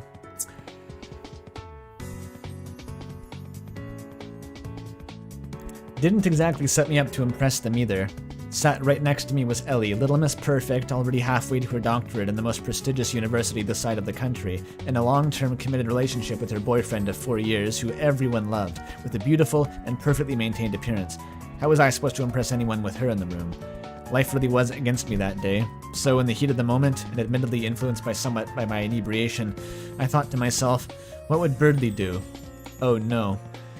Needless to say, I don't think my mom's going to be inviting me to any more family dinners. Also, I might have been disowned along the way, I don't know. That may have gotten lost somewhere between the shattered wine glasses, crying cousins, and projectile vomit. And so, that's the story of how I found myself all alone in my dorm on New Year's Eve, a sea of empty bottles of different alcoholic beverages all around me, punctuated by the smell of nauseous nicotine hell in the air. I was bored and lonely, and had plenty of time on my hands, so I checked out the contacts that girl, Liz, had written on the card she handed me. First was her Tumblr. Oh boy. Projectile vomit, says Chat. Too true, bestie, too true. Ooh, I love the piano. That's my weakness, is kind of like minimalist, smooth jazz with like cool piano solos.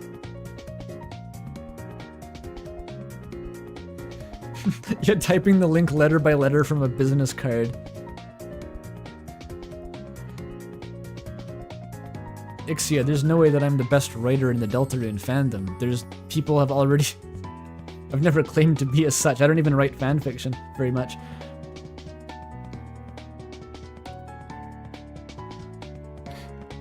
Regardless, I began to scroll through her blog. Oh no, wait, I skipped some stuff. I slowly typed the link letter by letter into my old, slowly crumbling laptop. I would have preferred she gave me, I don't know, her phone number like a normal person. That way she could just send me these links through messages and I wouldn't have to type them out letter by letter like this was the mid-90s. On second thought, maybe giving that psycho a direct line of communication to my cell phone at all was a bad idea. Terrible, even. Regardless, I began to scroll through her blog. What I saw, it surprised me. I was expecting to see a bunch of brain-rotten posting about whatever yaoi shit she was into at that moment, and don't get me wrong, there was some of that, but most of her blog was focused on showcasing her skills as a seamstress. There were posts upon posts of her showcasing designs for dresses she'd made, sometimes even modeling herself. These dresses were widely varied, particularly in color. Of the small number I saw, there were dresses in nearly every color combination I could conceive of. Frankly, it was impressive. Stylistically, though, these dresses seemed to be very similar, and usually very frilly and ridiculously over the top. I could have sworn at least a few of their frills had literally been made of toilet paper. It wasn't just the dresses either. She showed me tons of accessories too. Hairpins, ties, ribbons. Hair ties, ribbons, ties, bows, sashes, scarves, you name it. It seemed like they were all made by her. Where did she manage to find the time to do that as a college student? So for anyone who doesn't know, this is a reference to Pidge IRL. Pidge made an actual cosplayable version of the Azzypants Fujoshi outfit using toilet paper partially. I don't think they actually modeled it, but it exists. They made it.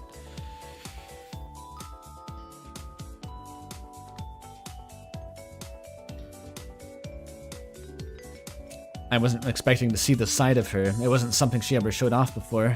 Not in university, at least. Though I suppose that might be because of the harsh dress code. I do wish you showed me the side of her more often. Those dresses were really nice. Even I can't deny that. Not my style, but on her they look very pretty. The dresses, of course, not her. Not her. Then I moved on to checking the first in a long line of links from an archive of our own that she had included in the card. She didn't even link her account, she links the individual fics. Okay. I checked some of the tags and quickly closed the tab once I saw biting fetish. I had limits to my curiosity. Shocking, I know. She's missing out. Now, to preface my next decision, I need you to understand that I was drunk off my entire fucking ass at the moment. Listen, I know the doctor said not to, but I would say don't judge me, but at this point I might be a little late for that. So with all this preamble, what ungodly mistake of a choice did I make? I messaged her on Tumblr. I had to make an account for it too. What do I look like? Like I said, I was way too drunk. Here's what I sent. Hi. It didn't even take 3 seconds for those small dots to pop up indicating she was responding. Perhaps even more shockingly, it only took a minute for this to appear on my screen. Hi, bestie. It's been so long. Interjection. It had only been a week or so. I've missed you. How is your holiday going? Uvu. Yeah, I've seen that emoticon somewhere before. Damn it, why was I even bothering? Don't ask me, I don't know. Horrible, I just got disowned. Once again, I don't ask her why I don't ask why I told her such a private and freshly scarring fact about me. Why was I oversharing with this bimbo? What is wrong with me? Don't answer that, it was a rhetorical question, you plebeian.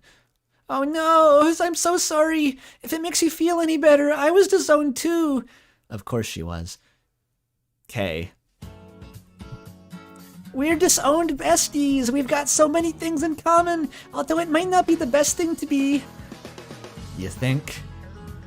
Did you end up checking out all my fics? I put a lot of work into them since you like to read. My favorite fic is this one I've been working on forever. It's about a really obscure ship from Deltarune, but I don't know if you know that game. Fuck my life and kick my ass. What are the odds? Maybe her whole spiel about destiny wasn't as harebrained as I thought. Yeah, I know it. OMG, really? She's misogynistic. Less than 3. They're gonna fix each other. They might, honestly. It'll be like a matter-antimatter reaction.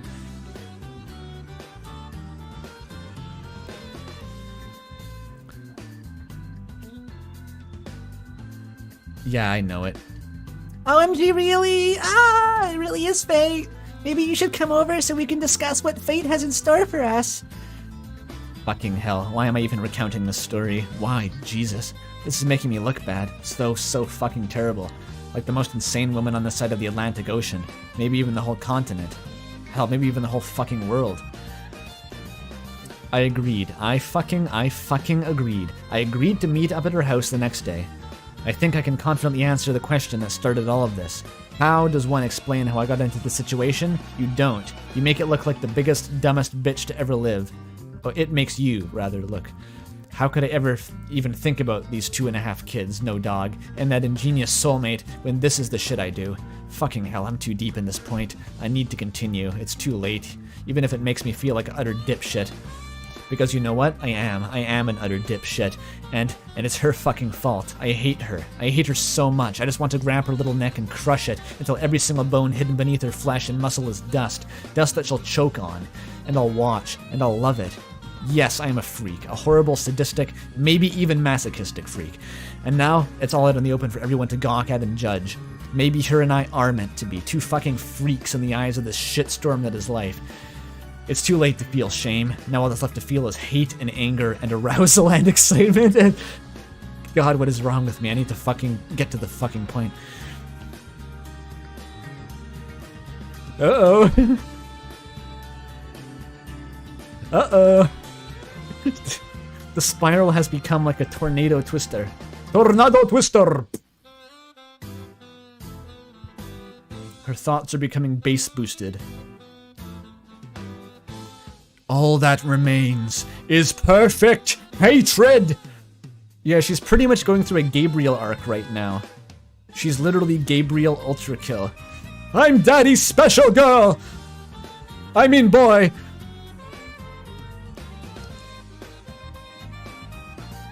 So, I stayed out in the snowy nightscape outside her small apartment building. I was bracing myself, preparing to ring the bell, preparing to face whatever the hell awaited me.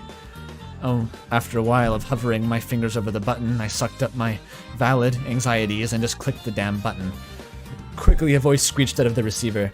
Bestie, is that you? Come on in! She opened the main entrance to the apartment and I took a deep breath before I stepped inside the dark and grungy concrete halls. This place smelled horrible, but I was used to the disgusting smell of nicotine mixed with alcohol and urine, so I didn't even flinch.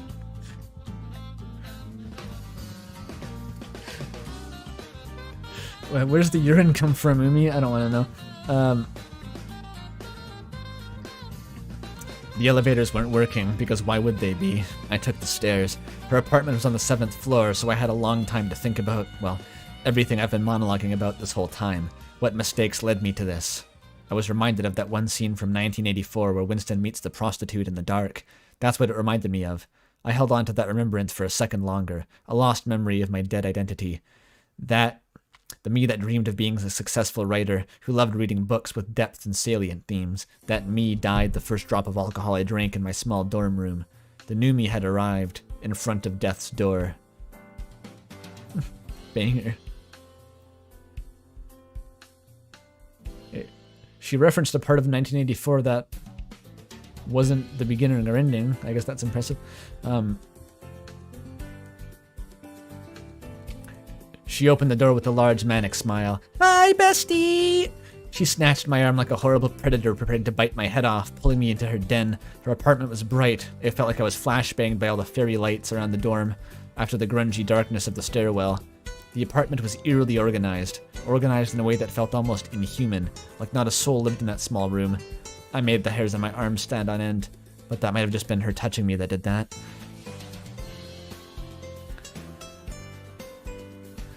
Sit down here, you can sit on my bed. I did as she asked, too tired to fight against her will. Wait here, let me switch into something more appropriate. Hee! She drifted out of oh no. What does she mean? She drifted out of the main room into some other room that I presumed to be the bathroom. This left me alone once again with my steadily spiraling thoughts. I laid down in the bed and was instantly struck with the most profound fear I've ever felt in my life. On the roof, hanging there like a strange talisman, was a pair of felt masks. Did you write this whole fucking fic to call out Pidge, Rose? Like, what is this? One was a white goat creature, and the other, words can't describe it in a way that would accurately portray its intense fear-inducing appearance. I was frozen in fear at that moment. This girl might be a serial killer. She might just kill me. I couldn't even move. I couldn't even find it in myself to run away. I couldn't. I don't know, I couldn't. A chilling giggle echoed off the walls of the apartment, causing my lightning-quick heart rate to suddenly grind to a stop. I could feel my breath. I couldn't feel it, or could I? I couldn't, but I could. It was strange. What the fuck was happening to me? Slowly, I turned to face the source of the laughing. Jesus, fuck. So this is where I am now. All of these thoughts you've been reading for God knows how long. Yeah, all those thoughts were racing in my mind at this very moment, as if my life was flashing before my very eyes before my death came to claim me. And fuck, maybe that's what was happening. The girl was death, and I was about to be dragged to hell for all of my sins. It felt fitting. She was wearing a dress she'd never posted on her Tumblr, and looking at it, I can see why. Maybe calling it a dress was too generous. The dress was, I suppose, indecent would be a good way to put it. Lewd would also fit. The dress showed a lot of bare skin, and she wasn't wearing any undergarments. Her face looked like a mix of smugness and hunger. She slowly paced toward me like an ambushed predator prowling through the bramble. I couldn't look away. I couldn't look away. She drifted over to me in bed like an iridescent specter of a lost lover, placing her hands on my cheek tenderly. Her fingers were delicate and soft. It felt like silk being tenderly rubbed on my cheeks by the loving mother I now lacked. Uh-oh. Freud crashes through the wall. I felt tears begin to form in the corners of my eyes. Her face filled my vision like never before. Her eyes were fixed on mine, drawing me in like a black hole. Her smile was wide and manic, and seemed to be getting closer. I could feel her breath on my lips. It was warm. So warm. God, it was warm. Hypnotizingly warm and arousing. Are we going toward Gex? So chat has progressed from I need her to I want to be her. At this point, an image crystallized in my mind. It was that fantastical image of that perfect family I had dreamed of for so long, I had dreamed of for as long as she could remember. That she had. Who is she? Is she referring to herself in third person? The 2.5 kids and their handsome, intelligent, and successful husband, all living in the top of an ivory tower. It all melted away the second I felt her lips on mine. Her hands pulled me in. I could feel her breath fill my mouth, choking me with their shared passion. After a moment, our lips parted. We both gasped for breath, staring into each other's eyes. I could see my own face reflected in her coal-black eyes. I looked disheveled. My blue streak looks horrible, and my glasses had fallen off my face. Was this who I was? Was this who I really was? Not the genius entrepreneur of a lifetime, the woman destined for greatness, but instead the scum of the earth, infatuated with the devil herself. She who claims souls and writes yaoi. Was this really what her life was fated to be?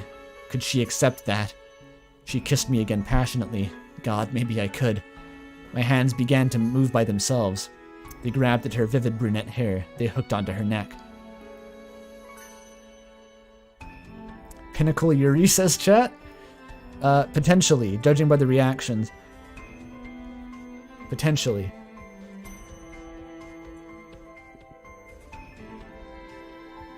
We parted again, looking at her face, her beautiful, beautiful face, with her round, nerdy glasses and slightly crooked teeth that fitted her smile. It flooded my body, my soul, and it seemed to rise and swirl, and I puked. Yay! We did it! This is romance. I puked right on her, and on me, ruining my only good outfit. We stared at each other in quiet shock for a moment. I was sure this was it. This was where I was going to die. I couldn't live after this happened. I just couldn't. I held my breath as I waited for her to do something. Oh my god. Oh no! No! She giggled before licking her vomit-covered lips. You really are the Pizzapants to my Asriel. He then kissed me again. I was kissing death, but I had never felt more alive.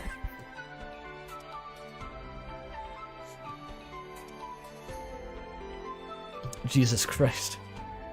We did it.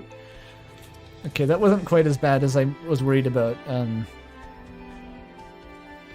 think it was still more tame than the last chapter of LTSI, which I didn't read on stream, but, you know.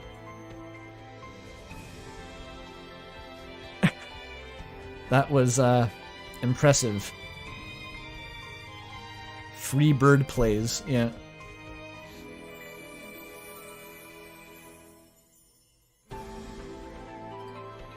They did not just kiss Pidge, it was kissing with context. It's not how you kiss, it's how you... I won't elaborate.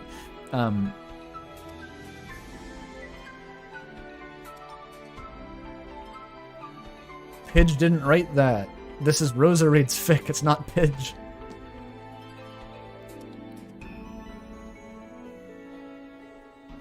This is just a regular college student night?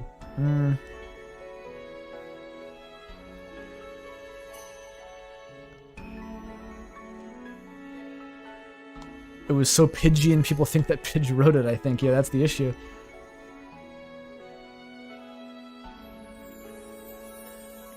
Is this the average online to IRL relationship? I guess that technically was. They first talked on Tumblr. Wow. Okay, that was groundbreaking. Let's do something else. What's left? I read all these.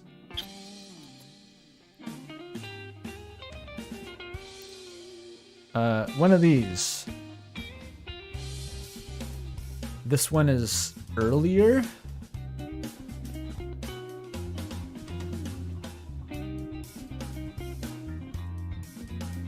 Wait. Did you have him Azzypants? Which one is yours, Pidge? You censored your name from all the fics that you wrote. With this one? That's a Pidge fic.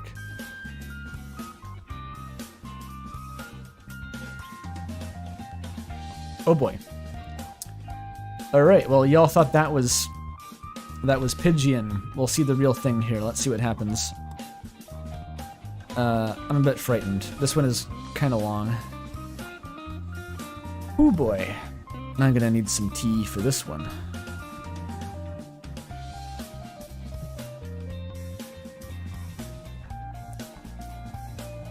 Oh, yours is so tame. I wasn't talking about tameness. I was just talking about, you know, some sort of je ne sais quoi.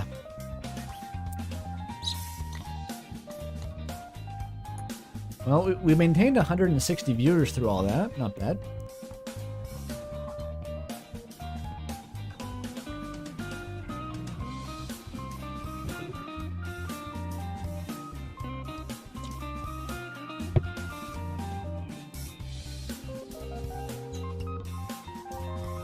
We are losing subscriber. Not for long.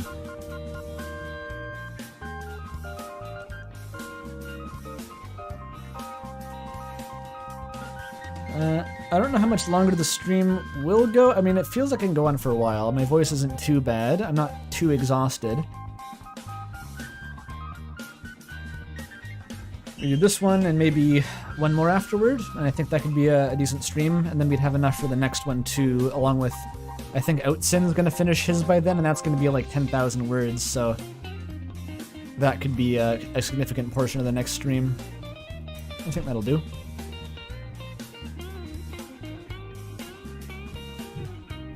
Alright. And they were soulmates, an Azzypants fanfic, starring Azzypants girl Lizzie and Umris girl Umrissa. An unfortunate anecdote by Anon. Stupidge will not take credit for the events about to unfold. I'm just writing things so that the embed preview does not reveal the cold open. Round of applause for Pidge. Okay. So we have color-coded dialogue like in LTSI, but I don't know what new characters this refers to.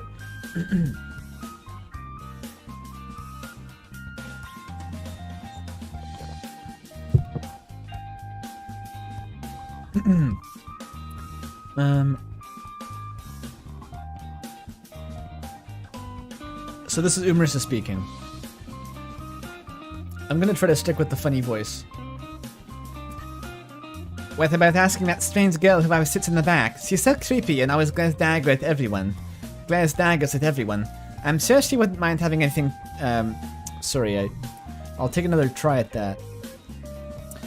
What about asking that strange girl who sits in the back? She's so creepy, always glaring daggers at everyone.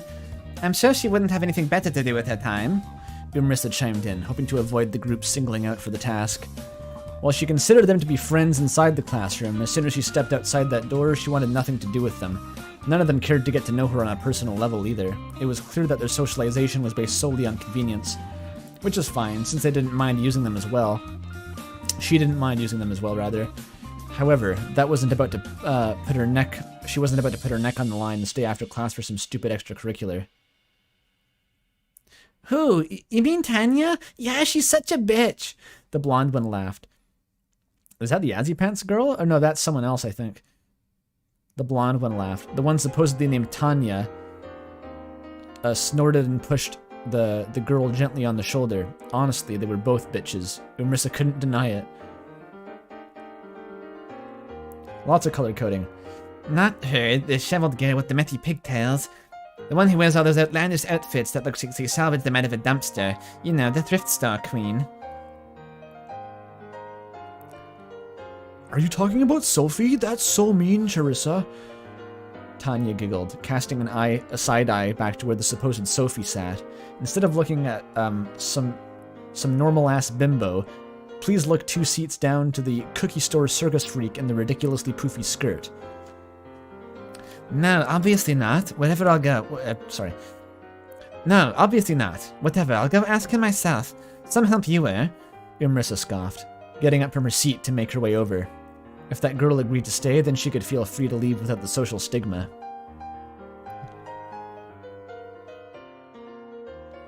There's some intricate social situation being spelled out here that I'm concentrating too hard on the voices to actually internalize.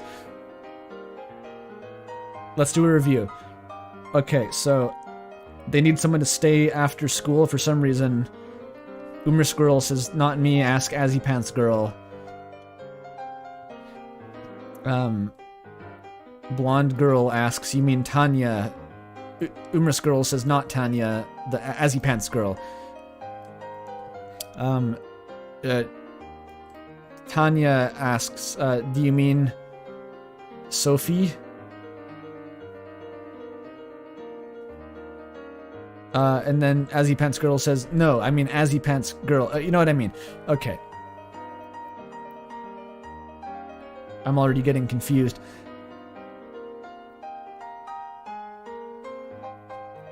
I'll figure it out. And,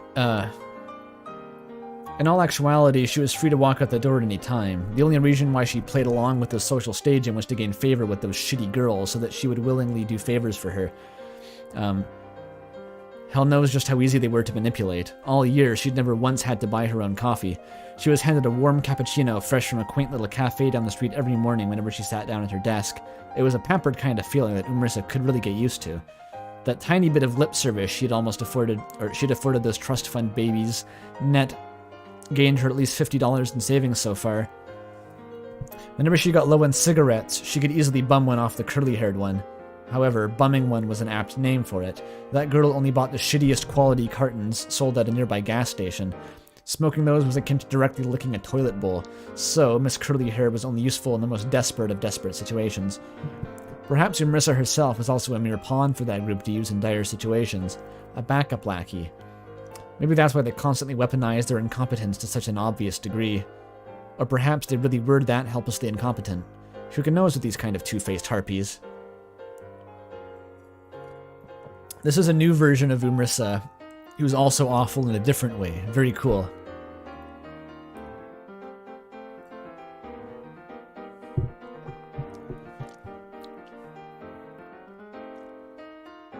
Less the self-destructive train wreck and more the slightly psychotic manipulator.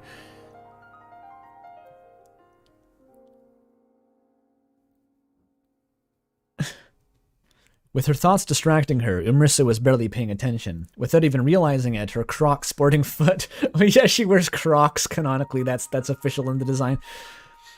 It's a reference to Birdly.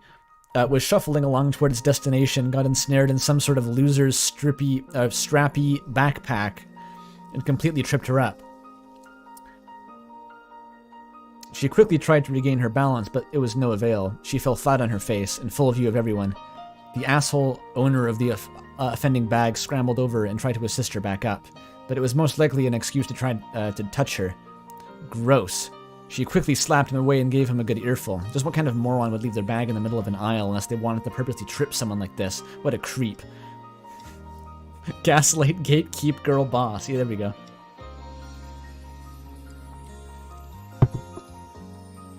Umrissa hastily stood up and patted the dust off her vintage charcoal skirt. She had already been having a bad day so far, but this little event escalated her bad mood exponentially. She desperately wanted to get out of the suffocating classroom and return to her suffocating dorm as soon as possible. Umrissa then focused her attention toward her original target, the girl with the messy pigtails.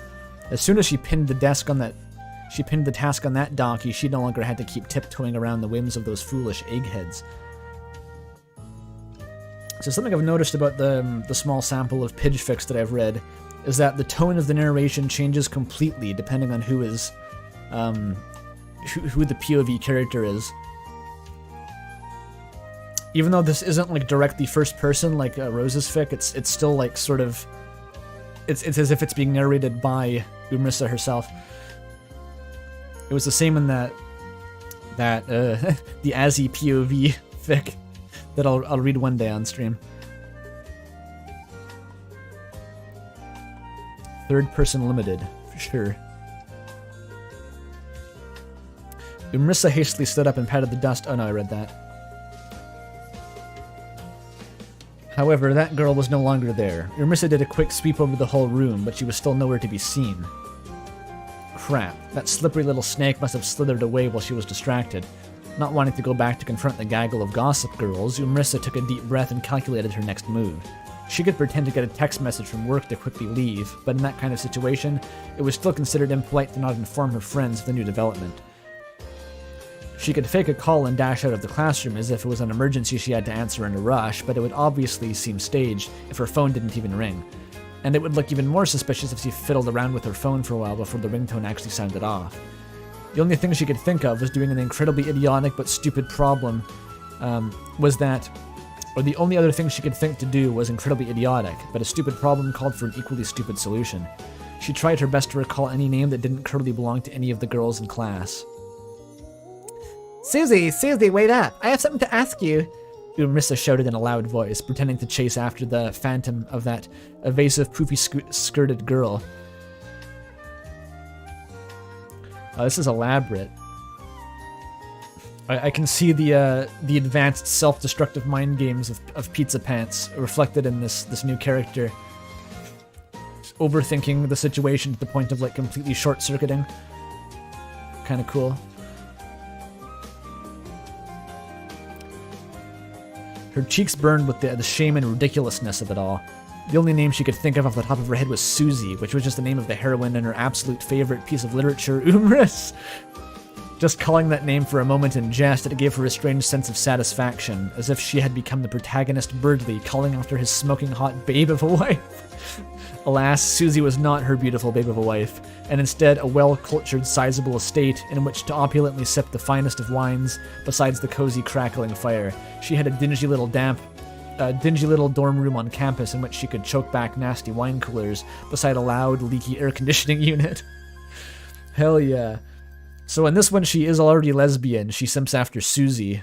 Interesting.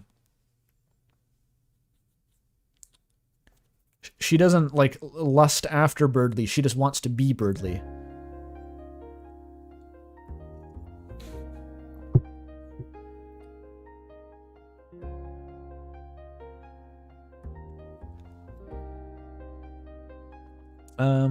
However, it was much better doing anything else rather than staying after class to appease some nouveau riche bitches and participating in their literal cultural enrichment activities.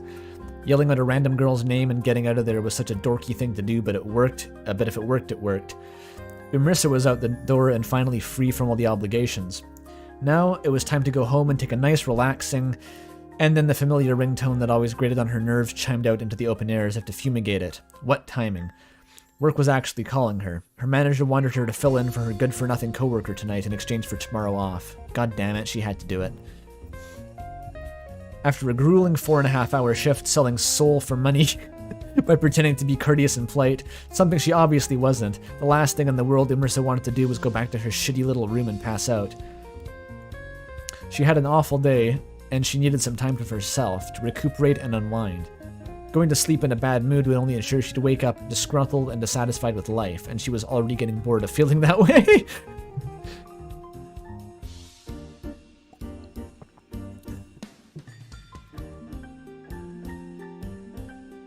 Since she'd rather toss back in any place other than the restaurant in which she worked, she decided to try out the revolting little hellhole across the street that was infamous for serving overpriced, watered-down booze.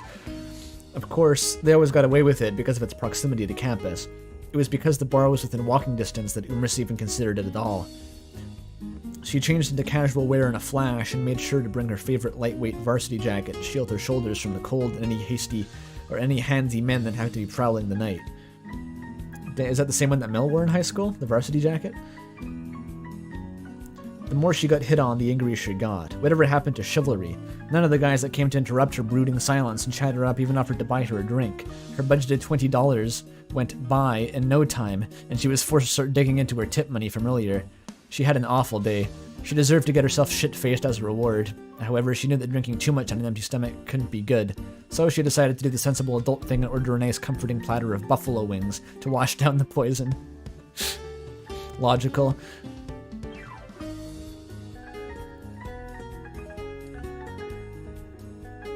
No shot the viewers are dropping for the pitch fic. Impossible.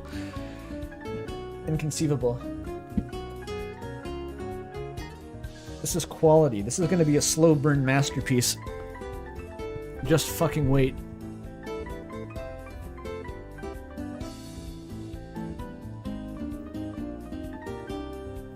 True, does that kind of imply that Umi's like bi so that she can be attracted to both Birdly and Susie at once? I think that would be the ideal scenario.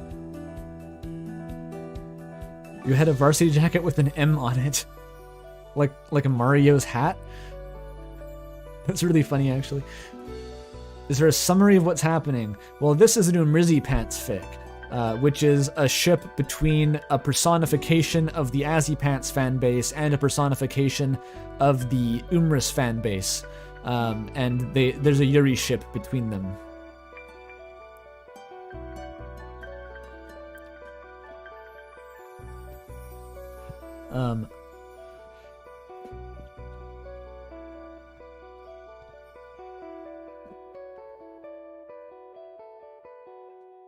The next thing she knew, Umrissa was knelt down in the cold-ass alley behind the bar, puking her guts out, wasting all that hard-earned money. It seemed that the buffalo wings themselves were, in fact, the poison.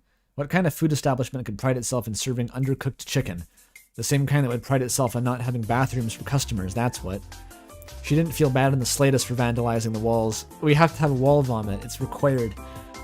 There has not been a single Azzypants fic so far that has not involved vomit as a plot point. It's beautiful. And every time it's been Umris girl vomiting. It's a reference.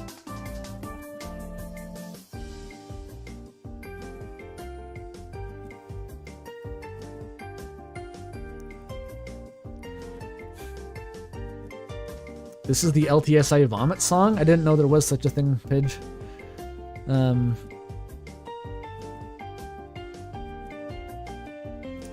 She didn't feel bad in the slightest for vandalizing the walls. They had it coming. She was going to leave her mark and show them a thing or two. She'd rather it have been a purposeful can of spray paint instead, but that putrid splatter of poultry was insistent in parting ways anyway, and this was the most convenient solution. Wish the fucking Steam pop-ups would stop. Hang on. I need to exit Steam.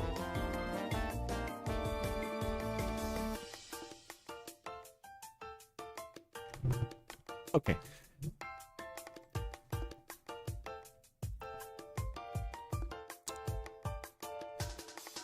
That's right, her stomach couldn't handle those shitty wings.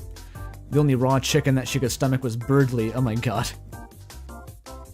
He too had his share of episodes overindulging and subsequently vomiting. Even though such an idealistic character like him could only exist in fiction, he felt real to her, and right now, they were sharing a deep bond over their shared experiences. He vomited and cursed a man, she vomited and cursed men. It was almost as if they were one being. I love the take on theoretically maybe bi, but also a violent misandrist to the extent that she would never actually consider a relationship with a man. It's wonderful. Yeah, Enumerous Birdly pukes on the wall of the hospital after Susie is diagnosed as infertile.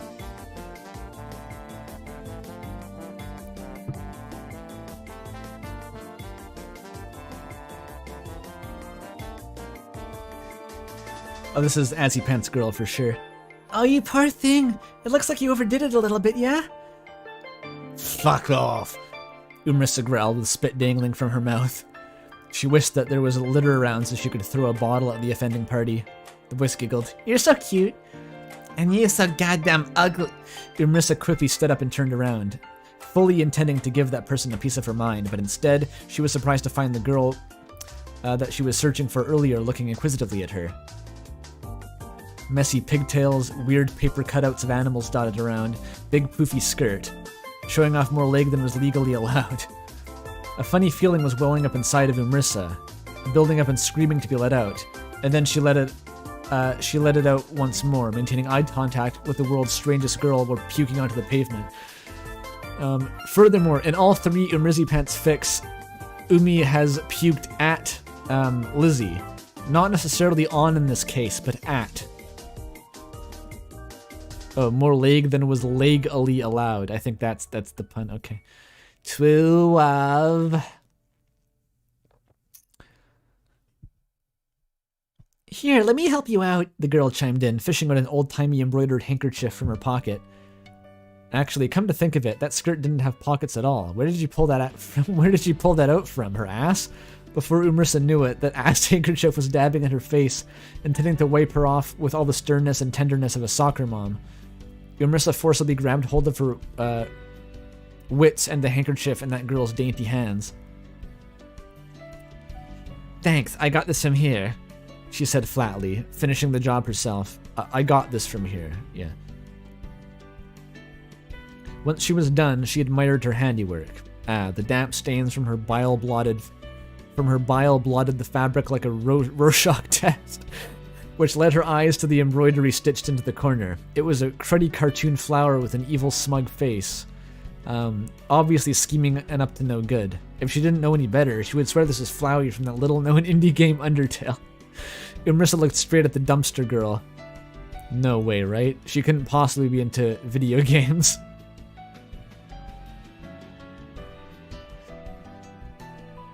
Yeah, we need a fic where just the Pizzapants is the janitor wiping up all the vomit from Umi across all the fics.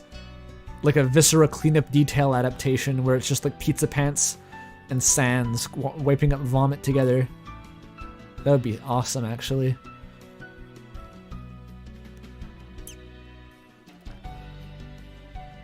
What's this supposed to be? Huh? The flower on the handkerchief. Give it back! The flustered girl shrieked, trying to grab the rag out of Umrissa's firm grip. However, Umrissa instinctively hid it behind her back. If Mel met a girl with Flowey merch, they would ask for her hand in marriage immediately. The temptation would exist for sure, yeah.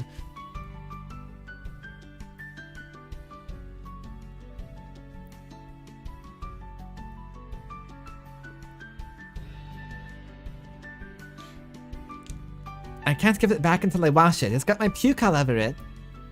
I don't mind, actually. Actually, the flower, I embroidered it myself. But it's the worst one. There's 1,000 mistakes on it, and I can't let you look at it anymore.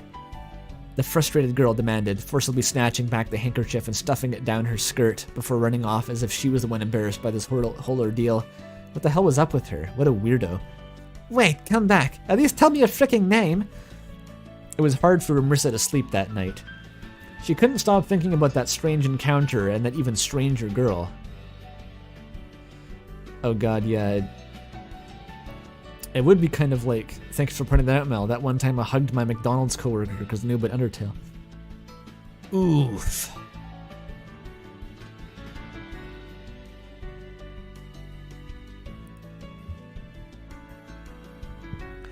It was hard for Umrissa to sleep that night. She couldn't stop thinking about that strange encounter and that even stranger girl. She just had to know anything at this point. What was that girl called? Where did she come from? What was her major? What was she doing in the alley behind the bar? And most importantly, was that actually Flowey Undertale on her handkerchief? Is that WhatsApp on his shirt? Umrissa's heart beat rapidly at the thought. If she'd played Undertale, she must know about Deltarune, and if that girl knows about Deltarune, then Umrissa could finally share her passion about the masterpiece that is Umriss with someone in the real world, face to face. This could be destiny calling her, and she couldn't wait to solve this mystery. So she's actually kind of into it in this one. Interesting.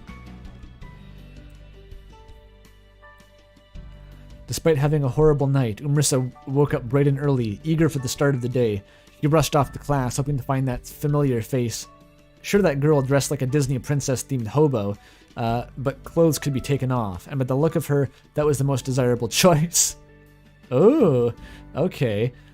She was like a poorly wrapped Christmas gift from a rich fiancé. No one would assume a gift covered in unevenly matched jagged edges of gaudy wrapper paper smattered with dirty fingerprint smudged scotch tape would be hiding an excellent pair of diamond-studded earrings within. Miss Messy Pigtails was definitely a diamond in the rough, and it wasn't just the girl's figure that was appealing either. Finding a Deltarune fan in real life that also wore deodorant was 1 in a million. Jesus, Pidge. The chance in a lifetime. She might have finally found her soulmate, a girl who also loved Umriss. She got shivers just thinking about it. Brilliant. Brilliant.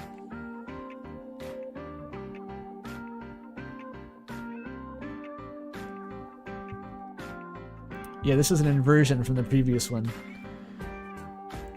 Which I guess was kind of the case, like, Let That Sink In took the route where Asriel was almost fruitlessly pursuing Pizzapants. And here we have Umriss Girl, perhaps fruitlessly pursuing Azzypant girl. We'll find out.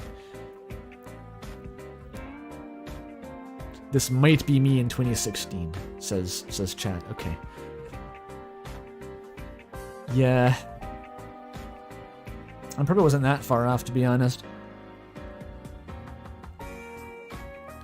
Upon entering the classroom, she scanned for the familiar figure, but it seemed that like that girl hadn't shown up yet.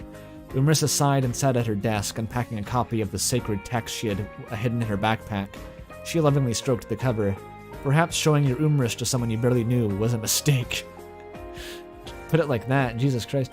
It was akin to giving your whole heart to a stranger, but something inside her yearned for that companionship, yearned to show her everything to a kindred spirit, to find someone who would truly understand her, through Umriss. A steaming hot cup of coffee was gently placed on top of her desk. Umrissa was impatiently waiting for that messy pigtail girl to show up, and was in no mood to exchange pleasantries with the blonde girl, so everything she said was short and curt. Minutes went by and the girl that occupied her thoughts still didn't show. The teacher began the lecture and Umrissa's heart sank. She sighed and took a sip of her now barely scalding hot coffee. It would be just her luck to never see that girl ever again.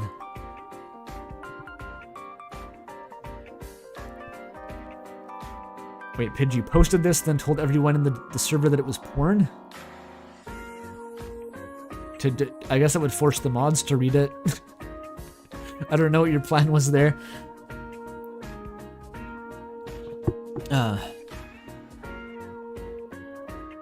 That smells like pumpkin spice. I thought you'd be a black coffee only kind of gal. Upon hearing that familiarly nasal, high-pitched voice, Umrissa whipped her head around, nose nearly bumping into the messy pigtail girls. Apparently, that crazy girl had been leaning over her shoulder, giving her no personal space whatsoever. They were so close they could almost kiss. It was rather tempting. Umrissa could easily play it off as an accident, however. There were more important matters at hand. She just had to indoctrinate this girl into the wonders of Umriss. Everything else would just be an afterthought. It's you. I thought you'd never show. I'm Umi, by the way. What's your name? Huh? The girl cried as if she'd seen a ghost. Her voice echoed off the walls loud enough to completely disrupt the lecture. Luckily, no one paid it any mind. Umi's what my friends call me. Charissa is my legal name. That's what my enemies call me. Hey, why don't we get over here and chat a bit? I still haven't thanked you for yesterday. Charissa. What is that a reference to? Like Kara? Carissa? That's all I can think of. Is that somehow a Kara angle?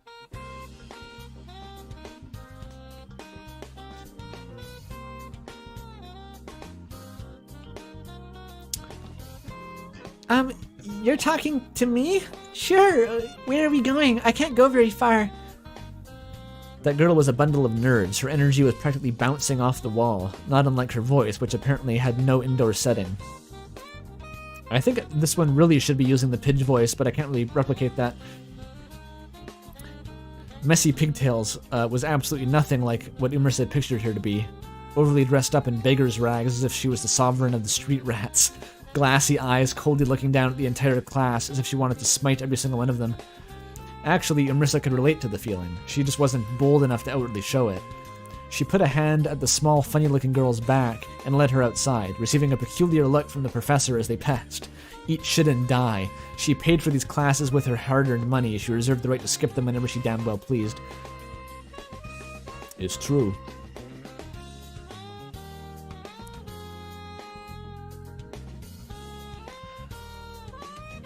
Oh, it's also kind of like a femme Chris? Like Chrissa? Weird.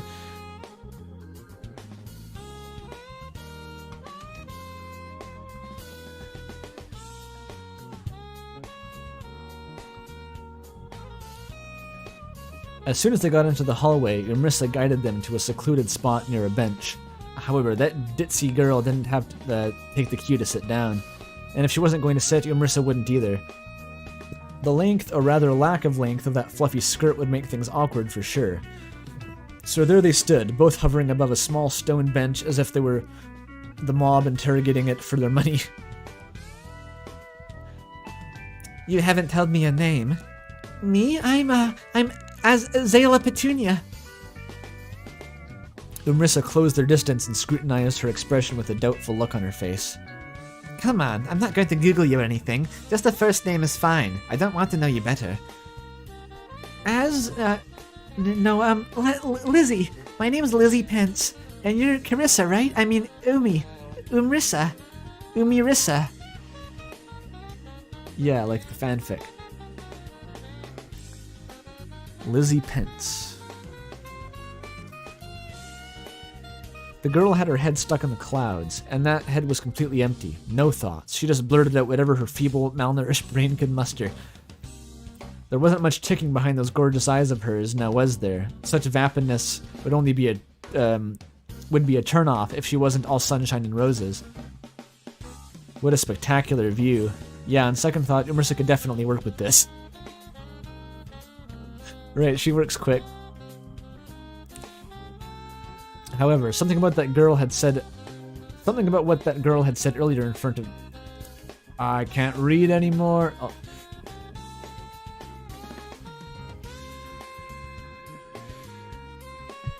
Take a breather for a second.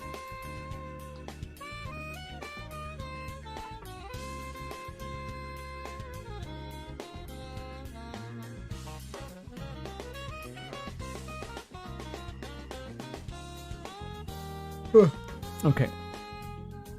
Just had to yawn. However, something about what that girl said earlier was sat in the forefront of Umrissa's mind. The nickname Umirissa struck a chord with her. It was hard to pinpoint exactly, but something about it seemed nostalgic. Umrissa. Actually, it was pretty obvious. No wonder she liked the name so much. It was pronounced almost like her favorite story, depending on who was attempting to pronounce the original. German, of course. With this thought in mind, she immediately pricked up. That's such a funny thought that, like, Umris girl would be really picky about, like, pronouncing the name with a German accent.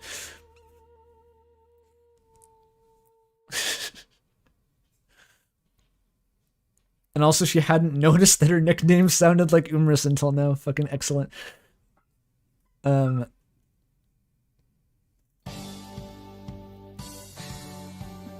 With this thought in mind, she immediately pricked up.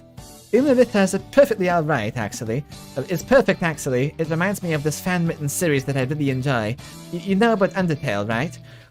Oh my god, yes! How did you know? It's one of my favorite games of all time, although I haven't played it yet. So you named yourself after an Undertale fanfic?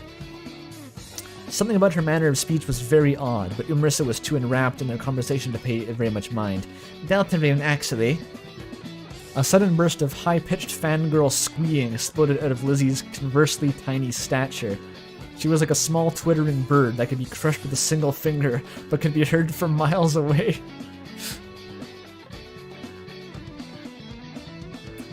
Deltarune! Oh, me too! My favorite ship of all time is from Deltarune. Everything I do, I can't not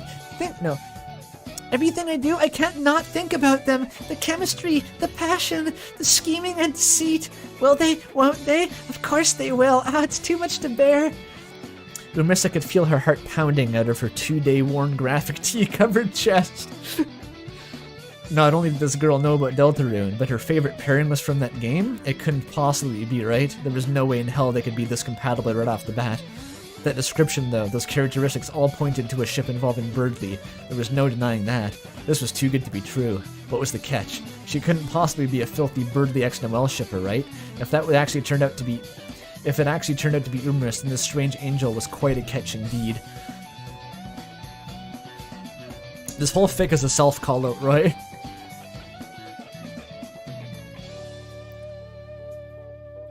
They literally haven't met. They all know everything about each other already, though. You know, it might sound odd, but when I saw you throwing up yesterday, it reminded me of my favorite character puking in a climactic scene that was just like... I was swept away in that moment. I couldn't help but find it to be majestic, like my fanfics had come to life. Umrissa quickly grabbed the girl's hand. This had to be fate, she was sure of it. She placed the bewildered girl's hand over the left side of her chest as if she was about to borrow it to pledge allegiance to the flag.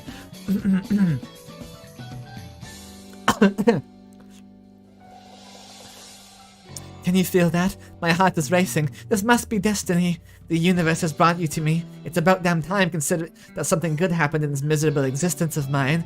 Now that you're here, we can finally indulge in all these specific niche passions together. The girl, no, Lizzie, squealed with glee and glomped Umrissa in a fit of sheer fangirl bliss. This is a dream come true. I can't believe you feel the same way. Oh geez, I wish that you could feel my heartbeat too. Umrissa sighed and contentedly laughed. She could really get used to having a girl throwing herself in her arms. Her small frame was so easy to latch onto, like it was built specifically to fit into her hands. Is Umrissa, like, tall in this? She's, like, hefty? Is that the implication, or is Lizzie just that small? That long, flowing mass of hair tickled at her nose. Despite how this girl looked, Lizzie actually smelled pretty nice. Perhaps it was just the pumpkin spice latte that had been knocked down and her burst of excitement had spilled on that atrocious, conveniently brown-colored skirt. No matter, everything was alright. Umrissa could tell this was just the beginning of a delightful little romance.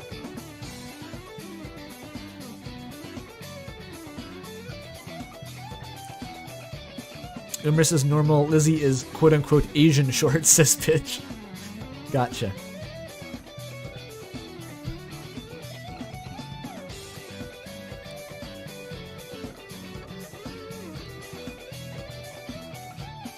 Where was I? I'm lost. No, I found it. I have something I want to show you. Why don't we go grab a bite to eat? I actually know a decent pizza place not too far from here. Pizza? Oh, let's go! They're like... Well, they're not queer baiting each other. They're ship baiting each other accidentally at the same time. Fascinating dynamic. Pledge allegiance to this flag. Blue licorice allsort, aka Estonia. Disco Elysium, shoutouts to them. Can you feel this? This is the true power of homosexuality. Can you feel it, Chris? This true power of homosexuality. This is Ouroboros. Yeah, true. The Estonian flag is like the Lancer color palette. Crazy. Fucking crazy. By Lizzie's enthusiastic response, Umrissa assumed that the dish must have been the girl's favorite food or something. But whenever they got there, that stubborn little gremlin refused to order. What was the deal? Afraid of not keeping her figure? God knows she could probably use some more meat on those bones, if anything. And after a bit of pressuring, Lizzie finally confessed that she was on a very strict diet due to health reasons. She could only drink juice, which this pizza place did not seem to serve. She can only drink juice. Fascinating. Lizzie also refused to order soda or even water out of politeness, but when the topic of hot chocolate was brought up, she immediately screamed and cried and begged for Umi to buy it for her. With such desperate pleading eyes, how could Umrissa dare say no? Not even water? I guess just juice. What is happening? I don't know.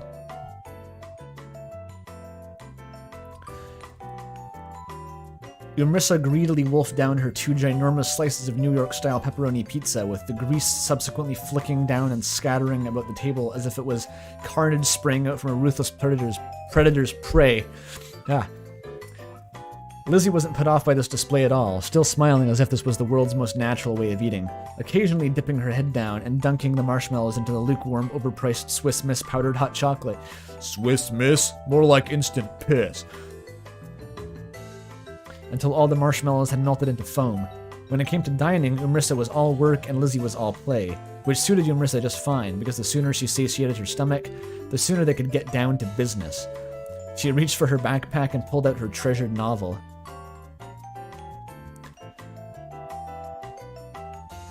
By the way, this is a completely random anecdote that I shouldn't be bringing up because it's not that interesting, but I think the most likes I ever got on a YouTube comment was on, I just commented on that Salmonella video about Swiss Miss, and it was just a story about how I bought a pack for the first time ever after watching the video, and immediately the first one I tried to open, I pulled the little corrugation apart and it spilled everywhere because it ripped a hole in the one bag I wasn't trying to use. My proudest moment. Chad has seen that comment. I'm pretty much a celebrity from that.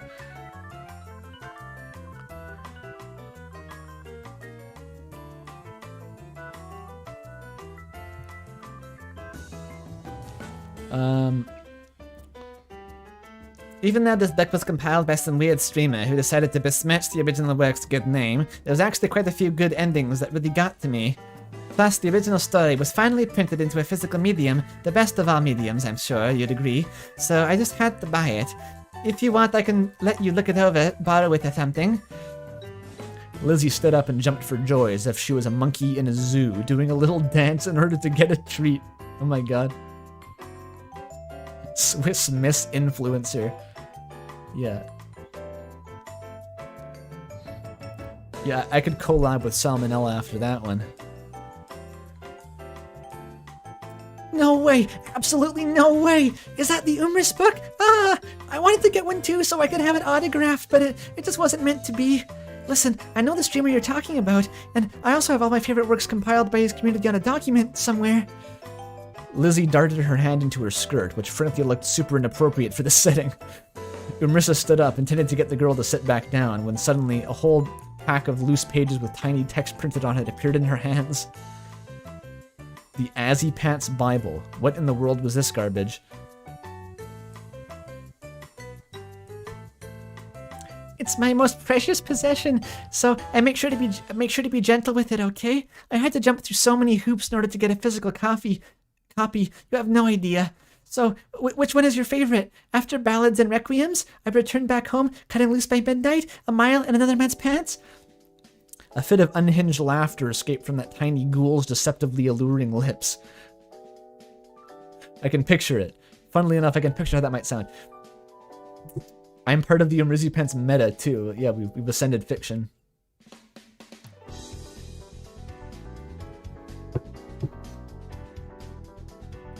I'm gonna use the last of my tea.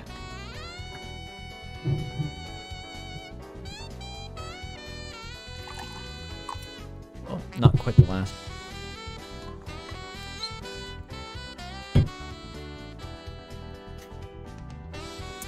What was this blasphemy? She obviously knew about the glory of Umris, which was the ultimate piece of fiction ever forged by a truly masterful wordsmith, yet she was squawking on about some sordid shill from this weird-ass curse of a pairing. Asriel, the redeemable villain with a Creepo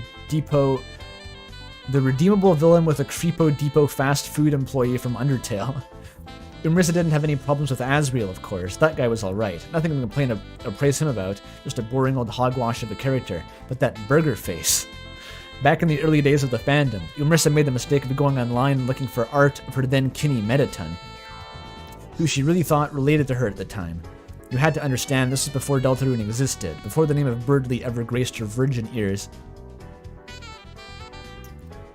So she's, in absence of Birdly, she goes for the character most likely to become a fascist dictator. You'd love to see it. And thank whatever higher powers for that blessing, since Mettaton was completely ruined for her shortly after. Whenever the search results from Google popped up, she was horrified to see this ugly snot rag of a bear kissing faces with her handsome starlit husk of a polished shining metal man. It was profane, utterly degrading to even insinuate that these two shared a connection. Is this a real thing, by the way? Was like Burger Pants x Mettaton a popular ship for a while? I literally don't know. Unless this is is this referencing the fucking Iron Meta Giant? Oh dear. That's another layer deeper.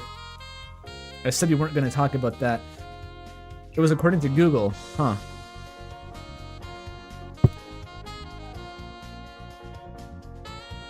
True story. Was this back in the day, or is this like now this happens? I remember the search results for Undertale being pretty fucking spicy back in the day. Like, I googled Asgore, I have this very vivid memory, and within the first page of results, we had, like, massive goat cock. It was, slightly traumatic, but... You were just looking for a Burger Pants gift for your video list? I have to confirm this.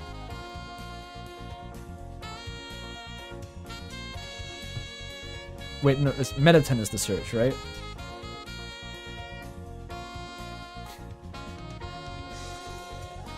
Okay, can I find...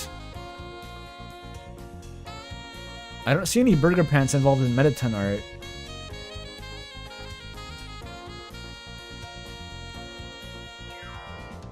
What about Burger Pant?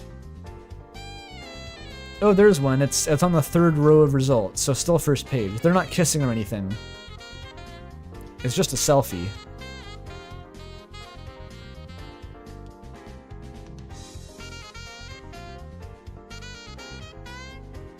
There's Burger Pants and Caddy. I'm intentionally not showing the screen, by the way, just in case. Burger Pants and Nice Cream Guy. There's a lot of good art of Burger Pants, actually. But, anyway, that was an irrelevant little tangent.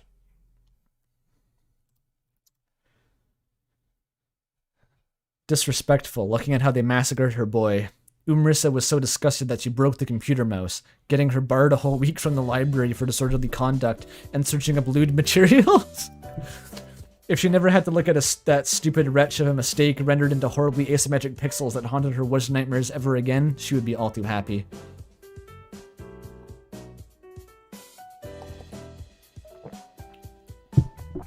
Another reminder not to look up the Iron Meta Giant.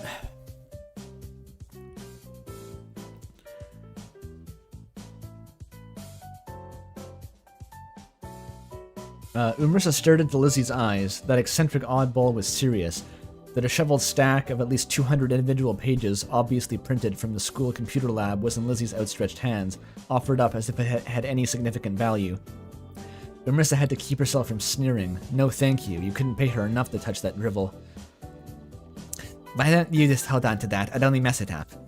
On purpose, with heaping helpings of gasoline and lit a match.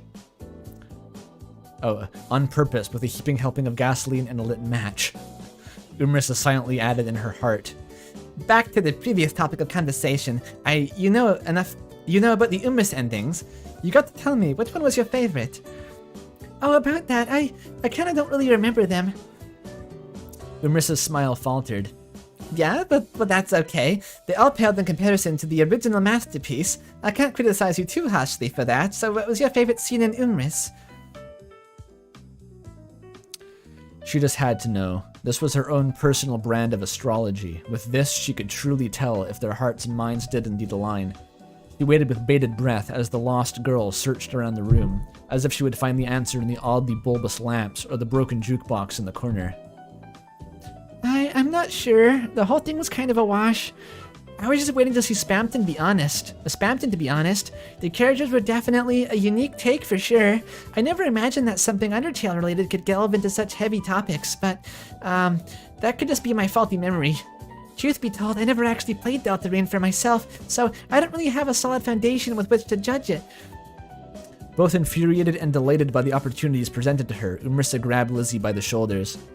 That settled it. You're coming back with me to the dorm and you're gonna stay up all night so we can play through the entirety of Deltarune, Snowgrave and all. That way you'll no longer have an excuse. You will understand Birdie thoroughly, inside and out, in this surprisingly deep psychology. And after that, I'm going to make you read all of Umris so that you can truly understand its magnificence. Got any problems with that? The puzzled girl blinked twice as she processed the words coming out of Umrissa's mouth, before a sweet smile spread across her charming countenance. Oh my god, I've always wanted to play Deltarune for myself. What are we waiting for? Hurry up and take me back to your place. Brutally, surprisingly deep. Uh-oh.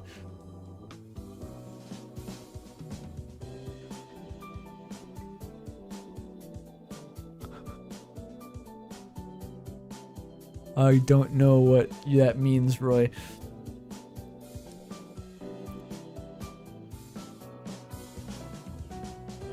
Between that girl's genuinely eager reaction to this proposition and her accidentally suggestive words, a blush spread across Umrissa's face. She had to keep focus and not let the siren lead her astray. So is she into it or not? I think she's like, she keeps acknowledging that Azzypant girl is hot and that she's interested in a relationship, but also seems to just want to info dump about Umris and keeps also denying that she's interested. So fascinating, multifaceted outlook.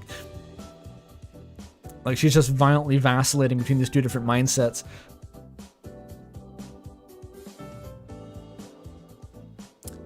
The most important thing on the agenda was Umris. Everything else would have to take a backseat to that. Wasn't that right? Girls are complicated. Ah, okay. Hours passed, with the two of them huddled closely on the bed, taking turns with the crappy off-brand controller hooked up to the broken PC whose hard drive clicked incessantly, as if it was a vexed parent tutting to express their disappointment at the disrepair she'd left it in for so long. Sentence. An elbow rub here, a mischievous leg there, and of course, the accidental hand touching as they passed the controller to one another. Umrissa had forgotten just how much she enjoyed the base vanilla version of Deltarune, and it didn't hurt to have that her companion was such a good sport, laughing and howling at the tiniest little details. It warmed her heart and made her start to enjoy the insignificant little details as well.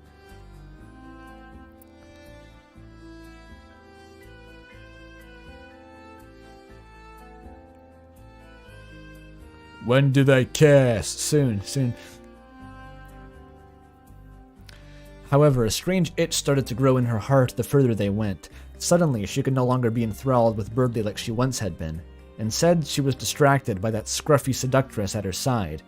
Umrissa could no longer get a hold of herself. The exquisite agony of wanting to get even closer, to touch that ethereal face, to feel her fingers tracing her temples.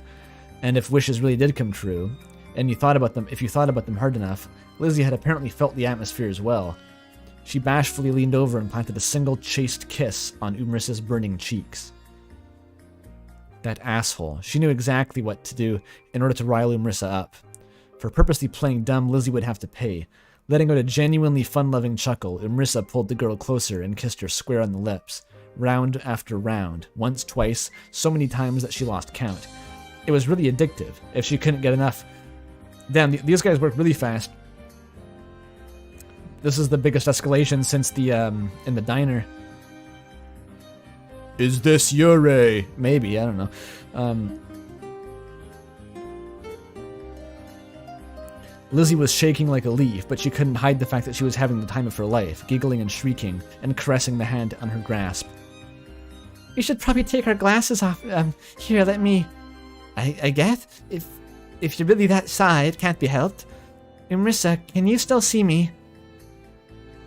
If you're really that shy, oh. Umrissa left out a hearty laugh. Every single detail. Sorry, Lizzie, my glasses are just for show. You're the one who's nearsighted, you're lost. How mean. And how strange, I thought for sure your glasses... As if she was entranced, Lizzie peered through the lenses and wiggled her fingers at them, as if the lenses were a gateway to another dimension entirely. She looked really perplexed at the idea of cheap reading glasses. What a naive girl. Umrissa smirked. It's about time she threw away any unnecessary innocence. Show her a thing or two. She pulled her partner close, once again initiating kisses. However, Lizzie was not to be underestimated. Whenever she got into something, she went all out. Is this porn, Pidge? You did say it was porn. Before Umrissa knew, she was pinned to the bed by the petite girl. Umrissa gave an amused, contented snort. This is really happening, huh? Just like that? Truth is stranger than fiction. $2 from Roy! Read the next Umrissa line as Duke Nukem. Sure. You know, I never thought about doing this with a girl. I mean, I have. I just never thought it'd really happen. Haha. It's so stupid now. I let society dictate my life. Cram me into this little box. Slap various labels on me in order to ship me out, as if I was a product to be sold. To hell with that. Yeah, I like women. And you. And it's not like I could have children anyway, even if I wanted to. So, screw him. Screw society. The one I want to screw is you. I mean. Very worthwhile donation, Roy. Very good, Roy. Miss, I'm flattered. I'm so flattered. I'm blushing. But actually, I think there's something I have to confess before you take this any further. Yeah, I'm not actually who you think I am.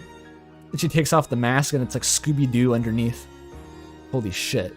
Scatman John! Umrissa stared up at those pitifully solemn, sparkling eyes of hers. Shit. This could only mean one thing. Of course, the lesbian lover of her dreams would probably turn out to be a man.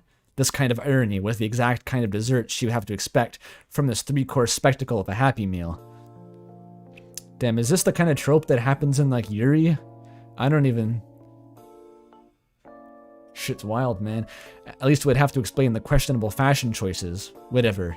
She'll just have to take this girl shopping and tame that chaotic hair of hers. This beast could become a high-class beauty with a little polishing.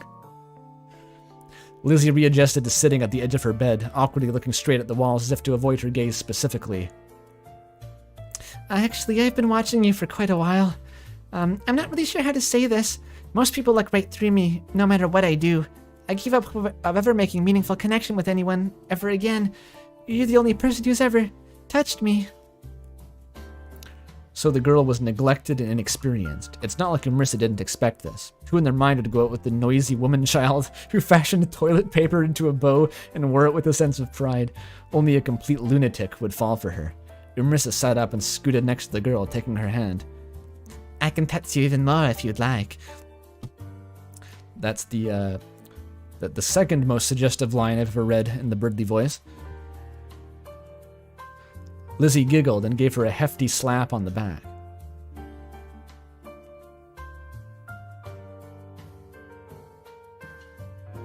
It's definitely not going to be porn. There's no way it would be porn. Impossible, right? Pidge said it was porn, so there's no way it could be porn. Lizzie giggled and gave her a hefty slap on the back. She had the arm of a pro wrestling champion. Just a love tap like that was akin to a linebacker hurling at her at full force, causing Marissa to briefly double over. Oh, you're so silly. What I'm trying to say is that I'm not sure how this would even work out. If it could work out, I don't even have a body to be touched. Yet somehow... What does she mean by that? Lizzie brought her fingers up to Marissa's cheeks and swept back the errant fringe that blocked out her lovely face. Wait, is she a ghost? What? I've been dead for so long, I thought I'd lost meaning for living, locking myself away in the library and indulging in various human creations to pass the time. But for some reason, you gave me life. I want to live whenever I'm around you. Marissa, I'm no longer a real person. I'm a ghost that's been trapped in this godforsaken college town for nearly a decade. I know that this might be a little hard to swallow all of a sudden, but... Oh my god, they pulled the fucking Sixth Sense twist. Oh my god, where she was the... Marissa at the start was the only one who could see her? But she didn't know? Jesus Christ. What the fuck is happening? That would be, well, keep reading. Thank fucking God! Marissa screamed in a gravelly voice, causing Lizzie to look at her outburst questioningly. Before she could reply, Marissa hastily yanked that ugly vest over Lizzie's stupid bird nest of a head and flung open her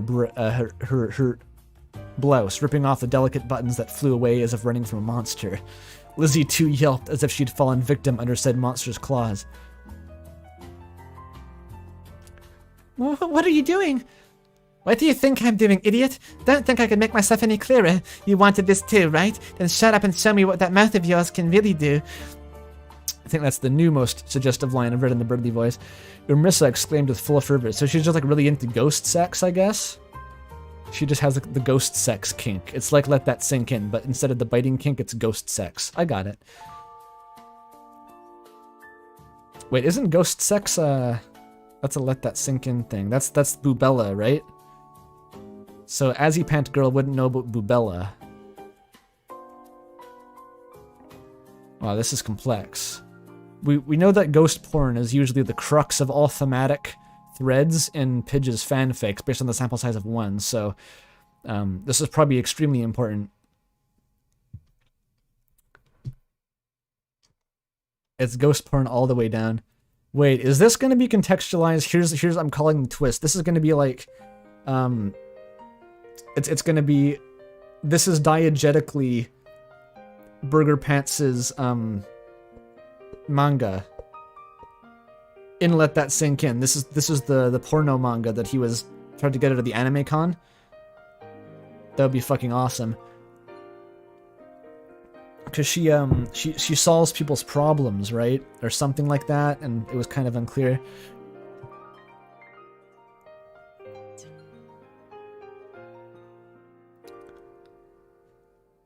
Marissa exclaimed with full fervor, pouncing the poor unsuspecting girl and mauling those soft lips. Lizzie held onto her shoulders as if she would fall off a cliff if she let her grip slip for even a second. She didn't resist. Umris advanced, though, and fully gave in to indulging in their kiss.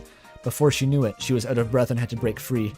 Listen, Umrissa, I'm not even human. Are you okay with that? Neither am I, you moron. Didn't you think it was weird that I was able to see you? Touch your skin? I'm dead too. I've been trapped in this hellscape far longer than you have. I used to be the gargoyle that protected the library on the south of campus. When they dosed it down, I fell into the lake and sat there for years until some imbecile decided to drown. I possessed their human form out of sheer boredom, but when I learned about all the bullshit I'd have to put up there as a human, I tried to go back, but by then I was fully tied to the mortal form, unable to separate. If this isn't some kind of sign that we're destined to be together tonight, I don't know what the fuck is. They're both dead. The stupidest twist ever. Congratulations, Shyamalan. Congratulations, Nolan. You did it. You did it again.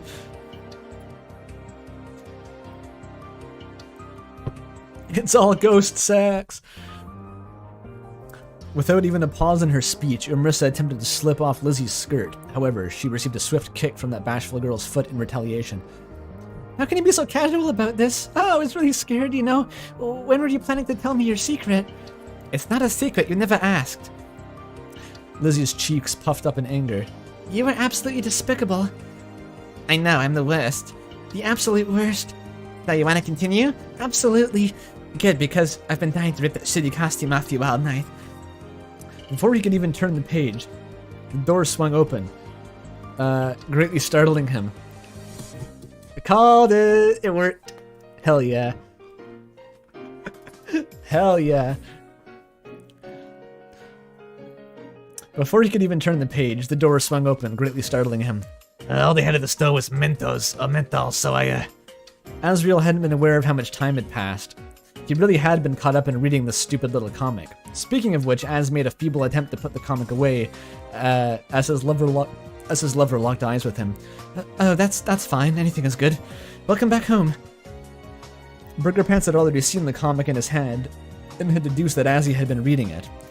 That fellow had a shit-eating grin on his face as he was mulling over as to whether he should confront Az about this or not. Burger Pants ultimately decided to deflect so as to not embarrass him further, a consideration which Asriel very much appreciated. Anyway, I was thinking maybe we could stay in tonight. I could whip us something simple for dinner. We could catch up on that series we were watching. You were right, you know, this is not what I thought it would be. It's surprisingly compelling. I started reading it as soon as I could put it down. I haven't gotten very far, though. Burger Pants immediately stiffened as sparkles grew in those wide eyes of his. Yeah? His partner could hardly contain his excitement, which made him immensely endearing. Asriel moved over and patted the free space on the couch for that guy to come sit down. The bags in his lover's hands, and absent-mindedly fell to the floor as he bounded over. He sat right next to Azzy. This is the third level of meta. We're going deep. We're going all the way. Sat right next to Azzy, not giving him the slightest bit of personal space, and leaned over him to show off a page from the comic. We met the author before, you remember? Well, her artist was a local and regular viewer of my streams. I just about died when she subscribed. I've been following this series for so long, it's like a dream come true. Anyway, she got some inspiration from Osu. Streams we and modeled this girl after us, saying me and my roommate had such good chemistry. So, in a weird way, we're immortalized as a couple in this book. It's my treasure. That's why I had to hide it. If Emma got her grubby little mitts on it, I can only imagine what that brute would do to sully it. So, this is post LTSI follow-up canon. There's a second fic that I have yet to read on stream, which is like post-canon, let that sink in. And Ember, I believe, is Des, somehow? I think Ember is the same person as Des Holiday. It's rather confusing, and I don't really know the lore myself. Oh yeah, Des Ember. That's her nickname, Des Ember. You get it? Yeah. So they're probably in a dark world now, I think? I think they're in a dark world. It doesn't really matter. Did y'all think I was kidding when I said that the Let That Sink In lore went deep and that it was legitimately fascinating? I bet you all thought I was kidding.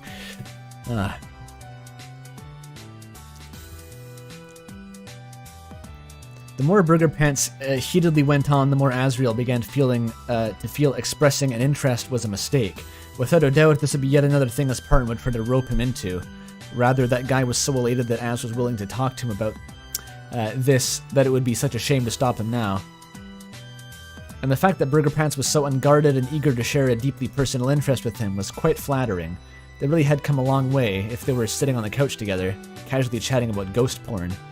Well, Az really was the kind to find enjoyment in smutty materials. He really wasn't the kind to find enjoyment in smutty materials, especially a niche variety such as this one. Even he could see the appeal. It was narratively driven and the cast of characters rotated out to keep everything fresh. Aside from all the gratuitous sex, it made for a decent romantic anthology series. He had to give his lover credit. The man had some taste after all. As much as he was reluctant to have this accursed comic becoming a bonding point between them, it was very clear that this was something Burger Pants was passionate about, and that passion was something Asriel could never truly get enough of. Note from the author. I sincerely apologize to anyone who thought this would be a genuine Azzypants fanfic. Oh, it was, Pidge. I'm so sorry. I got this idea from the Discord chat when learning that the rules changed about what was allowed to be linked in threads because of some mischievous pranks. It was FOMO. I wanted to be the one pulling the mischievous pranks, and so that's why this was made. To ruffle some feathers, assuming it got any attention, lol. That is to say, this was a shit post recycling all the ideas spitballed about Azzypants on the Azzypants thread, as well as throwing in my shoujo romance manga tropes, or as many that I could remember. I pulled this out my butt in less than 24 hours. I don't want this to discourage anyone from creating their own fan works. In fact, I hope this inspires you. If I can create this absolute train wreck, surely whatever else comes after must be leaps and bounds better.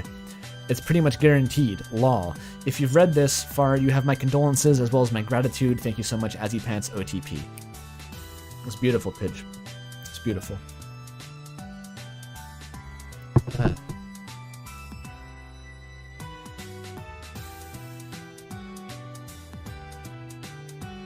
Yeah, that was pretty good.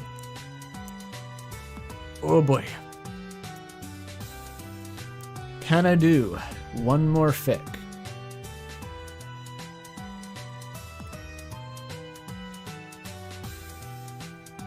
Should I do one more fic? It's only 5.5 hours of stream. Let's take stock of what we've done so far. Oh, that's not what I thought would happen. Can I highlight the whole cell, perhaps? Where's the button for that? Oh, it's not a spreadsheet, it's just a Google Doc. Okay. Fuck.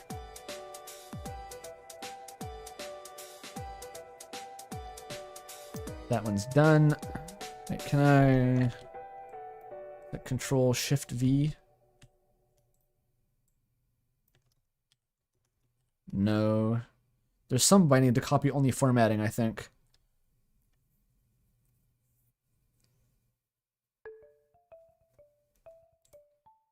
Apparently I do have editing powers. I'm not sure why. It's not my document. But that one...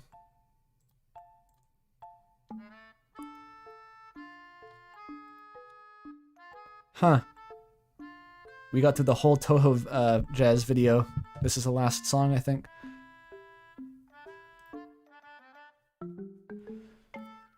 Yeah, I'm still doing this. Haven't done that. Haven't done this one. And of course we have not done this one. But we've done both of these.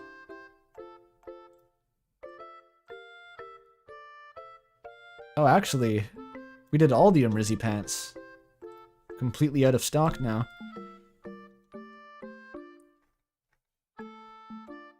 Oh, there's not much left, actually, huh? These are long. 6,600, 7,000, 10,000. So next stream it's looking like we're gonna have nothing but a big old Azzypants blast if Outson finishes his, and I think there might be another one even.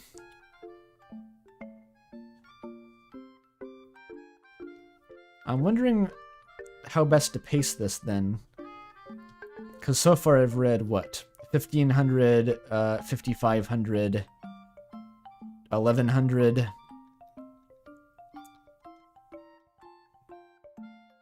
1650, 1950,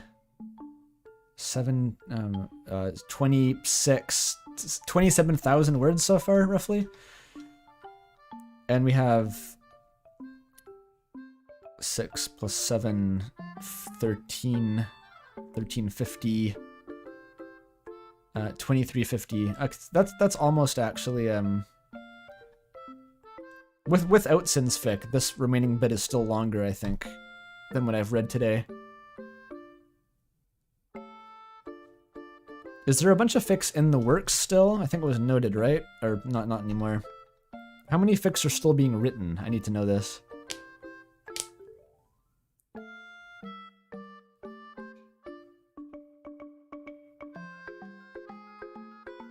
I ran out of Riz? No way. You're still writing a fic. Outson. Oh, and Roy. And I Want Child? Oh god. Yeah, Roy's is gonna be fucking a calamity. Yeah, let's read one more. This one's fairly, well, relatively short compared to these two anyway. I can do one more. Going Home Again, an Azzypants college adventure. The Remnants Archive. How do you pronounce that? Archive?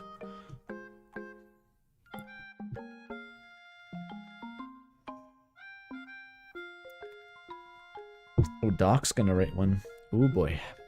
Oh boy. And Mooks. Okay, everyone in the server is apparently gonna write a fic for Valentine's Day. Great. Wonderful. Can't wait. And the album ended. I need new music.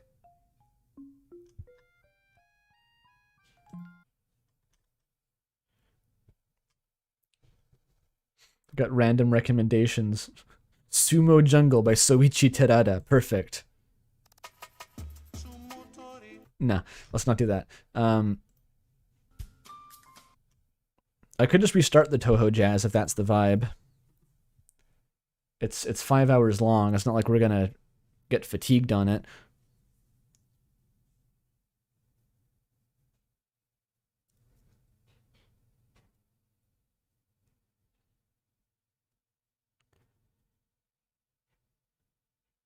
No, that was a playlist of every Cafe de Toho album, 8 in a row, I think. Undertale Lo-Fi again, maybe? I probably should link the Toho Jazz in the chat, actually. I'll do that. Do do do da da da da da da. Do do do do do do do do.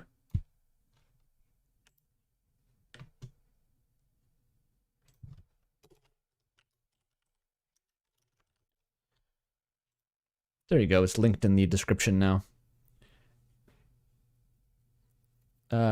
House Set of Toho is really good. House Set.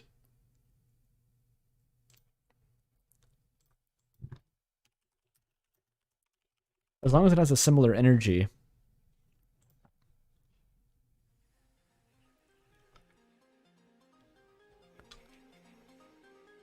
What's this stuff like?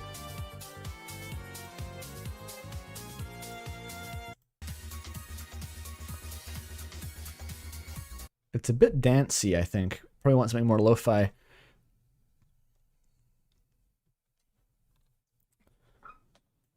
There's multiple Toho jazz groups. Tokyo Active Neats. Toho... Oops. I searched the wrong thing.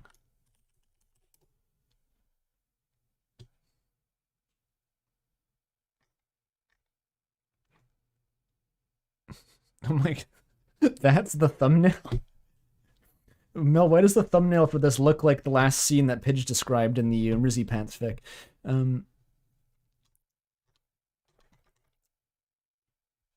Why don't I just do the Undertale lo-fi? I have that on standby anyway.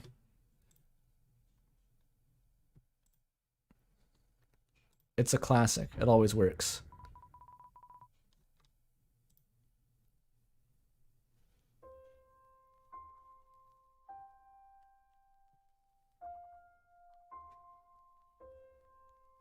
What do you mean incomplete RAM fic, Roy? What do you mean?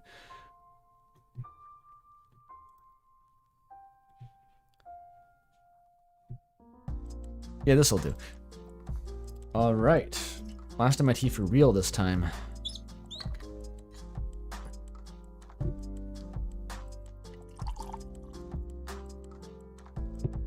Nostalgia. Is this nostalgic at this point? Have I been doing this for this fucking long? Reminds you of good times. Have I gone downhill? You can tell me. Holy shit.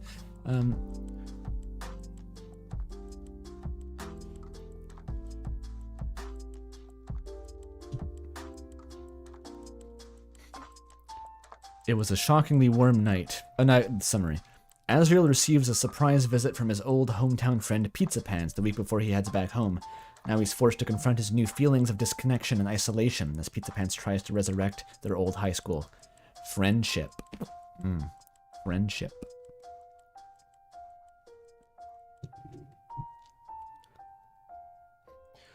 Andrew, we are becoming the new boomers. Very true. It was a shockingly warm night at Neo Riot University. Neo Riot? Neo Riot? Neo Riot? NRU? What is that? What's the angle? I don't know. Surrounded by a city that was usually entrenched in bitter cold this time of year. Yet now, students didn't even have to turn on their heaters, which was a relief to a certain Asriel dreamer, who was sitting in his dorm window staring out at the campus below, unable to focus on studying for his last midterm. There was a little too much on his mind. His new college friends, keeping up with his computer science homework, finding time to work on Hyperdeath Wanderer. That's Hyperlight Drifter, isn't it? I get ya. I get ya. Shoutouts to Alks Presson, I believe. Casting a shadow on all of it, though, was the prospect of going back home. It wasn't like he didn't want to go home. He missed his family. What's this one called again? Going home again. That makes sense. He missed his family, though the situation with mom and dad was going to be rough. No doubt dad was going to get them all to go to dinner again, and he'd have to listen to him try and cloy his way back into being with mom. Not that he could blame him. Despite everything that happened, he wished they'd stayed together. Maybe then he wouldn't have to walk into that dingy apartment with the flower shop anymore. Still, that wasn't even the real reason he was worried about going home. As horrible as it was to admit, even in the privacy of his own mind, he wasn't sure if he'd fit in hometown anymore. The fuck do you mean people don't want to hear that Steel Toe is a twink, chat member? You don't know what you're talking about. Sorry about that. Asriel's internal interrogation was interrupted by a sound outside. He looked further down at the hedge lining the wall of his dorm and saw something rustling inside. It was hard to make out from that far away, so he reached for his glasses to get a better look. Oh, Asriel has glasses. He's so cute. He's so cute. After donning them, he saw a creature that looked almost cat-like. His heart skipped a beat, but there's no way it was who he thought it was. Staring completely silently, he watched the rustling grow more and more intense until a cat jumped out. They walked a few paces before hiding beneath a conveniently placed picnic table outside, seemingly decided to have a much better sentry station. Seemingly having decided it was a much better sentry station, rather. Asriel let out a long sigh, realizing that he'd been holding his breath in anticipation. Thinking about home tricked him into seeing things that weren't there, it would seem. Why would he be at NRU anyway, let alone unannounced and hiding? His closet doors crashed down behind him, causing him to push his horns through the ceiling. After unhooking them from their familiar hole, he looked down to see what had fallen out of his closet. To his shock, it was that familiar face in a familiar uniform. With bloodshot eyes and heavy breathing, he looked up at Asriel and managed to sound out, I couldn't hold my breath any longer. Is this Burger Pants? Literally falls out of the closet? Okay. He proceeds to pass out on his floor. Amongst the rubble of his previously intact sliding closet door, Asriel stood there, at the side of his old friend from hometown, utterly and completely flabbergasted. What's the new fucking fresh hell of a name you've cooked up? Cornicione? Cornicione. Cornicione. Cornicione. Is it like that? Or cornicione? Cornicione. It's Italian, I assume. Why are all the names like Italian tonight?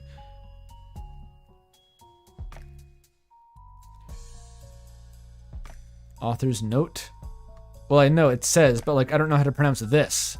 It could be cornichone or cornichone. Cornichone does not sound like an English word, so it's not actually that. Phonetic transcriptions always suck ass. Like, do I flip the R or not?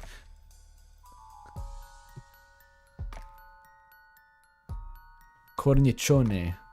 I'm gonna go with cornichone, but like deliberately flip the R every time. If it was Latin, wouldn't it be like cornicione?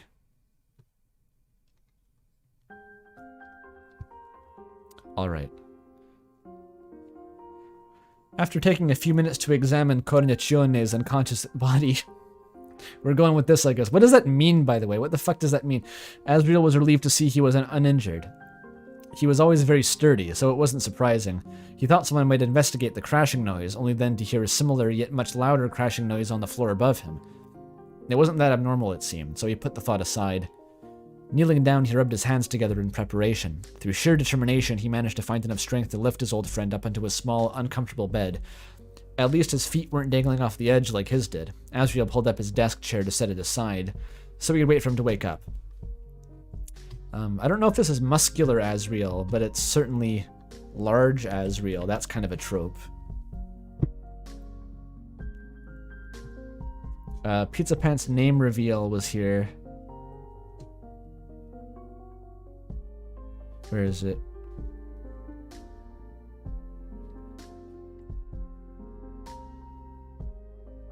Oh, that wasn't on the bingo card, was it?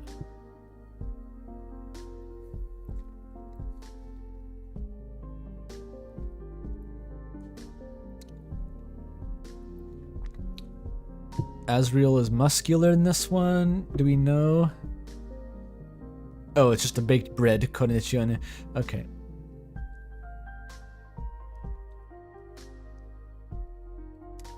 Wait. Yeah, let's say muscular Asriel. Just kind of err on the side of muscular. They get drunk. I don't know. Yeah, I don't see a name reveal here. Maybe we just hypothesized that as a bingo square.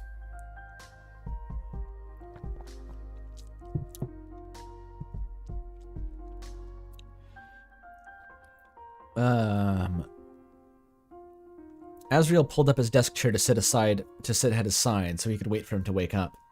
When he turned around, he was met with the smiling face of Cornichone. Hey, Azzy. Asriel managed to stop himself from falling backward into his desk, though he did clip his knee on it. He managed to stop himself from making any noise before turning around to look at his consistently surprising friend. He must have looked mad, because the smile faded from Cornicione's face almost instantly. Sorry, I just wanted to surprise you. Asriel tried to soften his expression. He wasn't mad at him, not really. In fact, he was happy to see him. At least he'd assumed he'd be happy once the frustration wore off.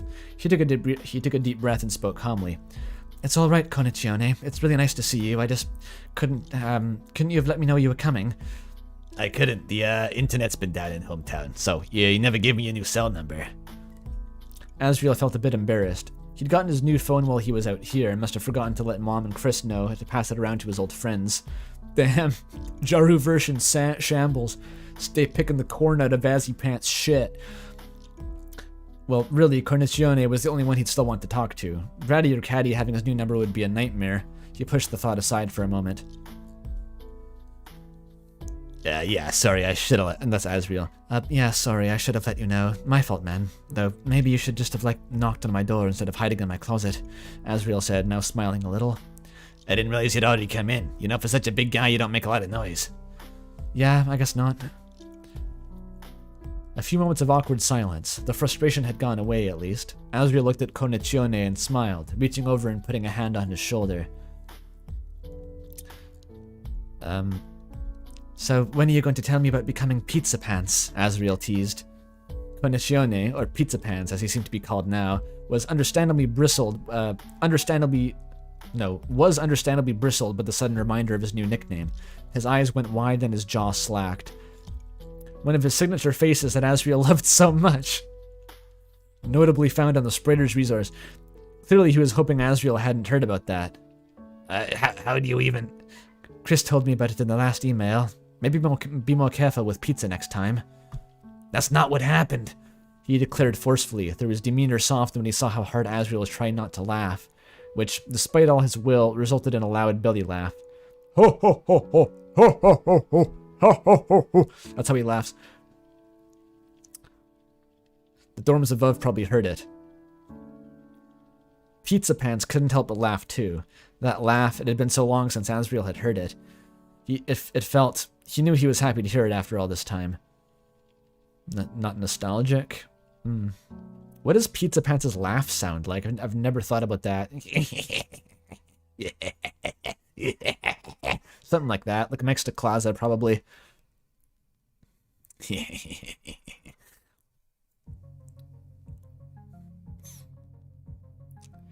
So, how exactly did you get here? Asriel posed. Pizzapants looked a bit sheepish, another one of his signature faces. Well, actually, well, you see, I was, saving money for reasons. Asriel made a mental note to ask about these reasons later. But today was, hell, so I used some of that money, to come here, and now I'm here. Asriel couldn't help but narrow his eyes. Did he really think he could be that vague? Asriel wouldn't ask any more questions. Yet, in his strained eyes, Asriel could tell Pizzapants was having a rough time. Maybe for both their sakes, he'd leave it at that.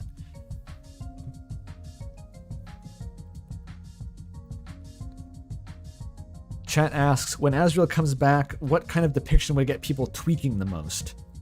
I'm not sure. There's a trend I see in Asriel fan art.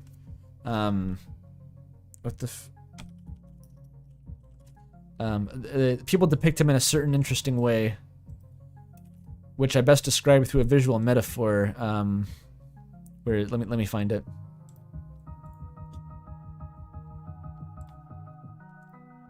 It's kind of like this.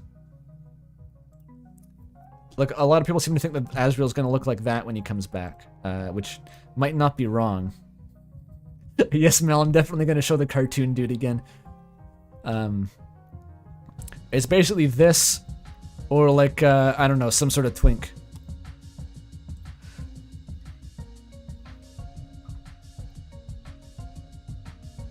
Perfect Asriel physique. That show was great, by the way. I only have the most fevered memories of it. I thought I hallucinated that whole show, actually. Fascinating.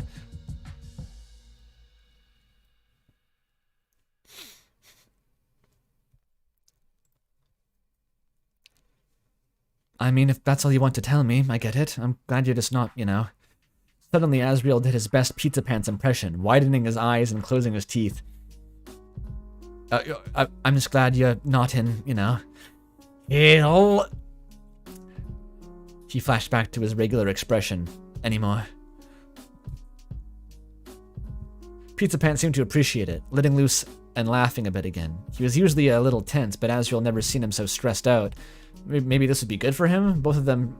For both of them, he should stay. How could he not be excited about a surprise visit from one of his best friends? His friend spoke up again. I think that's all I want to talk about, hometown.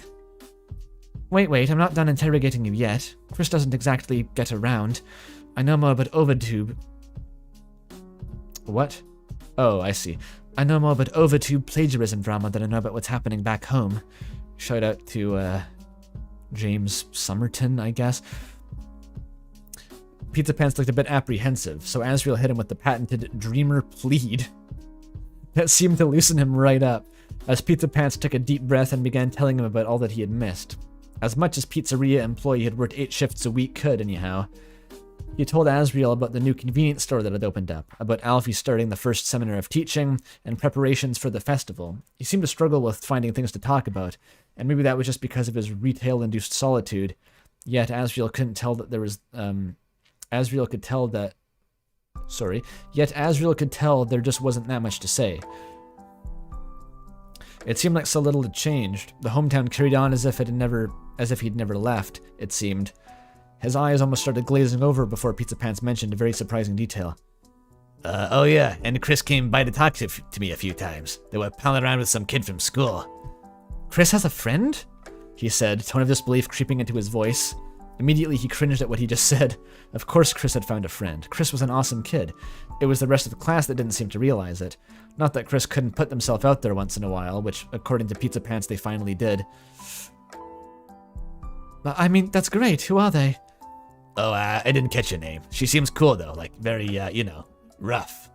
Asriel picked up what he was trying to be nice, but he thought that whoever the girl wasn't exactly a nice kid. He didn't really care, though. Maybe a punk friend was what Asriel needed. What Chris, or I don't know why I read that as Asriel, was what Chris needed in their life. Really, he was just relieved they were making friends, even if part of him felt embarrassed that he was. Well, I guess Chris is hanging out with the cool kids, right? Yeah, totally. Asriel couldn't stop himself from smiling, and could barely stop himself from laughing at Pizzapants' faces. Faces, like expressions. It had been a while since something made him smile like that. Well, maybe not that long, but it wasn't the time to think of his new friends. He was focusing on his old one. Who are his new friends? It's gonna be like Kara or some shit. It's what they always do. They always hit you with that. And Gaster is the professor, and Sham was there, and he's dating Jevil. And then the Spade King roofies, and no. We're not going back there. So, were you staying out tonight? Where are you staying tonight? Asriel asked casually, only to be met by a very not casual face. Oh, yeah, I guess, I don't really know. I was gonna ask, actually, if, Asriel's heart immediately sank into his stomach. could I maybe, sleep here?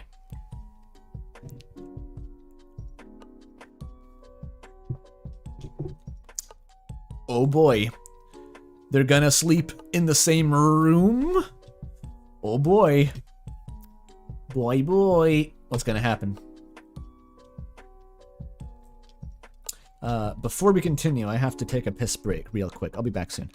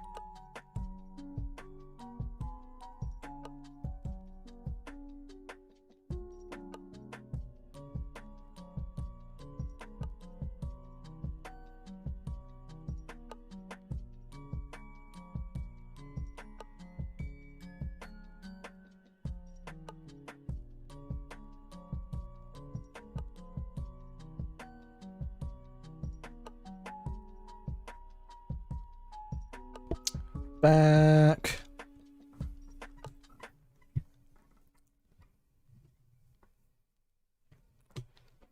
Wait, who's Shay? Oh, that's just Remnant. That's fine. No one's actually Shay, don't worry. Of course I washed my hands, Mel. Of course I washed my hands. Okay. Asriel was, understandably, a little bit frustrated. The imposition to rely on him for a place to stay was annoying, bordering on infuriating. Somehow, something that seemed apparent on his face, as Pizzapants' expression quickly deflated. Sorry, I should have realized. This isn't exactly a spacious room. I can just, find somewhere in town, I think. Looking at him made Asriel feel guilty.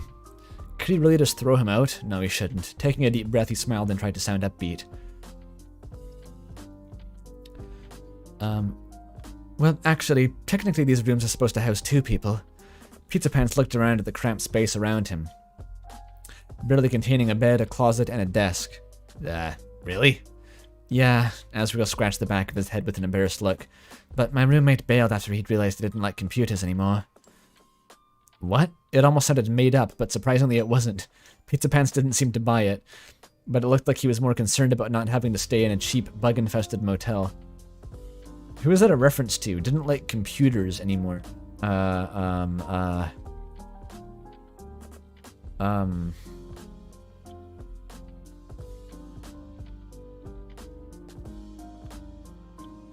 feel like I need to get that reference, but like, what the fuck is it? It's a reference to you? Oh, okay, never mind. I never had a choice.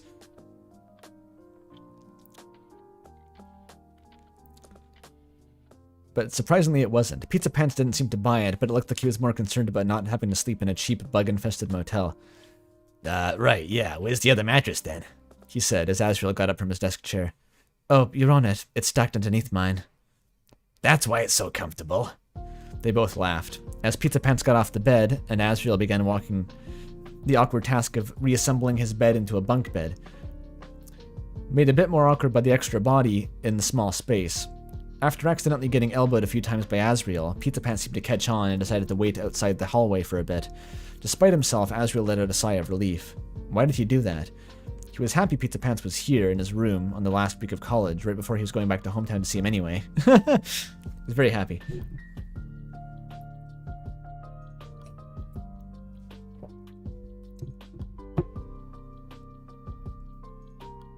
You switched majors 2 weeks before you went to university. Oh.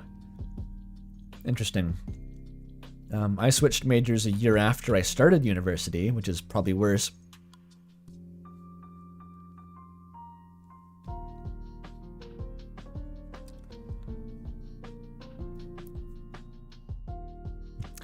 He tried to focus on the bed frame, but his chest was swirling with mixed emotions. Shouldn't he be happy about this? Sure, it was a bit inconvenient, but what was the inconvenience between friends? Pizzapants would have done the same for him after all, if he had actually gone to college, that is.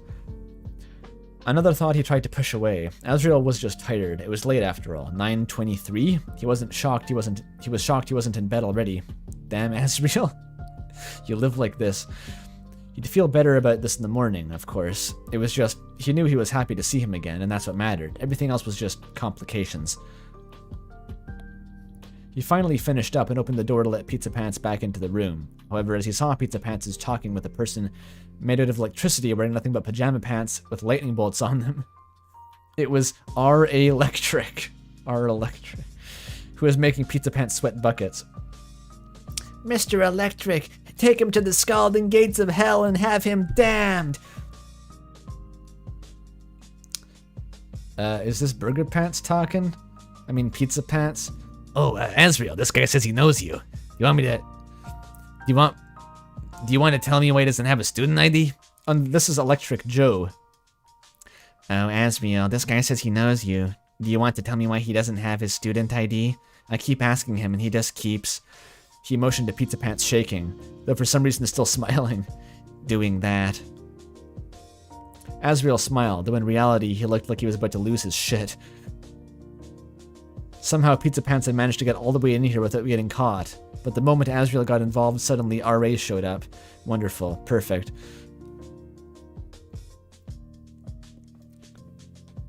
Howdy, Electric. This is, Conicione. He's a student like me. I think he forgot his ID back in the dorm, right? He looked over at Pizzapants, begging him with his eyes to say literally one thing. To his shock, though perhaps undeservedly, he actually spoke up. Pizzapants is actually tweaking out. It's fine. Yep, forgot it. Back in my dorm. Sorry about that, sir. Pizzapants panickedly yelled out. Electric narrowed his eyes, turning around and looking at Asriel and back to Pizzapants. Uh-huh. So, which major are you part of anyway? Asriel thought this was going to get rough, and was about to speak up in Pizzapants' defense. Before he could, though, Pizzapants spoke up for himself. Actually, I'm doing the theater major here. The Ballado School for Performing Arts.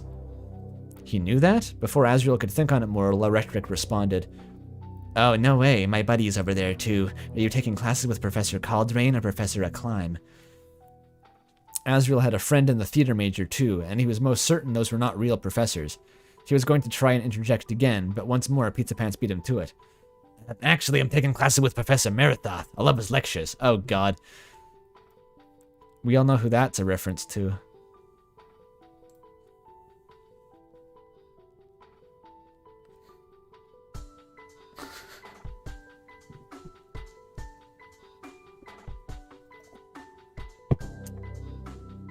Merithoth.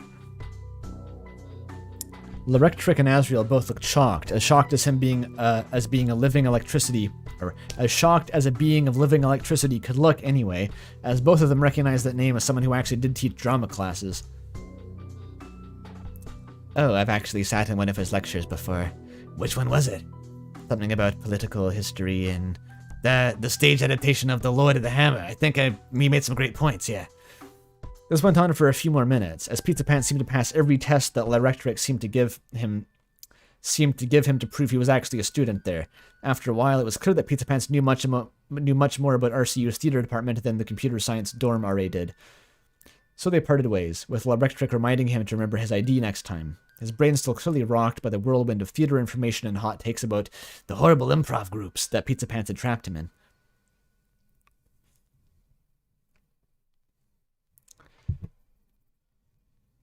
After he was sure the RA had gone back to his floor, Asriel smiled wildly and started snickering, leading Pizzapants back to his room and shutting the door tightly, before letting out even louder laughter.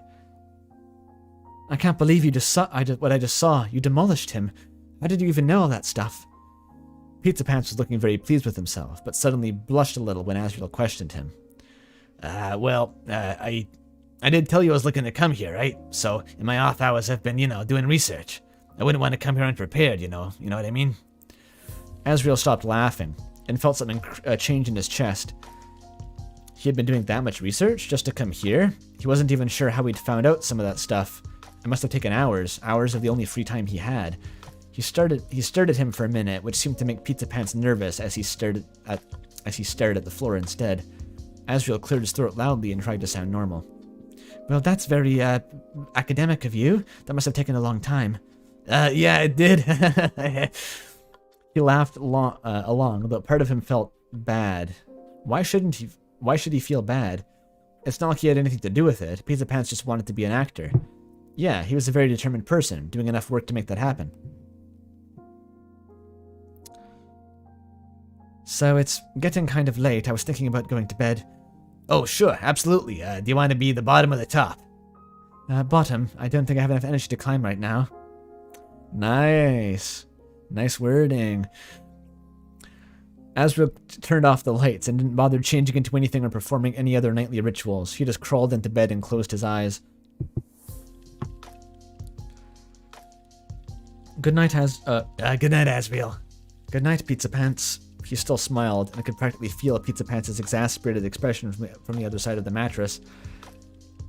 Despite what he said, Asriel still couldn't sleep. He must have been up for hours thinking about what the next few days should look like. How could he study with his friend over? What was Pizzapants planning on doing? And most importantly, how was everyone else going to react to him? All of these worries churned inside of his stomach, as eventually exhaustion overtook him and he drifted into a dreamless sleep. Asriel woke up to the sound of something being poured into a bowl. As he suddenly rose up in bed, being met by the wooden frame above him with a loud scratching noise as his horns made their marks. Shaking his head a little, he maneuvered his way from out of the bunk, and looked at his new roommate, who didn't seem to notice his troubles. Morning, Azzy. I got this. He gestures to the desk, which he had pulled out a little to make a makeshift breakfast table. On the desk was a single bowl of cereal and a Pop-Tart on a plate. The cereal happened to be Asriel's favorite. He hadn't had it in a long time, mainly because it was a popular brand, which made it a little too expensive for a college student to save money. A college student trying to save money.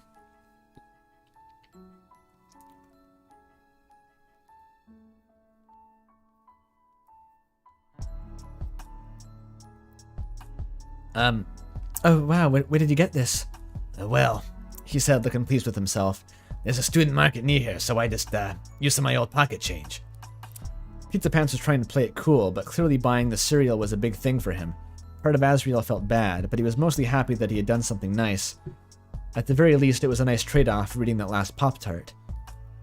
They didn't say much to each other, as Pizzapants seemed content to let him enjoy his, all ices! He remembered the last time he'd eaten these, back when he'd first got to university. Mom had packed a box in one of his bags as a surprise. Mom, Dad, Chris, if nothing else, he was sure that he missed all of them. Pizzapants too, obviously. He just wasn't missing him right now because he was right in front of him, obviously. This is weird. Does Asriel even like Pizzapants? Does the ship have legs? This just seems kind of awkward. After finishing breakfast, Asriel took a moment to change in the bathroom. Then his new roommate, who thankfully had the foresight to bring a change of clothes. He couldn't imagine what that uniform would have smelled like after 5 days. Finally, they were all ready to start the day. The day... Oh, they still hadn't discussed that. Let's press onward. The chapter titles were all in Italian. Patantina e restate. Patantina e restate. Vaguely Italian.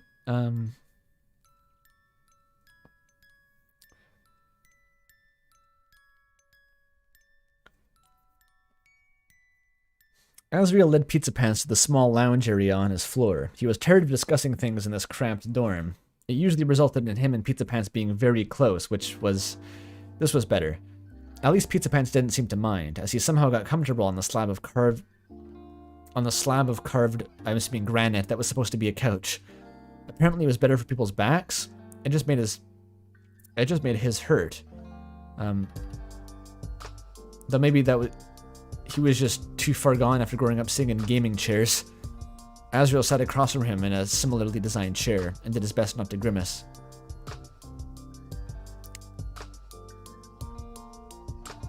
So, I had some plans, I'm sure you could guess. Right, I figured I'd just, tag along. He was smiling, albeit nervously, as if he was afraid that Asriel might reject his offer and leave him to bum around in his room while he went on errands, which Asriel would never do, obviously. It would be so rude. The last thing he'd want to do is be rude and demanding and invasive and other things. The title translates to Chips and Laughter.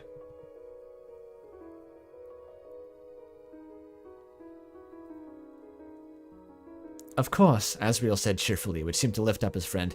It might just be kind of boring. Oh, trust me, pal, nothing will be boring with me around. He said it very confidently, but for some reason Asriel's body lurched as if it had just received a threat.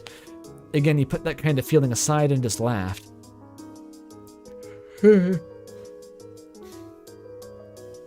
Oh, I'm positive. How could anything be boring with you around? If there was only one thing he could say, he thought, as he smiled and got up, what was happening definitely wasn't boring. They were at the college market, not too far from his dorm. He'd gotten used to it by now, but Pizzapants was a bit gobsmacked by it. I mean, this place is bigger than the store we have in hometown, dude. Like, I didn't even know they sold stuff like this. He gestured toward the display of fluffy, weighted blankets with various smiling monsters on the front. They were much more appealing than the weighted pillows on the other display. Like, what do you mean? Like? I mean, they were pretty popular here. Not to mention... Oh, this is Pizzapants? Like, I mean, they're pretty popular here, not to mention, it is serving more people than the store back home ever did. It was true that there were more people... No, that's... End quote, end quote.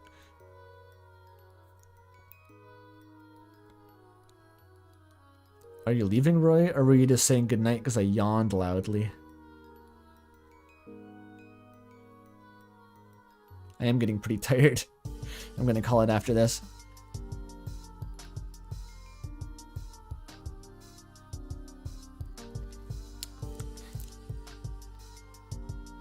It was true. There were more people here, in here currently than either of them had ever seen in the store at one time. Not on the level of the supermarkets in the city, but still. Asriel wondered if Pizzapants had been to one of those, but judging from what he said, he figured he hadn't. Oh, no way, Pizzapants said, interrupting Asriel trying to get more protein bars and instant noodles.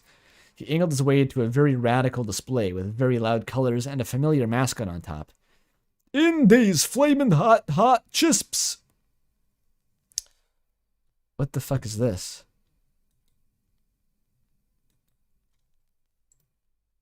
A Twitter link.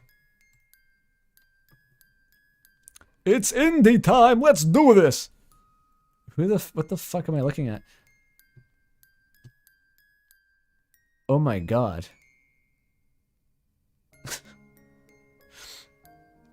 This is Gaster?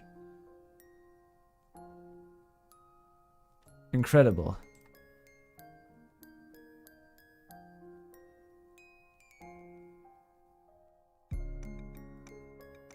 Funny Deltarune OC. That's the long and short of it, okay. They were very popular with the university students, and even more popular with overworked IC's employees, it would seem. They aren't even allowed to sell these back in hometown, Pizzapants said very loudly as he grabbed a few bags of them. Asriel started laughing as he watched how excited he was, only then to look around and see the people were staring. Silently, but clearly judging them, which affected Asriel a lot more than it affected Pizzapants. As Pizzapants turned back around, 5 bags of them in his hands, he noticed that something was eating at Asriel, which caused his face to shift from an overly excited to nervous once again. Did I take too much? Asriel sighed and smiled despite the dread that had crept into his stomach. He took one of the bags for himself and said, "As long as you think your stomach can survive 4 bags of that, be my guest." Oh, it's survived worse. Wait, that's a bingo? I should... Oh, yeah, it's OC. OC in the bingo.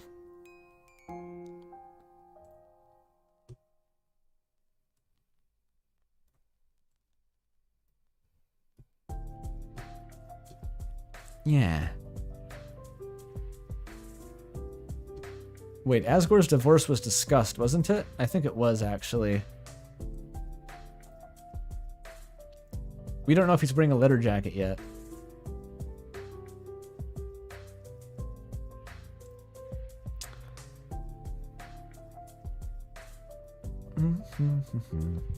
That made Asriel laugh, which almost let him ignore the ever-present staring as they checked out. Or rather, he checked out, since Pizzapants didn't bring that much money with him and promised to let Asriel have more of the chisps. At this point, he was just anxious to get out of there, which they did as Pizzapants started on the first bag. Why is Asriel so twitchy? Next, they were in the library, which meant they had to store the bags of chisps in Asriel's bag lest they be confiscated. The library employees were like vultures when it came to confiscating and subsequently eating people's snacks. Oh, that used to be me, actually, although we never confiscated it, we just told them to stop eating in the library. That would have been weird to confiscate the snacks. Thankfully, they didn't have the authority to check backpacks, so they were safe for now. As long as Pizzapants didn't try to sneak any while Asriel made his way to the biography section. He was looking for a particular one on the lead designer of Dragon Blazers, who according to one of Asriel's friends was a very interesting guy. Then again, his friend was kind of a Dragon Blazers fanatic, apparently even bought some planner that the designer made. But even if he was going to be a game dev, he might as well know the history. Is that like a Scott Cawthon reference or something? What is that a reference to? No, a planner. Wait, a planner? Is that Itoi? Itoi, right? Why does that ring a bell? Did Itoi make a day planner? Is that a real thing? Please tell me I'm not crazy. It is Itoi. Yeah, for some reason he has a day planner you can buy. There was a Starbucks in your school library? Well, my school library had a cafeteria, but it was a separate area and you couldn't bring food between them. And also they instated some bizarre policy where the cafeteria couldn't cook any food because that would make the library smell like food. Like the head librarian apparently was like a real weirdo about that. So they had a whole thing where you could only buy like cold samosas and stuff, and it was really depressing. It was very strange. You had to get a samosa and then walk across the campus to use a microwave somewhere else.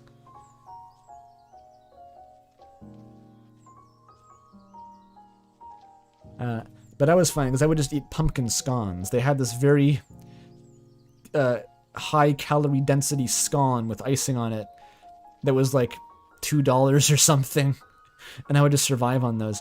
It was not very healthy, but, you know, it got me through the day. Not a pumpkin latte, a scone.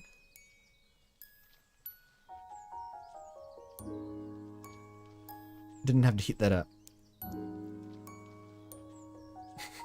I do like pastries.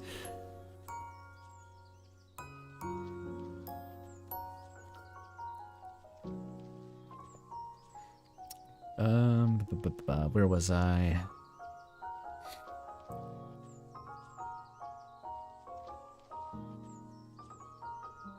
Why are you checking out a book anyway? Don't you think you maybe stop doing homework during the, you know, break? Asriel smiled just a bit as he pulled the book off the shelf. The cover was a very weird cartoon portrait of the subject with his famous character, Mix Mercury. Is that the Dragon Blazer protagonist? Actually, I was planning on reading this for myself while I have the time. Psh, you're not gonna have time for reading, man. We're gonna be doing way too much stuff together. His gut reaction was to be put off by what Pizzapants said, but we couldn't really tell why. He was surely excited to spend more time with him, right? After 5 days of spending time with him here? Yeah, of course. So he put that feeling on a pile that he was ignoring.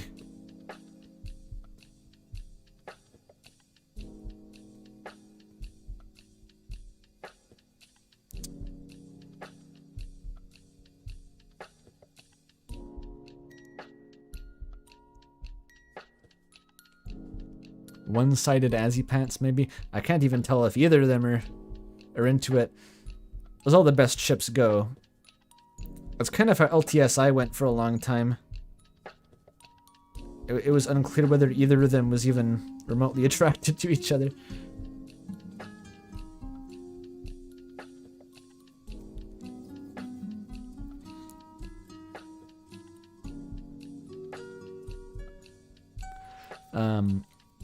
Oh, he said, smiling bemusedly as he put the book back in his bag.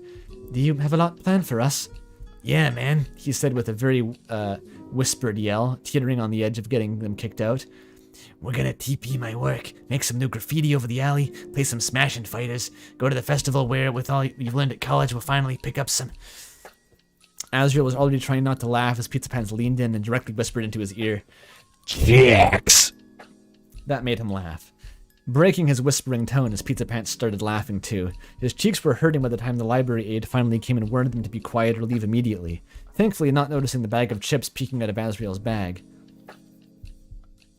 He didn't care though. Him and Pizzapants were having a blast. Maybe he should have been embarrassed as the two of them reminisced about their previous attempts to pick up chicks on their way back to the checkout terminal, drawing a few judgmental glances as they started laughing, but Asriel didn't. Right now, it was just nice being with him.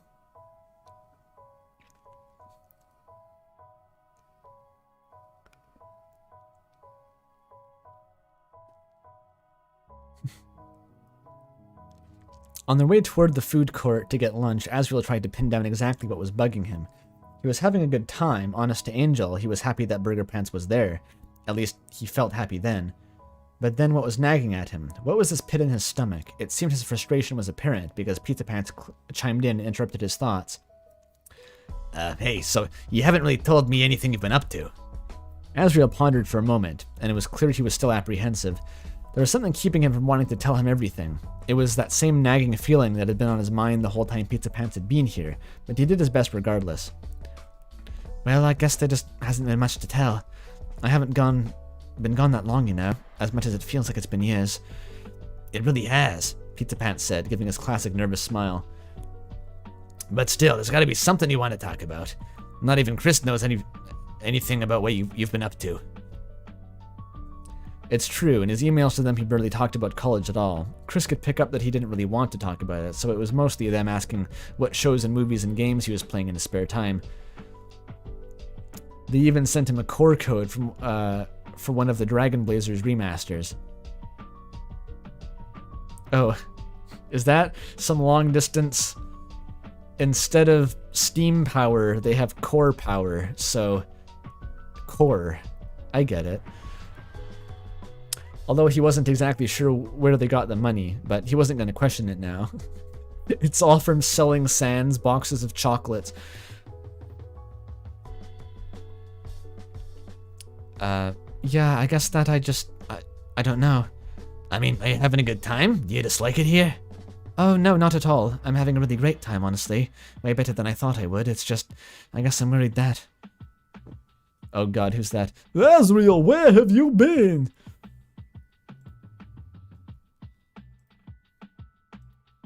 How many chapters are in this? The final chapter. Amici un abisso. Is that, that looks like... abisso, I think, is absence, and amici is probably like love or fondness. Is that like fondness and absence or something? Absence makes the heart grow fonder. Am I picking it up? There's 11 planned chapters. Oh my god. Friends and an abyss. Oh, it's literally an abyss. I thought maybe it was like absence. Oh well. Various forms of distress had threatened to overwhelm Asriel, though Pizzapants looked more surprised than nervous, which was a rarity. 3 other students walking into a group approached them. A tall bear monster wearing a particularly gamer outfit consisting of khaki shorts, sneakers, and a red t-shirt with the famous dragon sigil on it. So it's just the fucking, this is all the shirt with the khaki shorts again. An ice elemental wearing a black tie, dress, shirt, pants, shoes, with an accompanying fedora and glasses. We've split Angus from Night in the Woods into 2 different characters.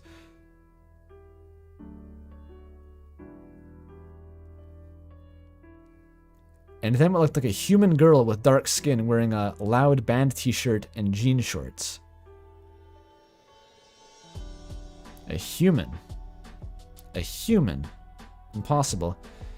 They all looked happy to see him, though the human and the elemental gave a side-eye to Papyrus? No, Pizzapants. Despite the bear's loud greeting, it was Pizzapants who was the first to speak up. Oh, Azzy, these are your friends? The bear. Bear gets badder voice. I'm sorry, Azzy. Immediately, Asriel felt embarrassed. He had intentionally not told his friends about his hometown nickname. Connessione/Pizzapants, saying it was fine, but it carried a lot of embarrassing memories. Memories he was trying to avoid recreating at the NRU. Yep, he said, failing not to look embarrassed. That's my nickname back in hometown, and this is Connessione.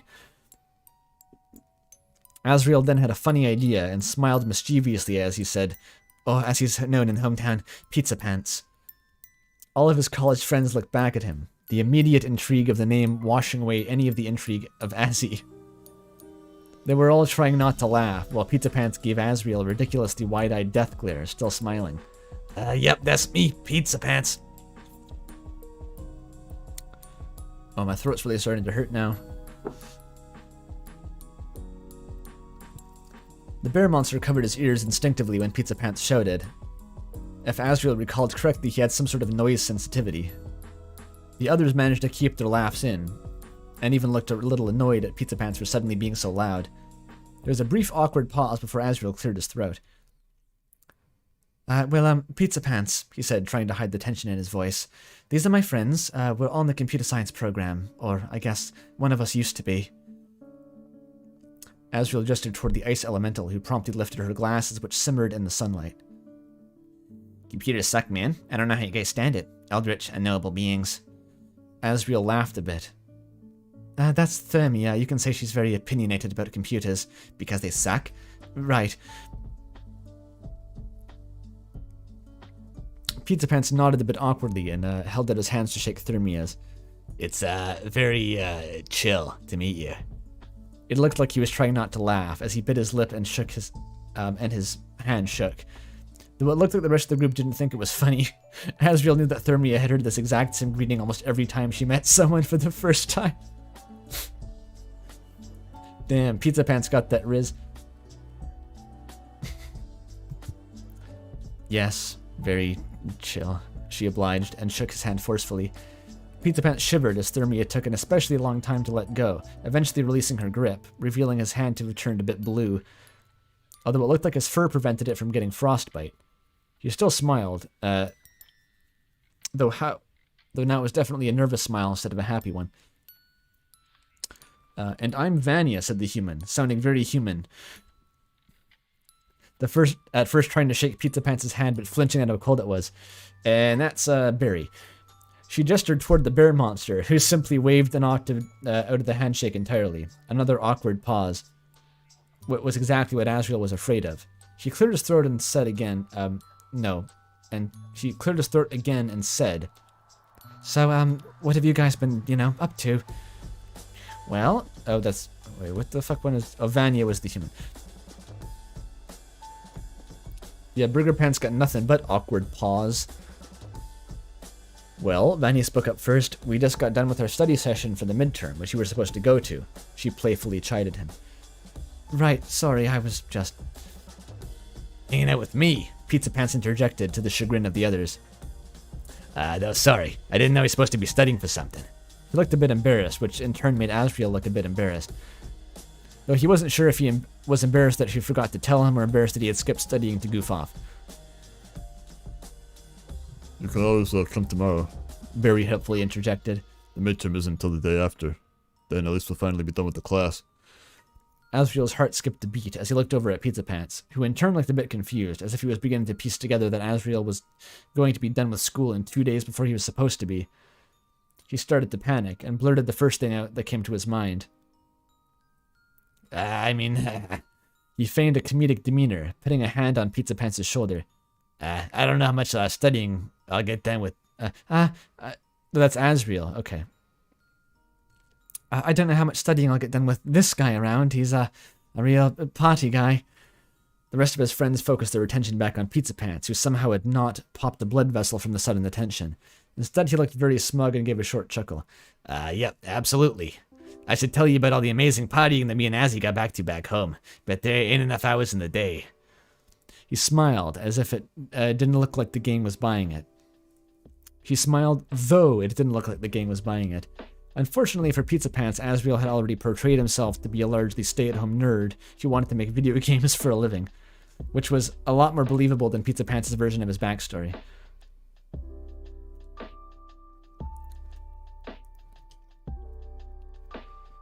Thermia said, looking at the back of her hand.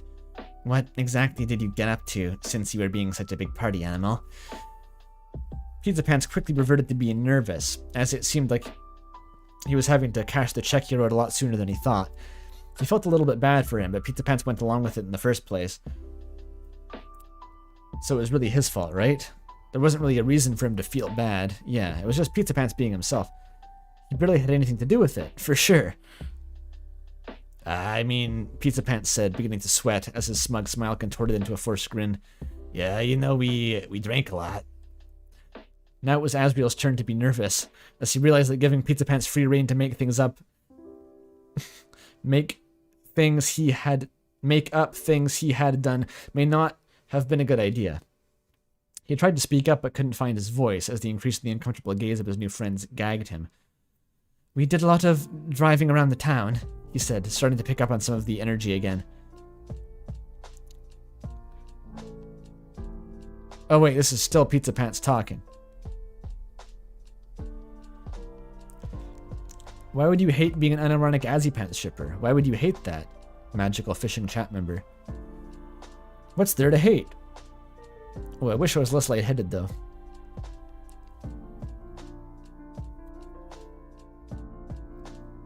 We did a lot of driving around town, he said, starting to pick up on some of his energy again. Oh no, Asriel thought to himself as he realized where this was going. Yeah, driving around, picking up. Don't say it, don't say it, don't say it, don't say it. Chicks, he said, as if it was the coolest thing in the world. Wind blew in between the trees, whistling ever so quietly. Only heard because an abyssal silence had filled the space between them. No one talked, no one said a word. What are these guys, gay or something? They don't like picking up chicks, huh? What's wrong with them? What's their problem, eh? Pizzapants stood there, his eyes rapidly shifting between Asriel and the others, trying to see a hint of positive reaction, only to find none whatsoever. Asriel was keeping intimate eye contact with the floor, shuffling his paws around as he couldn't bear to look at his friends. If he had, he'd see that they weren't doing much better. Thermia was staring coldly at Pizzapants as if trying to burn a hole in his skull. Damn, cold like ice. Vanya was was avoiding looking at either of them, chuckling at the sheer uncomfortability of the situation. Barry had covered his ears when Pizzapants had started to yell, but was still equally cringed out. He looked very checked out, as if he was trying to escape the uncomfortable new reality he was now stuck in.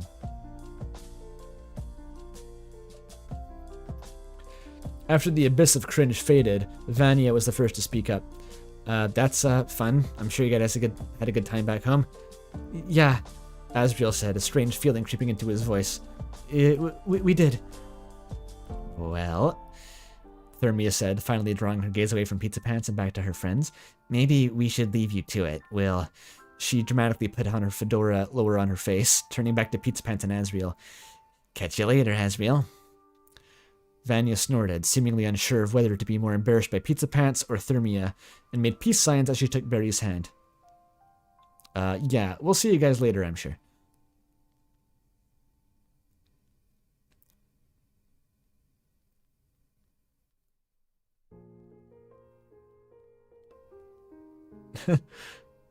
Alternate version of the scene where Pizzapants is telling us was partying with Toriel and is telling Asriel a story of how his mom is a goat.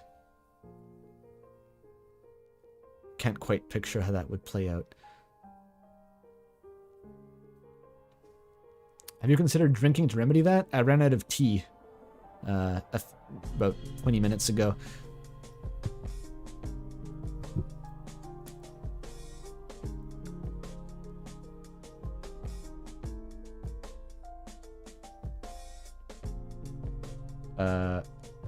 Wait, where are we?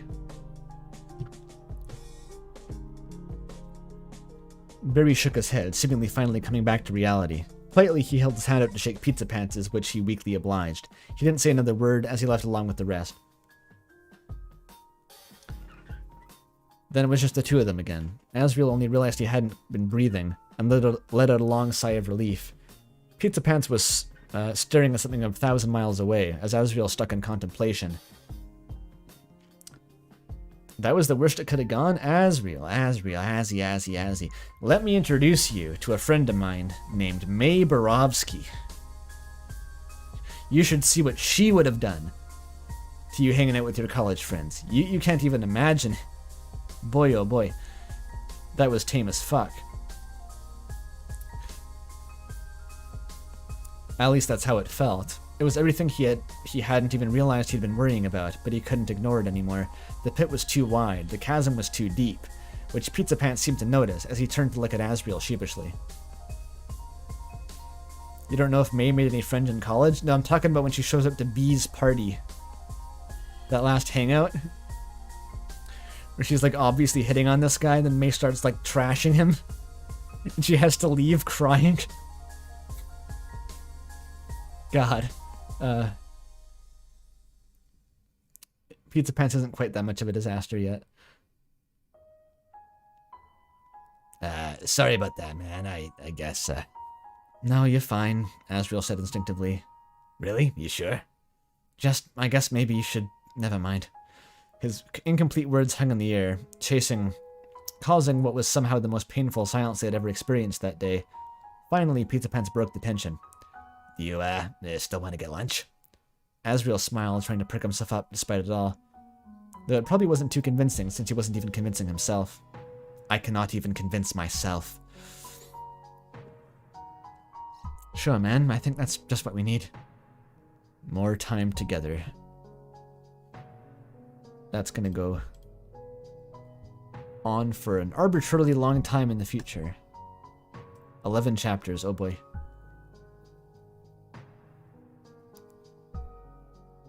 Yeah, it's... I feel like everyone overreacted. Like, what did Pizzapants really... Pizzapants is a bit cringe, but, you know.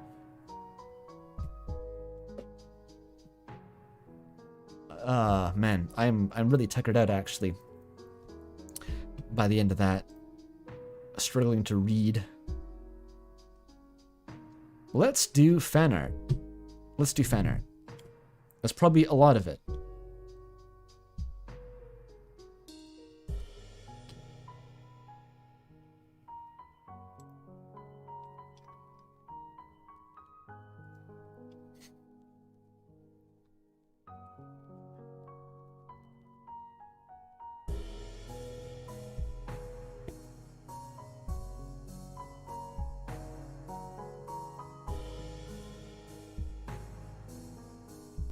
Oh my fucking god, what is that?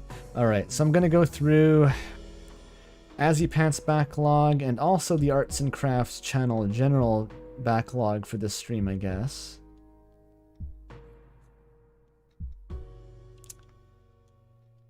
I don't think this is stream fan art. Scrolling down.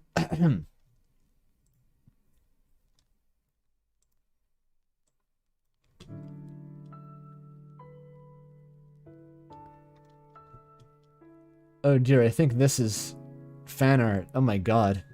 Oh my god, this is... Who the fuck made this bad username? I don't even recognize this person. They've drawn this shit. Okay, let's start off with a bang here. It wants to open it in Firefox. Shit. What if I do this? That works. Okay. So this is by bad username. Who, yeah, I think is a new person to the art scene at least. We have a couple pieces here. My birthday today. I'm 18 now. Oh, good job, bad username, for being 18 years old. We have some rather startling studies. That's what Umi looks like in real life. The face of a late-stage alcoholic. Pizzapants looking kind of noir, actually. It's just... Oh, that was in the Homebound fic, where he was just like curled up into the fetal position on the floor of the kitchen because of how sad he was. He's so dejected, oh my god. But wait, this is the real one by bad username. Check this one out. Oh my god. You know what this is reminding me of? It's the most deranged fucking connection. Hang on a sec.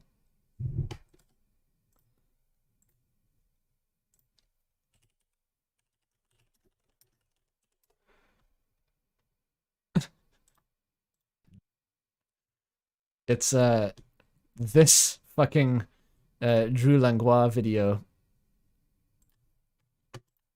which there's no context for this. It's just an animation. But at the end, there's a goat demon who looks just like Azzy.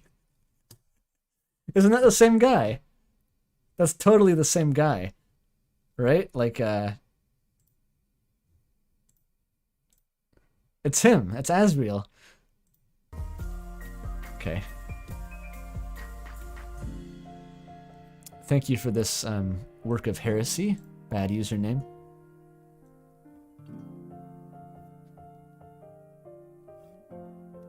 It's definitely the same guy.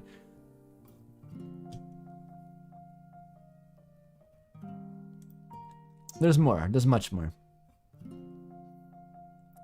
We have... Oh yeah, this is the Timota, the Troll Sona reference without the text. Fuck, why is it opening there again? There we go. That one's by DJ Narwhal, original design. I missed 2 above bad username.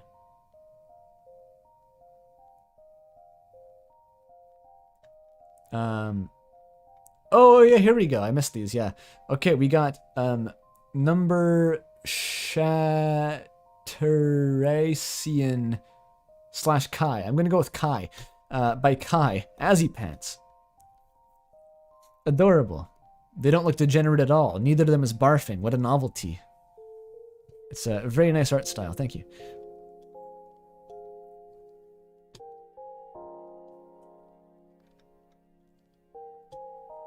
It's very cute.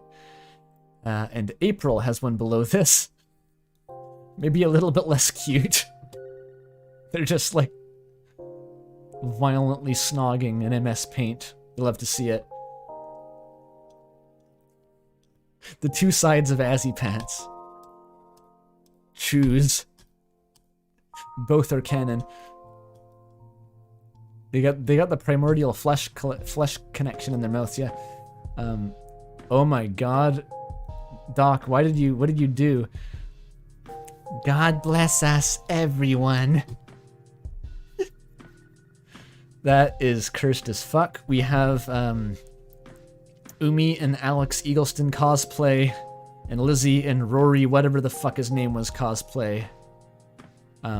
Honestly, really quite good depictions, I'd say, of the two characters. Jesus Christ. It's a reference to, I don't think I can open this emote. Oh yo, okay, Walter also did an Umi. Check this out. The worst girl ever. There she is. With the birdly. None of the fics mentioned the Umris t-shirt. Well, someone did mention a graphic to you. They didn't mention what the graphic was, though. Yeah, Walter's shit goes pretty hard.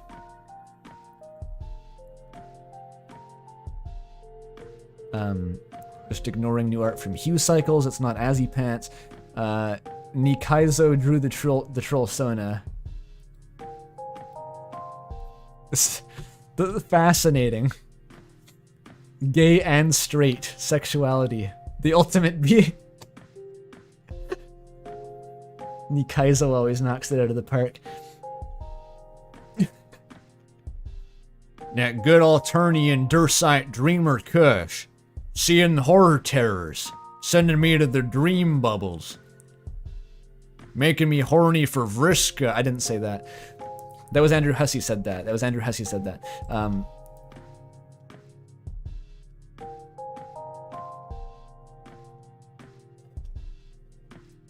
There, Outson. We got Outson vignette. Changing the subject. Of course, it was a different Andrew. Jesus Christ! My brain internalized what I was looking at. Oh god, it's horrible. So we have the Azzypants globalist conspiracy here is that this is Pidge who is puppeting me into puppeting Asriel to puppet Pizzapants. That's how this works. Fucking hell. Gaster also should be here. Yeah, somewhere. That's like an excellent Pizzapants face. I love that one. The shitty ass laptop. Most of the face. Look at him. He looks like a fucking totem pole. Oh, the blue one isn't Gaster, that's Pidge.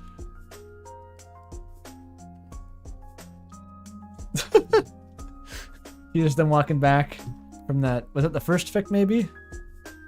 An early fic, at least. Asriel looks photogenic, as always. Burger Pants looks like a shrunken head. And this is the one that fucking... Why is this such a concise summary of every Azzypants fic? This is just all of them. They're all like this. That's all that you could come up with. We're gonna combine these two fandoms into Kajinkas, and they're just gonna vomit on each other and like it. They're just gonna puke on each other like it's Filthy Frank and slap each other's bald heads. And that's the ship. God damn it. And punch each other. They're gonna punch each other in the nose, and they're gonna think it's hot, and they're gonna puke on each other. Oh my god. Outson. Classic as ever. Is that Professor Snape? Nope, that's Umi. Easily confused, they're kind of the same type of guy.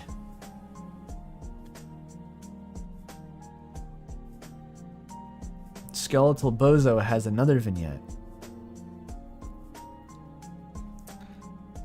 That's the... yeah, Alex's Dark World design would just be like the Player Man from Yeek. Whatever the fuck that was. That's my McDonald's story, yeah.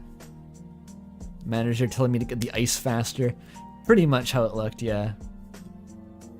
That's such a unique Tesla depiction. Just looks so done with shit.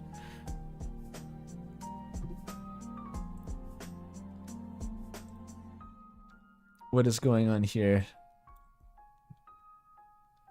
It's zoomed out. I'm gonna revert the zoom on this, actually.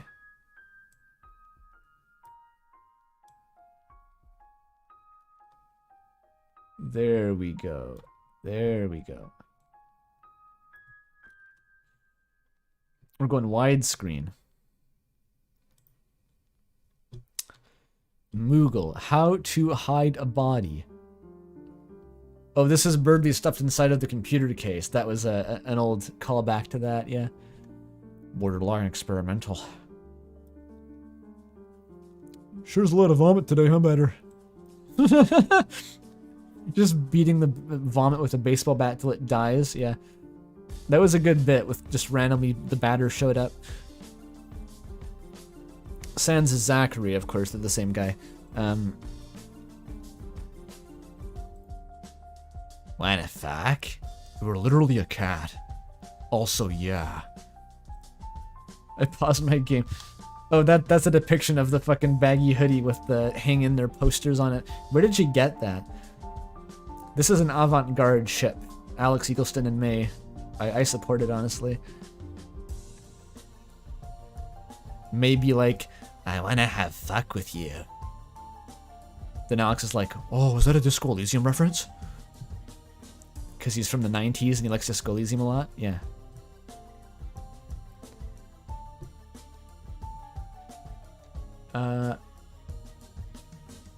Oh, apparently Alex's Dark World design is based on this guy from Two Brothers, which I have not played. I don't think anyone's played that game. It's not actually possible to play it.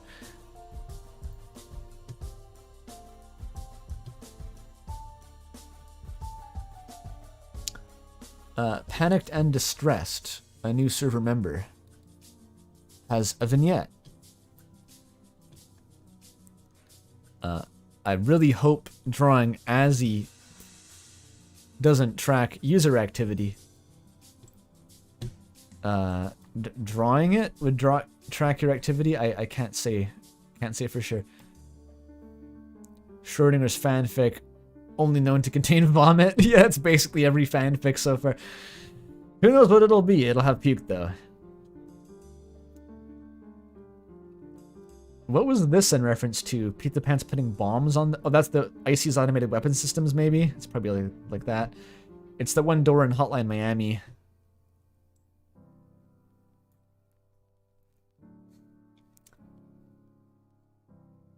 The Flowey puke handkerchief, everyone's favorite. Lizzie's business card. Hatsune Miku is there. Maybe. Fishing in the fruit punch. Only Sans could pull that off. Martlet and Burger Pants equals Marge Simpson. Yeah, I guess so. Ew. Yeah, Yowie cigarettes.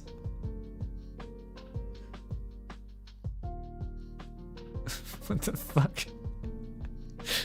What is this? The FNAF? Hi, this is what FNAF is. I love FNAF. It is terrifying. Very good. Pin the tail on the Azzypants. Look past any suggestive connotations this image has. It's pinning the tail on the donkey. I think that was a reference to Pidge's fic. It was simply a turn of phrase by Lilac Weather.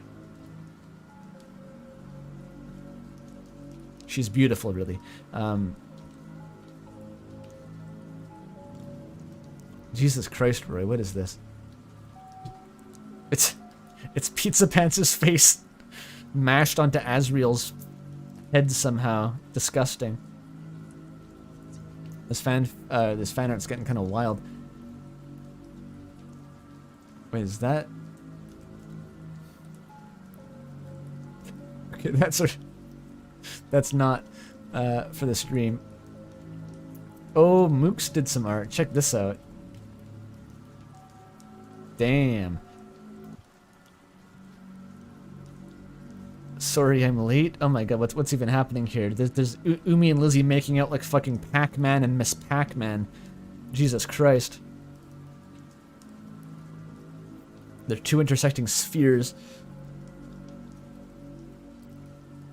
They're just like kissing and strangling each other and Sans is watching. It's all wacky. Umi is just fantasizing madly about Birdly and his tongue, his long whip-like, rough, coarse tongue. Wow, Sans is there.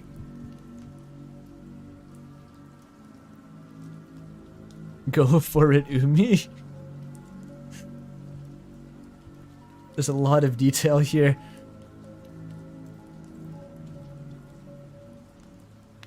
Holy shit. It's just a clusterfuck of Azzypants. I love it. Oh, it's a manga cover reference? I'm not gonna get any of that. There's no vomit in this version, unfortunately, but it's very cute. Mook seems to be a bit of an Umi fan. Might be presumptuous to say, but that's the vibe I'm getting.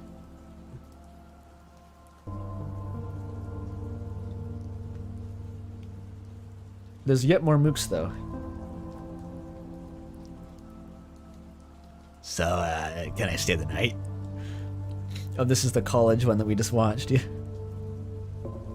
Oh, wait. Asriel is dressed how Mel described being dressed in high school.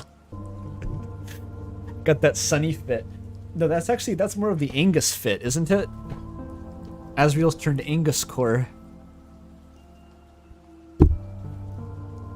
Beautiful. There's still more. Wait, is that? Oh my god. Wait, you did this during the stream? That's fucking insane. Look, there's an animation that Mook's made. It's Pizzapants doing the kicking his legs like the anime girl. Holy shit. That's so good. That's fucking hilarious. It took the duration of that fic. Damn, time well spent.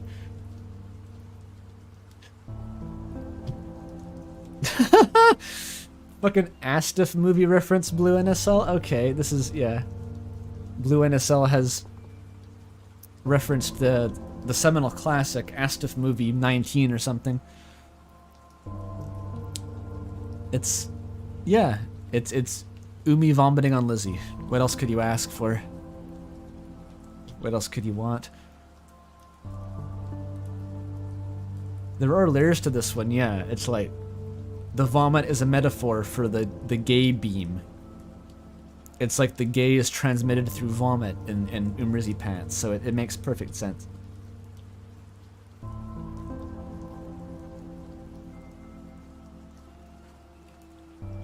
That's the end of the main channel of fan art, but I haven't even looked at the Azzypants thread yet, and I'm hoping there's going to be some sort of convenient compilation.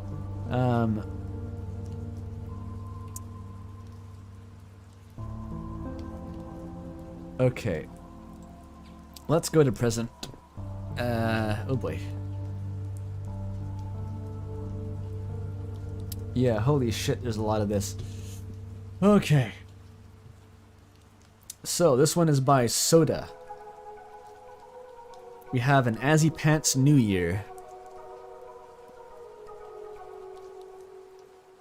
Wait, this may have been, I don't know when these came from. These could actually be old. Like, this could actually have been made at New Year's, just to commemorate New Year's. Which, it's quite nice. Quite pretty.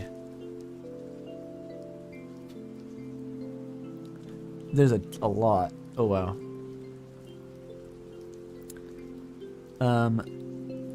Here is a hand-sized, crushable burger pants that Mel made. Don't ask why. Everyone loves him, though. This one is... Wonky Azzypant fic fan art. Wait, this is by Pidge? Oh, no, it's not. This is a different link. Yeah, Pidge made art for, like, every fucking fic, apparently, so that's still coming up. Just wait. Whose one is this, then?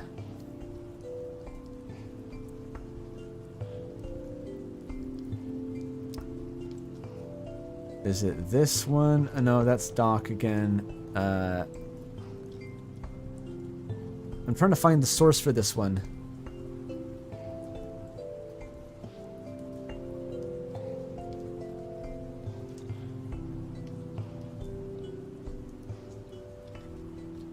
I actually can't. It must be linked on here somehow because it's embedded.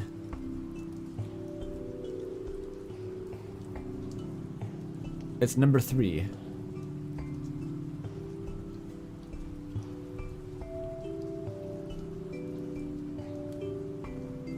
Number the 3rd link is wonky Azzypant fic fan art though.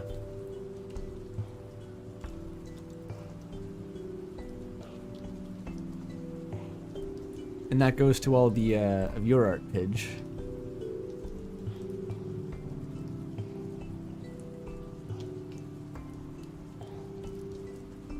Alright, while we're pending the artist of this, I am so smooth. Don't move, don't move, don't move. It's panicking. Its fight or flight response has been activated. Oh, Nikayazo linked it. We're saved, we're saved. It is here. Oh, it's also by Soda. Okay, cool. Wonderful. It's just them being real gay and shit, I guess. We love to see it. Oh, but yeah, okay. We gotta get into all the Pidge art, because, like, last night, I think Pidge just, like, dumped 5 drawings or something into the thread. Just all at once. It was wacky. So this was the last one I just read, actually. It was just Pizzapants buying a shit ton of chips at the store. The chip drama. That's gotta come back, right? Pizzapants is gonna have, like, horrific nuclear diarrhea in Asriel's bedroom or something because of those. And it's gonna be, like, the worst scene ever written. I hope so.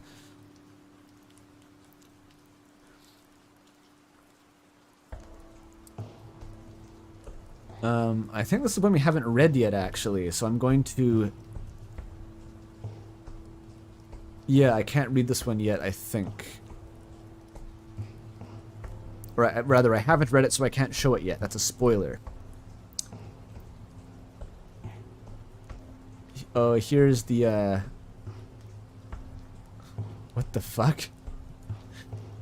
Wait, what is the context for this one? It's the Arby's date from, Cash Pants, but with Resident Evil cosplay?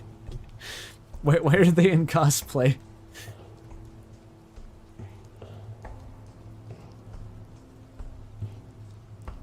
It's beautiful, though. Asriel is so blushy. She's so cute.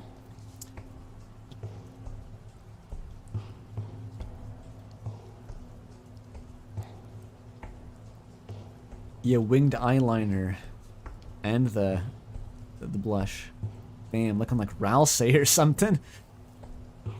And Vow is made in cheese, the classic puke pants moment, stumbling back with them puke pants. Beautiful. Asriel still looks like, that's not part of the cosplay, he just wears eyeliner and blushes a lot, I guess. That's just how he looks.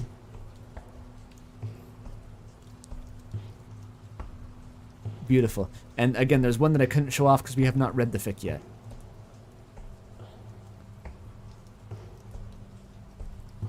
Okay, okay. There's yet more. There's yet more.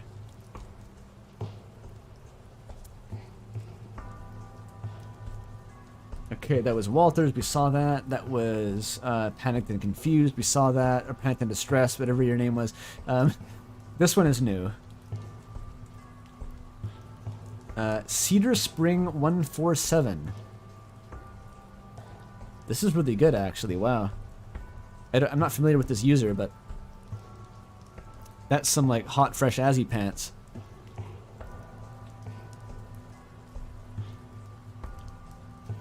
With I've never seen Pizzapants depicted with a tail before. That's completely new to me.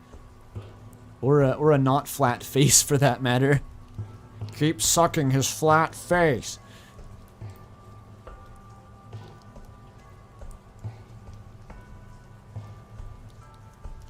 There's also this nearby Nikaizo one. Beautiful. Umi and Lizzie in silhouette as the angels and demons of the ACDS universe. They're beautiful. I don't know, he's a furry, lol. That's perfectly valid logic. Perfectly valid.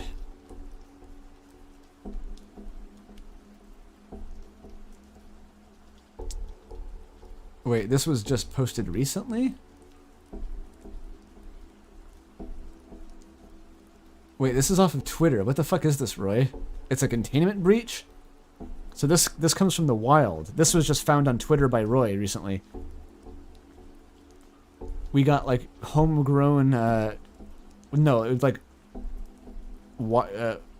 Azzypants hunted directly from the woods, the wild, the wilderness.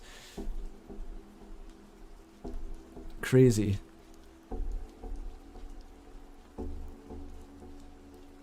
I think that's all the backlog I can see. Free range Azzypants. Unless there is this one, what is this?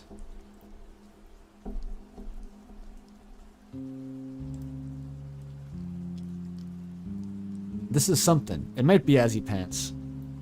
It's not quite finished enough to tell. But it might be Azzypants, so we can see it. That one's by Bird Queen. Yo, Pidge, $30. Thank you so much. Thank you for the Azzypants. Thank you for the Azzypants. You provided the Azzypants, as always. But oh yeah, it was a great success today. I think the Azzypants cult has never ceased to amaze me, and how fucking utterly determined they are to keep making content for this ship. I think everyone expected after the Azzypants stream it would be like a meme for maybe a month and then it would die down, but that just like hasn't happened. The Azzypants sub fandom has just gotten like more and more ridiculous with each passing day, and they never stop. It's really bizarre actually. I'm not sure how it happened, but it's cool. It's very cool. It's grown. Yeah, it just endlessly accelerates. Okay, it's time to end the stream. As discussed, I guess the next one of these should be on Valentine's Day, because otherwise what's the point? And one last shout out to Mel for, of course, making the thumbnail. Beautiful. Simply beautiful.